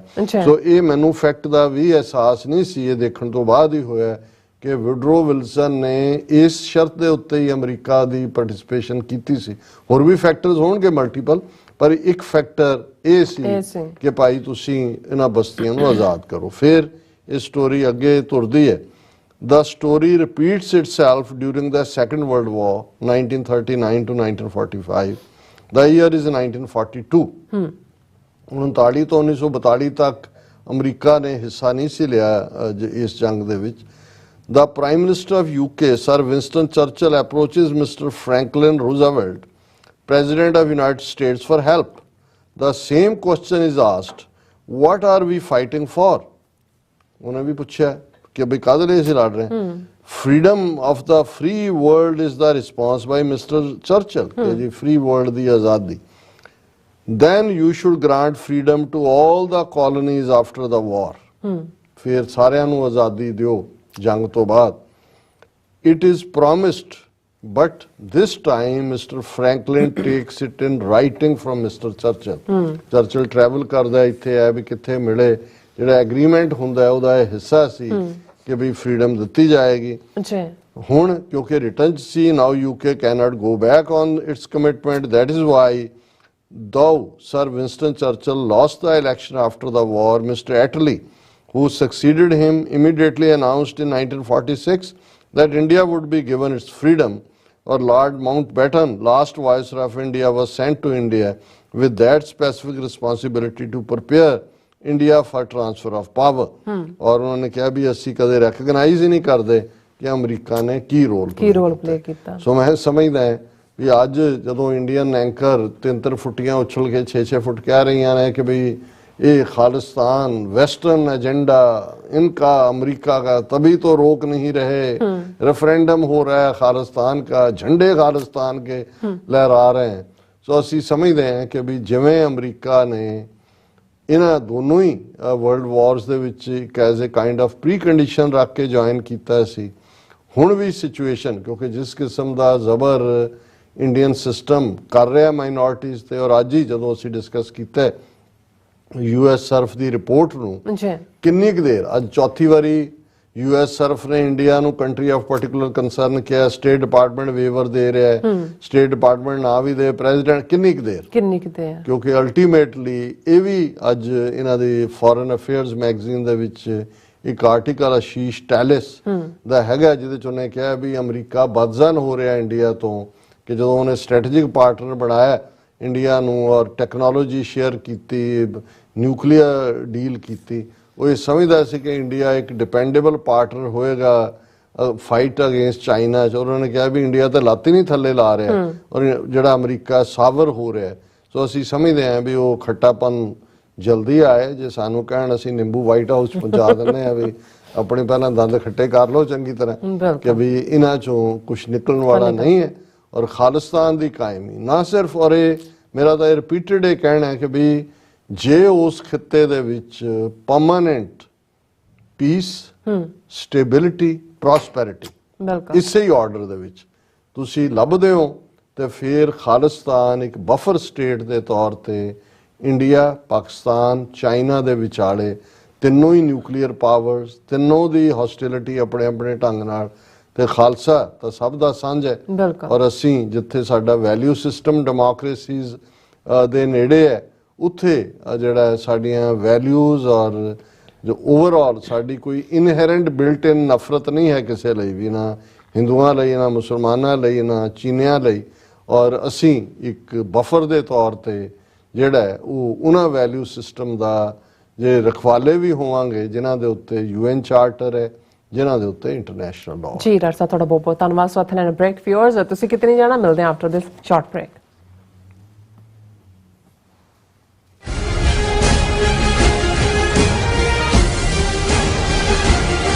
ਕੀ ਤੁਸੀਂ ਰੋਜ਼ਾਨਾ ਕੰਮ ਤੇ ਆਪਣਾ ਵਧੇਰੇ ਸਮਾਂ ਬਿਤਾਉਣ ਤੋਂ ਪਰੇਸ਼ਾਨ ਹੋ? ਆਪਣੀ ਪੂੰਜੀ ਨੂੰ ਕੰਮ ਤੇ ਲਗਾਓ, ਸਾਡੇ ਨਾਲ ਇਨਵੈਸਟ ਕਰੋ. ਅਸੀਂ ਤੁਹਾਡੀ ਪੂੰਜੀ ਤੋਂ ਤੁਹਾਡੇ ਲਈ ਵਧੇਰੇ ਪੈਸੇ ਬਣਾ ਸਕਦੇ ਹਾਂ. ਅਸੀਂ ਪ੍ਰਾਈਵੇਟ ਇਕੁਇਟੀ ਇਨਵੈਸਟਮੈਂਟ ਫਰਮ ਹਾਂ ਤੇ ਕਮਰਸ਼ੀਅਲ ਰੀਅਲ ਏਸਟੇਟ ਵਿੱਚ ਮਾਹਿਰ ਹਾਂ. Property management, leasing, asset management, commercial real estate investment ਵਿੱਚ ਸਾਰੀਆਂ ਸੇਵਾਵਾਂ ਲਈ ਅਮਰੀਕਾ ਭਰ ਵਿੱਚੋਂ ਤੁਸੀਂ ਸਾਡੇ ਤੱਕ ਪਹੁੰਚ ਕਰ ਸਕਦੇ ਹੋ. आजाद कमर्शियल रियलिटी सर्विसेज ते Azad family trust 701 north post oak road, suite number 204, Houston, Texas.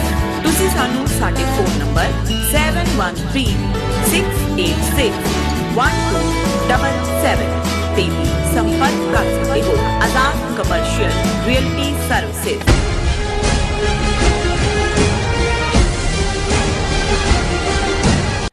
Viewers welcome back to program. So viewers end ਵਾਲੇ ਸੈਕਸ਼ਨ ਦੇ ਵਿੱਚ ਆਪਾਂ ਗੱਲਬਾਤ ਕਰਨ ਜਾ ਰਹੇ ਹਾਂ ਕਿ ਭਾਰਤ ਅਤੇ ਪਾਕਿਸਤਾਨ ਵਿਚਾਲੇ ਅਟਾਰੀ ਬਾਰਡਰ ਤੋਂ ਲੈ ਕੇ ਗੁਜਰਾਤ ਤੱਕ ਇੱਕ ਲੰਬੀ ਸਰਹੱਦ ਲੱਗਦੀ ਹੈ, ਪਰ ਰੋਜ਼ਾਨਾ ਅਟਾਰੀ ਬਾਰਡਰ ਤੇ ਤਿਰੰਗਾ ਚਾੜਨ ਤੇ ਲਾਉਣ ਦੀ ਬਾਂਦਰ ਖੇਡ ਜਿਹੜੀ ਪਰੇਡ ਹੈ ਉਹ ਕੀਤੀ ਜਾਂਦੀ ਹੈ। ਹੁਣ ਅਟਾਰੀ ਬਾਰਡਰ ਤੇ 418 ਫੁੱਟ ਉੱਚਾ ਤਿਰੰਗਾ ਲਾਉਣ ਦਾ ਫੈਸਲਾ ਕੀਤਾ ਗਿਆ ਹੈ ਔਰ ਸਿੱਖ ਕੌਮ ਮੰਗ ਕਰੇ ਕਿ ਇਸ ਤਿਰੰਗੇ ਦਾ ਇੱਥੇ ਕੋਈ ਕੰਮ ਨਹੀਂ ਹੈ, ਇਸ ਨੂੰ ਜਾ ਕੇ ਜਿਹੜਾ ਗੁਜਰਾਤ ਦੀ ਸਰਹੱਦ ਤੇ ਲਾਓ। ਸੋ ਇਸ ਬਾਰੇ ਆਪਾਂ ਗੱਲਬਾਤ ਕਰਨ ਜਾ ਰਹੇ ਹਾਂ। ਸੋ ਅਸੀਂ ਚਾਹਾਂਗੇ ਕਿ ਤੁਸੀਂ ਇਸ ਤਰ੍ਹਾਂ ਬਣੇ ਰਹਿਣਾ, ਦੇਖਣ ਸੁਣ ਲਈ ਐਂਡ ਲਿਖਣ ਲਈ ਤੁਹਾਡਾ ਸਭ ਦਾ ਬਹੁਤ ਬਹੁਤ ਸ਼ੁਕਰੀਆ ਜੀ। ਡਾਕਟਰ ਸਾਹਿਬ ਕੀ ਵਿਚਾਰਾਂ ਨੇ? ਦੇਖੋ, ਅਸੀਂ ਜਿਹੜੇ ਵੀਰ ਭੈਣਾਂ ਸਾਡੇ ਫੇਸਬੁੱਕ ਰਾਹੀਂ ਜੁੜੇ ਹੋਏ ਨੇ ਉਹਨਾਂ ਨੂੰ ਐਕਨੋਲੇਜ ਕਰਨਾ ਚਾਹੁੰਦੇ ਹਾਂ। ਜੀ ਹਰਦੇਵ ਸਿੰਘ ਬੰਦੇਸ਼ਾ ਲਿਖਦੇ ਨੇ, is Taranjit Sandhu aware of this? Taranjit Sandhu India ਦੇ ਐਂਬੈਸਡਰ ਨੇ ਅਮਰੀਕਾ ਦੇ ਵਿੱਚ, ਔਰ ਜ਼ਾਹਰ ਹੈ ਬਿਸ਼ਨ ਸਿੰਘ ਸਮੁੰਦਰੀ ਦਾ ਲੜਕਾ ਔਰ ਤੇਜਾ ਸਿੰਘ ਸਮੁੰਦਰੀ ਦਾ ਪੋਤਾ ਉਹਨੂੰ ਬਾਰ-ਬਾਰ ਐਕਸਟੈਂਸ਼ਨ ਦੇ ਰਹੇ ਨੇ। ਹੁਣ ਇਹ ਤਾਂ ਉਹਨਾਂ ਨੂੰ ਵੀ ਪਤਾ ਹੈ ਵੀ ਅਵੇਅਰ ਨੇ ਕਿ ਨਹੀਂ, ਲੇਕਿਨ ਇਸ 'ਚ ਕੋਈ ਸ਼ੱਕ ਨਹੀਂ ਹੈ ਕਿ ਤਰਨਜੀਤ ਸੰਧੂ ਇੰਡੀਅਨ ਸਟੇਟ ਦਾ ਜਿਹੜਾ ਇੱਕ ਉਹਨਾਂ ਦੇ ਲਈ ਇੱਕ ਯੂਜ਼ਫੁਲ ਸੰਦ ਹੈ ਜਿਸ ਨੂੰ ਉਹਨਾਂ ਨੇ ਵਰਤਿਆ, ਇਸ ਲਈ ਬਾਰ-ਬਾਰ ਉਸ ਨੂੰ ਐਕਸਟੈਂਸ਼ਨ ਦੇ ਰਹੇ ਨੇ। ਪਰ ਮੈਨੂੰ ਕਿੰਨਾ ਕੁ ਇਸ ਹਿਸਟਰੀ ਤੋਂ ਵਾਕਿਫ ਨੇ ਜ਼ਰੂਰ ਹੋਣਗੇ, ਕਿਉਂਕਿ ਅਦਰਵਾਈਜ਼ ਤਾਂ talented Indian foreign service Russia 'ਚ ਵੀ ਇਹ ਰਹੇ ਨੇ। ਗੁਰਸਿੱਖ ਢਿੱਲੋਂ ਲਿਖਦੇ ਨੇ, ਡਾਕਟਰ ਸਾਹਿਬ ਜੀ ਤੁਹਾਡੀ ਸਾਰੀ ਟੀਮ ਨੂੰ ਵਾਹਿਗੁਰੂ ਜੀ ਕਾ ਖਾਲਸਾ ਵਾਹਿਗੁਰੂ ਜੀ ਕੀ ਫਤਿਹ। ਤੁਸੀਂ ਅੱਜ ਸੁੱਤੀ ਹੋਈ ਕੌਮ ਨੂੰ ਜਗਾ ਰਹੇ ਹੋ, ਪਰ ਸਾਡੇ ਕਈ ਲੋਕ ਅਜੇ ਵੀ ਸੁੱਤੇ ਪਏ ਨੇ, ਪਰ ਉਹ ਲੋਕ ਸਮਝਣ ਨੂੰ ਤਿਆਰ ਹੀ ਨਹੀਂ ਹਨ। ਜੋ ਟਾਈਮ ਹੀ ਲੱਗ ਗਿਆ ਤਾਂ ਫਿਰ ਜਾਗਣ ਦਾ ਕੀ ਫਾਇਦਾ? ਹੁਣ ਸਾਰੀ ਕੌਮ ਨੂੰ ਇੱਕ ਨਿਸ਼ਾਨ ਸਾਹਿਬ ਥੱਲੇ ਇਕੱਠਾ ਹੋਣਾ ਚਾਹੀਦਾ ਹੈ ਤੇ ਖਾਲਿਸਤਾਨ ਜ਼ਿੰਦਾਬਾਦ। No doubt. ਢਿੱਲੋਂ ਸਾਹਿਬ ਬਹੁਤ ਬਹੁਤ ਸ਼ੁਕਰੀਆ। ਅਸੀਂ ਸਾਡੇ ਪਿਤਾ ਜੀ ਕਹਿੰਦੇ ਹੁੰਦੇ ਸੀ ਕਿ ਜੇ ਚੋਰ ਚੋਰੀ ਕਰਨੋਂ ਨਹੀਂ ਹਟਦਾ ਤੇ ਚੌਕੀਦਾਰ ਹੌਕਾ ਦੇਣੋਂ ਕਿਉਂ ਹਟੇ? ਬਿਲਕੁਲ। ਸੋ ਅਸੀਂ ਜੋ ਗੁਰੂ ਨੇ ਸਾਡੇ ਜ਼ਿੰਮੇ ਫਰਜ਼ ਲਾਇਆ ਹੈ, ਸਾਨੂੰ ਤੌਫੀਕ ਦਿੱਤੀ ਹੈ, ਆਪਣਾ ਫਰਜ਼ ਨਿਭਾ ਰਹੇ ਜੀ। ਬਾਕੀ ਇੱਕ ਛੋਟੀ ਪਰਸੈਂਟੇਜ ਹੁੰਦੀ ਹੈ ਜਿਹੜੀ ਐਕਟਿਵਿਸਟ ਦੇ ਤੌਰ ਤੇ ਅੱਗੇ ਆਉਂਦੀ ਹੈ, ਮੈਜੋਰਿਟੀ ਤਾਂ ਸ਼ਾਮਲ ਵਾਜੇ ਹੁੰਦੇ ਨੇ ਕਿਸੇ ਵੀ ਤਹਿਰੀਕ 'ਚ ਦੁਨੀਆ ਦੀ। ਦੇਖੋ, ਔਰ ਮੈਂ ਸਮਝਦਾ ਵੀ ਇਸ ਵੇਲੇ ਜਿਹੜੇ ਸਿੱਖਾਂ ਦੇ ਵਿੱਚ ਜਾਗਰੂਕ ਕਲਾਸ ਹੈ, ਖਾਸ ਤੌਰ ਤੇ ਯੰਗਰ ਜਨਰੇਸ਼ਨ, ਉਹ ਕਾਫੀ ਵੱਡੀ ਗਿਣਤੀ 'ਚ ਹੈ ਜਿਹੜੇ ਕਿ ਪਾਸਾ ਪਲਟਣ ਦੀ ਸਮਰੱਥਾ ਰੱਖਦੇ ਨੇ। ਦਵਿੰਦਰ ਸੰਧੂ ਉਹਨਾਂ ਨੇ ਫਤਿਹ ਬੁਲਾਈ ਹੈ, Jagdish Singh Pandher, doctor Sahib and Neelam Kaur ji Sat Sri ਅਕਾਲ, ਸੋਹਣ ਸਿੰਘ ਮਾਲ ਉਹਨਾਂ ਨੇ ਵੀ ਫਤਿਹ ਬੁਲਾਈ ਹੈ, ਨਮਨ ਕੌਰ ਉਹਨਾਂ ਨੇ ਇਹ ਪੁਆਇੰਟ ਆਊਟ ਕੀਤਾ ਕਿ date is wrong on Facebook 28 ਅਪ੍ਰੈਲ। ਇਹਨੂੰ ਜ਼ਰਾ ਸਾਡੀ ਟੈਕਨੀਕਲ ਟੀਮ ਚੈੱਕ ਕਰ ਲੇ, ਜਿਹੜੇ ਵੀ ਉੱਪਰ ਦੇਖ ਰਹੇ ਨੇ ਉਹਨੂੰ ਕਰੈਕਟ ਕਰੋ।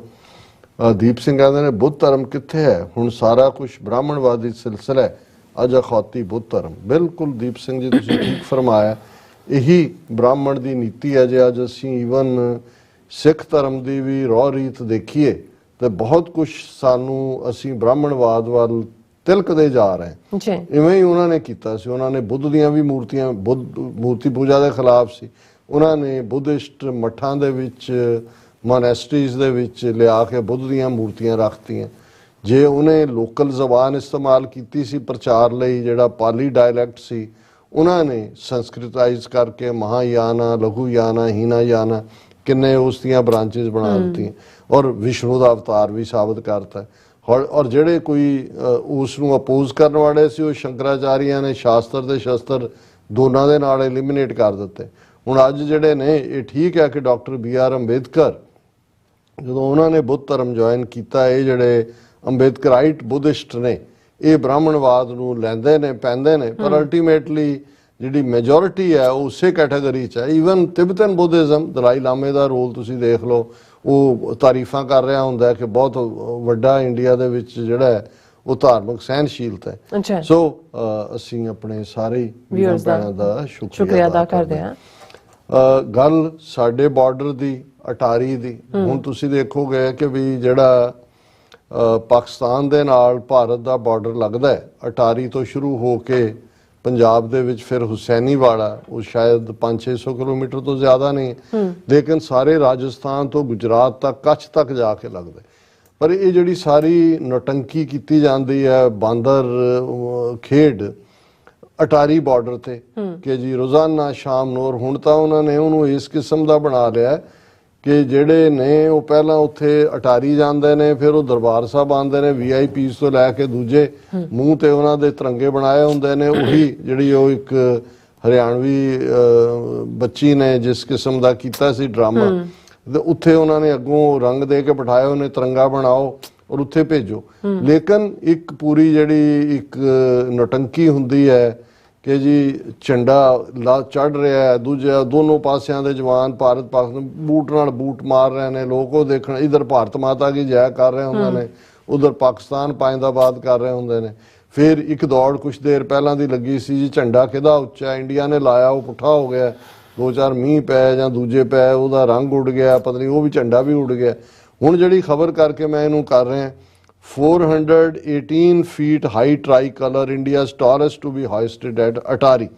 ਔਰ ਉਹਨਾਂ ਨੇ ਕਿਹਾ ਜੀ ਨੈਸ਼ਨਲ ਹਾਈਵੇ ਅਥਾਰਟੀ ਇੰਡੀਆ ਦੀ ਜਿਹੜੀ ਹੈ ਉਹਨਾਂ ਨੇ ਇਹ ਟਾਸਕ ਲਈ ਹੈ ਕਿ 418 ਫੁੱਟ ਲੰਬਾ ਜਿਹੜਾ ਨੈਸ਼ਨਲ ਫਲੈਗ ਹੈ Attari Wagah border check post ਤੇ ਲੱਗਣਾ ਹੈ। ਅੱਛਾ, ਇਹ ਪਾਕਿਸਤਾਨ ਦਾ ਜਿਹੜਾ ਪਰਚਮ ਹੈ 17 ਹਿਲਾਲ ਉਸ ਤੋਂ 18 ਫੁੱਟ ਉੱਚਾ ਹੈ, ਕਿਉਂਕਿ ਉਹਨਾਂ ਦਾ 400 ਫੁੱਟ ਉੱਚਾ ਹੈ, 418 ਲਾਣਗੇ ਔਰ ਇਹ ਜਿਹੜਾ ਫਿਰ ਉਹ ਹੋਇਸਟ ਕੀਤਾ ਜਾਏਗਾ। ਮੈਨੂੰ ਦੇਖਦਿਆਂ ਲੱਗਾ, ਮੈਂ ਕਿਹਾ ਕਿ ਬਈ ਇਹਨਾਂ ਨੂੰ ਸ਼ਰਮ ਨਹੀਂ ਆਉਂਦੀ। ਔਰ ਇਹ ਜਾਣ ਕੇ ਜਿਹੜਾ, ਕਿਉਂਕਿ ਦੋਨੋਂ ਹੀ ਹਿੱਸੇ ਇਧਰੋਂ ਅਟਾਰੀ ਔਰ ਉਧਰ ਵਾਘਾ ਦੋਨੋਂ ਪਾਸੇ ਪੰਜਾਬ ਨੇ, ਕਿ ਵੀ ਤੁਸੀਂ ਜਾ ਕੇ ਉਹਨੂੰ ਗੁਜਰਾਤ ਚ ਲਾਓ ਤਿਰੰਗੇ ਨੂੰ, ਸਾਨੂੰ ਇੱਥੇ ਕੋਈ ਲੋੜ ਨਹੀਂ। ਅਸੀਂ ਤਾਂ ਚਾਹੁੰਦੇ ਹਾਂ ਵੀ ਈਵਨ ਇਹ ਤਾਰ ਵੀ ਨਹੀਂ ਹੋਣੀ ਚਾਹੀਦੀ, ਖੁੱਲਾ ਸਾਡਾ ਕੈਨੇਡਾ ਅਮਰੀਕਾ ਕਿੰਨੀ ਵਾਰੀ ਇਹ ਮੰਗ ਕਰ ਚੁੱਕੇ ਨੇ ਸਾਡੇ ਜਿਹੜੇ ਆਗੂ ਨੇ, ਜਿਨ੍ਹਾਂ ਸਰ ਸਿਮਰਨਜੀਤ ਸਿੰਘ ਮਾਨ ਨੇ, ਈਵਨ ਨਵਜੋਤ ਸਿੱਧੂ ਜਾਂ ਦੂਜਾ ਜਦੋਂ ਉਹ ਈਵਨ BJP ਸੀ ਉਦੋਂ ਵੀ ਉਹਨੇ ਮੰਗ ਕੀਤੀ ਸੀ ਕਿ ਬਈ ਗੁਜਰਾਤ ਦੇ ਨਾਲ ਤਾਂ ਟ੍ਰੇਡ ਵੀ ਚੱਲ ਰਿਹਾ ਇਹਨਾਂ ਦਾ, ਕਰਾਚੀ ਵੀ ਨਾਲ ਵੀ ਚੱਲ ਰਿਹਾ, ਪੰਜਾਬ ਨੂੰ ਹੀ ਉਹਨਾਂ ਨੇ ਨਫ਼ਰਤ ਦੇ ਲਈ ਰੱਖਿਆ ਹੋਇਆ ਵੀ ਦੋਨੋਂ ਪਾਸਿਓਂ ਤੁਸੀਂ ਨਫ਼ਰਤ ਫੈਲਾਣੀ ਹੈ ਔਰ ਇਹ ਸਾਨੂੰ ਨਹੀਂ ਲੋੜ ਹੈ, ਤੇ ਲੈ ਜਾਓ ਆਪਣਾ ਤਿਰੰਗਾ ਲਾ ਕੇ ਜਾ ਕੇ ਤੁਸੀਂ ਉੱਥੇ ਬੈਠੋ। ਪਰ ਇਹ ਗੱਲ ਦੱਸਦੀ ਹੈ ਵੀ ਆਉਣ ਵਾਲੇ ਟਾਈਮ 'ਚ ਵੀ ਇਹ ਇਸ ਨਫ਼ਰਤ ਦੇ ਤੰਦੂਰ ਨੂੰ ਭਖਦਾ ਰੱਖਣਾ ਚਾਹੁੰਦੇ ਨੇ। ਨਤੀਜਾ ਜਦੋਂ ਫਿਰ ਕੋਈ ਵਾਕਿਆ ਹੋ ਜਾਂਦਾ ਹੈ, ਜੇ ਪੁੰਛ ਦੇ ਵਿੱਚ ਜੀਪ ਦੇ ਉੱਤੇ ਜਿਹੜਾ ਉਹ ਅੱਗ ਲੱਗੀ ਆ ਉਹਨੂੰ ਕਿ ਕਿਸੇ ਨੇ ਅਟੈਕ ਕੀਤਾ, 5 ਚੋਂ 4 ਮਰਨ ਵਾਲੇ ਜਵਾਨ ਸਿੱਖ ਫੌਜੀ, ਫਿਰ ਉਹੀ ਤਿਰੰਗੇ 'ਚ ਲਪੇਟ ਕੇ ਉਹਨਾਂ ਦੀਆਂ ਡੈੱਡ ਬਾਡੀਜ਼, ਉਹ ਠੀਕ ਕਿਹਾ ਉਹਨੇ ਸਤਪਾਲ ਮਲਿਕ ਨੇ, ਉਹਨੇ ਕਿਹਾ ਕਿ ਵੀ ਇਹ ਤੁਹਾਡੇ ਗਰੀਬਾਂ ਦੀਆਂ ਔਰ ਤੁਹਾਡੇ ਆਮ ਦੀਆਂ ਹੀ ਬੱਚਿਆਂ ਦੀਆਂ ਡੈੱਡ ਬਾਡੀਜ਼ ਤਿਰੰਗੇ 'ਚ ਲਪਟ ਕੇ ਆਉਂਦੀਆਂ। ਕਦੇ ਦੇਖੀਆਂ BJP ਦੇ ਕਿਸੇ ਲੀਡਰ ਦੀਆਂ, ਕੋਈ ਮੋਦੀ, ਅਮਿਤ ਸ਼ਾਹ, ਕੋਈ ਉਹ ਸਾਰੀ ਕਲਾਸ ਉਹਨਾਂ ਦੀ ਕੈਬਨਿਟ ਦੇ ਕਿਸੇ ਦੇ ਮੁੰਡੇ ਭਤੀਜੇ ਭਣੇਵੇਂ ਦੀ ਲਾਸ਼ ਆਈ ਹੋਏ? ਬਿਲਕੁਲ। ਸੋ ਅਸੀਂ, ਮੈਂ ਸਮਝਦਾ ਵੀ ਇਹ ਮੰਗ ਹੋਣੀ ਚਾਹੀਦੀ ਹੈ ਵੀ ਅਸੀਂ ਨਹੀਂ ਚਾਹੁੰਦੇ ਕਿ ਬਈ ਇਹਨੂੰ ਚੱਕੋ ਇਹ ਸਾਰੇ ਨੂੰ। ਅਸੀਂ ਇਕਰਾਰ ਕੀਤਾ ਸੀ ਲਾਸਟ ਟਾਈਮ, ਕਿਉਂਕਿ ਸਾਡੇ ਬਹੁਤ ਸਾਰੇ ਵਿਊਜ਼ ਨੇ ਕਿਹਾ ਵੀ ਕੀ ਗੱਲ ਹੁਣ ਤੁਸੀਂ ਸਾਡੀ ਰੂਹਾਨੀਅਤ ਦਾ ਸਾਨੂੰ ਜਿਹੜਾ ਉਹ ਨਗੇਟਸ ਆਫ ਵਿਜ਼ਡਮ ਦਿੰਦੇ ਸੀ ਉਹ ਨਹੀਂ ਦਿੰਦੇ। ਅੱਜ ਅਸੀਂ ਬਰੀਫ ਹੀ ਡਿਸਕਸ ਕਰਾਂਗੇ। ਔਰ ਕਿਉਂਕਿ 18 ਮਾਰਚ ਤੋਂ ਬਾਅਦ ਖਬਰਾਂ ਦਾ ਸਿਲਸਿਲਾ ਇੰਨਾ ਜ਼ਿਆਦਾ ਹੈ ਔਰ ਇਸ ਤੇਜ਼ੀ ਨਾਲ ਕਿਉਰਿਓਸਿਟੀ ਵੀ ਸੀ, ਫਿਕਰ ਵੀ ਸੀ, ਸੋ ਇਸ ਲਈ ਅਸੀਂ ਇਹ ਸੈਗਮੈਂਟ ਵੀ ਖਬਰਾਂ ਦੇ ਹਵਾਲੇ ਕੀਤਾ ਸੀ। ਹੁਣ ਅਸੀਂ ਉਹਨੂੰ ਵਾਪਸ ਲੈ ਆਏ ਹਾਂ ਔਰ ਇਹ ਤੀਸਰੇ ਪਾਤਸ਼ਾਹ ਦਾ ਸ਼ਲੋਕ ਹੈ, ਸ਼ਲੋਕ ਮਹੱਲਾ 3, ਉੱਥੋਂ ਹੀ ਸ਼ੁਰੂ ਕਰ ਰਹੇ ਹਾਂ ਜਿੱਥੇ ਅਸੀਂ ਛੱਡਿਆ ਸੀ। ਕਲਮ ਜਲੋ ਸਣ ਮਸਵਾਣੀ ਹੈ, ਕਾਗਤ ਭੀ ਜਲ ਜਾਓ, ਲਿਖਣ ਵਾਲਾ ਜਲ ਬਲੋ, ਜਿਨ ਲਿਖਿਆ ਦੂਜਾ ਭਾਓ, ਨਾਨਕ ਪੂਰਬ ਲਿਖਿਆ ਕਮਾਵਣਾ, ਅਵਰ ਨਾ ਕਰਨਾ ਜਾਏ। ਹੁਣ ਜੇ ਕਲਮ ਚੱਲੇ ਤੇ ਸਿਰਫ ਉਸ ਰੱਬ ਦੀ ਤਾਰੀਫ ਵਿੱਚ ਚੱਲੇ, ਜਿਹੜੀ ਕਲਮ। ਔਰ ਇਹ ਗੱਲ ਬਾਬਾ ਫਰੀਦ ਜਦੋਂ ਵੀ ਯਾਦ ਦਹਾਨੀ ਕਰਵਾਉਂਦੇ ਨੇ ਤੇ ਉਹਨਾਂ ਦਾ ਵੀ ਇਹ ਫਰਮਾਨ ਹੈ ਕਿ ਜੇ ਤੁਸੀਂ ਕੁਝ ਦੇਖਣਾ ਹੈ, ਇਹ ਫਰੀਦਾ ਜੇ ਤੂੰ ਅਕਲ ਲਤੀਫ, ਕਾਲੇ ਲਿਖ ਨਾ ਲੇਖ, ਆਪ ਨੜੇ ਗਰੀਬਾਨ ਮੈਂ ਸਿਰ ਨੀਵਾਂ ਕਰ ਦੇ। ਕਿ ਜੇ ਤੈਨੂੰ ਸੱਚਮੁੱਚ ਰੱਬ ਨੇ ਅਕਲ ਦਿੱਤੀ, ਆਪਣੇ ਆਪ ਨੂੰ ਤੂੰ ਲਤੀਫ ਸਮਝਦਾ ਤੇ ਫਿਰ ਆਪਣੀ ਕਲਮ ਦੇ ਨਾਲ ਕਾਲੇ ਲੇਖ ਨਾ ਲਿਖ, ਕਿਉਂਕਿ ਜਦੋਂ ਤੂੰ ਕਿਸੇ ਬਾਰੇ ਨਾ ਪੱਕੀ ਲਿਖਦਾ ਤੇ ਉਸ ਤੋਂ ਪਹਿਲਾਂ ਆਪ ਨੜੇ ਗਰੀਬਾਨ ਮੈਂ ਸਿਰ ਨੀਵਾਂ ਕਰ ਦੇਖ, ਆਪਣੇ ਅੰਦਰ ਝਾਕ ਕੇ ਦੇਖ ਕਿ ਤੂੰ ਕੀ ਹੈ। ਤੇ ਗੁਰੂ ਅਮਰਦਾਸ ਫਰਮਾਉਂਦੇ ਨੇ ਕਿ ਭਾਈ ਉਹ ਕਲਮ ਵੀ ਸੜ ਜਾਏ, ਉਹ ਸਿਆਹੀ ਵੀ ਮਸਵਾਣੀ ਸਿਆਹੀ ਨੂੰ ਕਹਿੰਦੇ ਨੇ, ਉਹ ਸਿਆਹੀ ਵੀ ਸੜ ਜਾਏ ਤੇ ਉਹ ਕਾਗਜ਼ ਵੀ ਸੜ ਜਾਏ। ਕਲਮ ਜਲੋ ਸਣ ਮਸਵਾਣੀ ਹੈ, ਕਲਮ ਸਣੇ ਸਿਆਹੀ ਦੇ ਸੜ ਜਾਏ, ਕਾਗਜ਼ ਵੀ ਜਲ ਜਾਓ, ਲਿਖਣ ਵਾਲਾ ਜਲ ਬੋਲੋ, ਜਿਨ ਲਿਖਿਆ ਦੂਜਾ ਪਾਓ। ਜਿਹੜਾ ਲਿਖਣ ਵਾਲਾ ਉਹ ਵੀ ਸੜ ਜਾਏ, ਜਿਹੜਾ ਰੱਬ ਤੋਂ ਬਿਨਾ ਕੋਈ ਹੋਰ ਗੱਲ ਲਿਖਦਾ ਹੈ, ਦੂਜਾ ਪਾਓ ਭਰਮ ਪੈਦਾ ਕਰਦਾ ਹੈ, ਦੁਚਿੱਤੀ ਪੈਦਾ ਕਰਦਾ ਹੈ, ਨਫ਼ਰਤ ਪੈਦਾ ਕਰਦਾ ਹੈ, ਉਹ ਲਿਖਾਰੀ ਕਲਮ ਸਿਆਹੀ ਜਿਹੜਾ ਕਾਗਜ਼ ਉਹ ਸਾਰਾ ਹੀ ਜਿਹੜਾ ਉਹ ਸੜ ਜਾਣਾ ਚਾਹੀਦਾ ਹੈ। ਅੱਛਾ। ਨਾਨਕ ਪੂਰਬ ਲਿਖਿਆ ਕਮਾਵਣਾ ਅਵਰ ਨਾ ਕਰਨਾ ਜਾਏ, ਕਿ ਉਹ ਲੋਕੋ ਦੁਨੀਆ ਦੇ ਉਹ ਬਹੁਤ ਕੁਛ ਜਿਹੜਾ ਹੈ ਉਹ ਰੱਬ ਦੀ ਰਜ਼ਾ ਦੇ ਵਿੱਚ ਹੀ ਸਭ ਕੁਝ ਵਾਪਰ ਰਿਹਾ ਹੁੰਦਾ ਹੈ, ਉਸ ਤੋਂ ਬਿਨਾ ਹੋਰ ਕੋਈ ਕਰਨ ਕਾਰਨ ਵਾਲਾ ਨਹੀਂ ਹੈ। ਔਰ ਇਸ ਦੇ ਨਾਲ ਦੂਸਰਾ ਸ਼ਲੋਕ ਵੀ ਮਹੱਲਾ ਤੀਜਾ ਦੇ ਥੱਲੇ ਹੈ। ਅੱਛਾ। ਹੋਰ ਕੂੜ ਪੜਨਾ ਕੂੜ ਬੋਲਣਾ, ਮਾਇਆ ਨਾਲ ਪਿਆਰ, ਨਾਨਕ ਵਿਣ ਨਾਮੈ ਕੋ ਥਿਰ ਨਹੀਂ, ਪੜ ਪੜ ਹੋਏ ਖੁਆਰ। ਕਿ ਉਸ ਵਾਹਿਗੁਰੂ ਦੇ ਨਾਮ ਤੋਂ ਬਿਨਾ ਕੁਝ ਹੋਰ ਪੜਨਾ ਕੁਝ ਬੋਲਣਾ, ਇਸ ਦਾ ਮਤਲਬ ਇਹ ਹੈ ਕਿ ਤੁਸੀਂ ਜੇ ਮਾਇਆ ਦੇ ਪਿਆਰ 'ਚ ਫਸੇ ਹੋਏ ਹੋ ਤੇ ਇਸ ਗੱਲ ਨੂੰ ਯਾਦ ਰੱਖੋ ਕਿ ਥਿਰ ਰਹਿਣ ਵਾਲਾ ਨਾਮ ਹੈ। ਨਾਨਕ ਵਿਣ ਨਾਮੈ ਕੋ ਥਿਰ ਨਹੀਂ, ਪੜ ਪੜ ਹੋਏ ਖੁਆਰ। ਜਿਹੜੇ ਸਿਰਫ ਦੁਨਿਆਵੀ ਪੜ੍ਹਾਈਆਂ ਦੇ ਵਿੱਚ ਖਚਤ ਔਰ ਉਸ ਪੜ੍ਹਾਈ ਨੂੰ ਵੀ ਮਾਇਆ ਇਕੱਠੀ ਕਰਨ ਦੇ ਲਈ ਵਰਤਦੇ ਨੇ, ਉਹਨਾਂ ਦੇ ਕੋਲ ਖੁਆਰੀ ਤੋਂ ਬਿਨਾ ਕੁਛ ਨਹੀਂ ਹੈ। ਔਰ ਜਿਵੇਂ ਗੁਰੂ ਗ੍ਰੰਥ ਸਾਹਿਬ ਦਾ ਪੈਟਰਨ ਸ਼ਲੋਕ ਦੇ ਨਾਲ ਪੌੜੀ ਉਸੇ ਥਾਟ ਨੂੰ ਅੱਗੇ ਤੋਰਦੀ ਹੈ। ਇਸ ਸ਼ਲੋਕ ਦੀ ਪੌੜੀ ਹੈ, ਹਰ ਕੀ ਵਡਿਆਈ ਵੱਡੀ ਹੈ, ਹਰ ਕੀਰਤਨ ਹਰ ਕਾ, ਹਰ ਕੀ ਵਡਿਆਈ ਵੱਡੀ ਹੈ ਜਾਂ ਨਿਆਓ ਹੈ ਧਰਮ ਕਾ, ਹਰ ਕੀ ਵਡਿਆਈ ਵੱਡੀ ਹੈ ਜਾਂ ਫਲ ਹੈ ਜੀ ਕਾ, ਹਰ ਕੀ ਵਡਿਆਈ ਵੱਡੀ ਹੈ ਜਾਂ ਨਾ ਸੁਣਈ ਕਿਹਾ ਚੁਗਲ ਕਾ, ਹਰ ਕੀ ਵਡਿਆਈ ਵੱਡੀ ਹੈ ਅਪੁੱਛਿਆ ਦਾਨ ਦੇਵ ਕਾ। ਹੁਣ ਜਿੱਥੇ ਸ਼ਲੋਕ ਦੇ ਵਿੱਚ ਇਹ ਯਾਦ ਦਹਾਨੀ ਸੀ ਕਿ ਭਾਈ ਸਿਰਫ ਤੇ ਸਿਰਫ ਜਿਹੜਾ ਨਾਮ ਹੈ ਉਸ ਨਾਲ ਜੁੜਿਆ ਹੀ ਤੁਹਾਨੂੰ ਜਿਹੜੀ ਹੈ ਉਹ ਤੁਹਾਡਾ ਅੰਦਰ ਟਿਕਦਾ ਹੈ, ਉਸ ਤੋਂ ਬਿਨਾ ਤੁਸੀਂ ਜੋ ਕੁਝ ਵੀ ਕਰਦੇ ਹੋ ਉਹ ਕੂੜ ਦੇ ਖਾਤੇ 'ਚ ਚਲਾ ਜਾਂਦਾ ਹੈ। ਔਰ ਇਸ ਦੀ ਇੰਟਰਪ੍ਰੀਟੇਸ਼ਨ ਦੇ ਵਿੱਚ ਪੌੜੀ ਦੇ ਵਿੱਚ ਹੈ ਕਿ ਭਾਈ ਵਾਹਿਗੁਰੂ ਦੇ ਗੁਣ ਗਾਇਨ ਕਰਨਾ ਹੀ ਵੱਡਾਪਨ ਹੈ। ਉਸ ਦੀ ਕੀਰਤਨ ਦਾ ਮਤਲਬ ਕੋਈ ਜੋੜੀ ਵਾਜਾ ਨਹੀਂ ਹੁੰਦਾ, ਕੀਰਤ ਸਿਫਤ ਸਲਾਹ ਨੂੰ ਕਹਿੰਦੇ ਨੇ, ਕਿ ਉਸ ਦਾ ਸਿਫਤ ਸਲਾਹ ਕਰਨਾ। ਕਿਉਂਕਿ ਇਸ ਲਈ ਵਾਹਿਗੁਰੂ ਦੀ ਵਡਿਆਈ ਵੱਡੀ ਹੈ ਕਿਉਂਕਿ ਉਹ ਨਿਆਂ ਕਰਨ ਵਾਲਾ ਹੈ, ਅਦਲ ਕਰਨ ਵਾਲਾ ਹੈ, ਧਰਮ ਦਾ ਨਿਆਂ ਉਹ ਕਰਦਾ ਹੈ ਔਰ ਉਹ ਸਾਰੇ ਫਲ ਦੇਣ ਵਾਲਾ ਹੈ। ਉਸ ਦੀ ਵਡਿਆਈ ਵੱਡੀ ਹੈ, ਨਾ ਕਿ ਕਿਸੇ ਚੁਗਲਖੋਰ ਜਿਹੜੇ ਨੇ ਉਹਨਾਂ ਦੀ ਗੱਲ ਨੂੰ ਜੇ ਤੁਸੀਂ ਦੇਖੋਗੇ ਤੇ ਉਹ ਤੁਹਾਨੂੰ ਉਸ ਪਾਸੇ ਤੋਰਦੇ ਨੇ।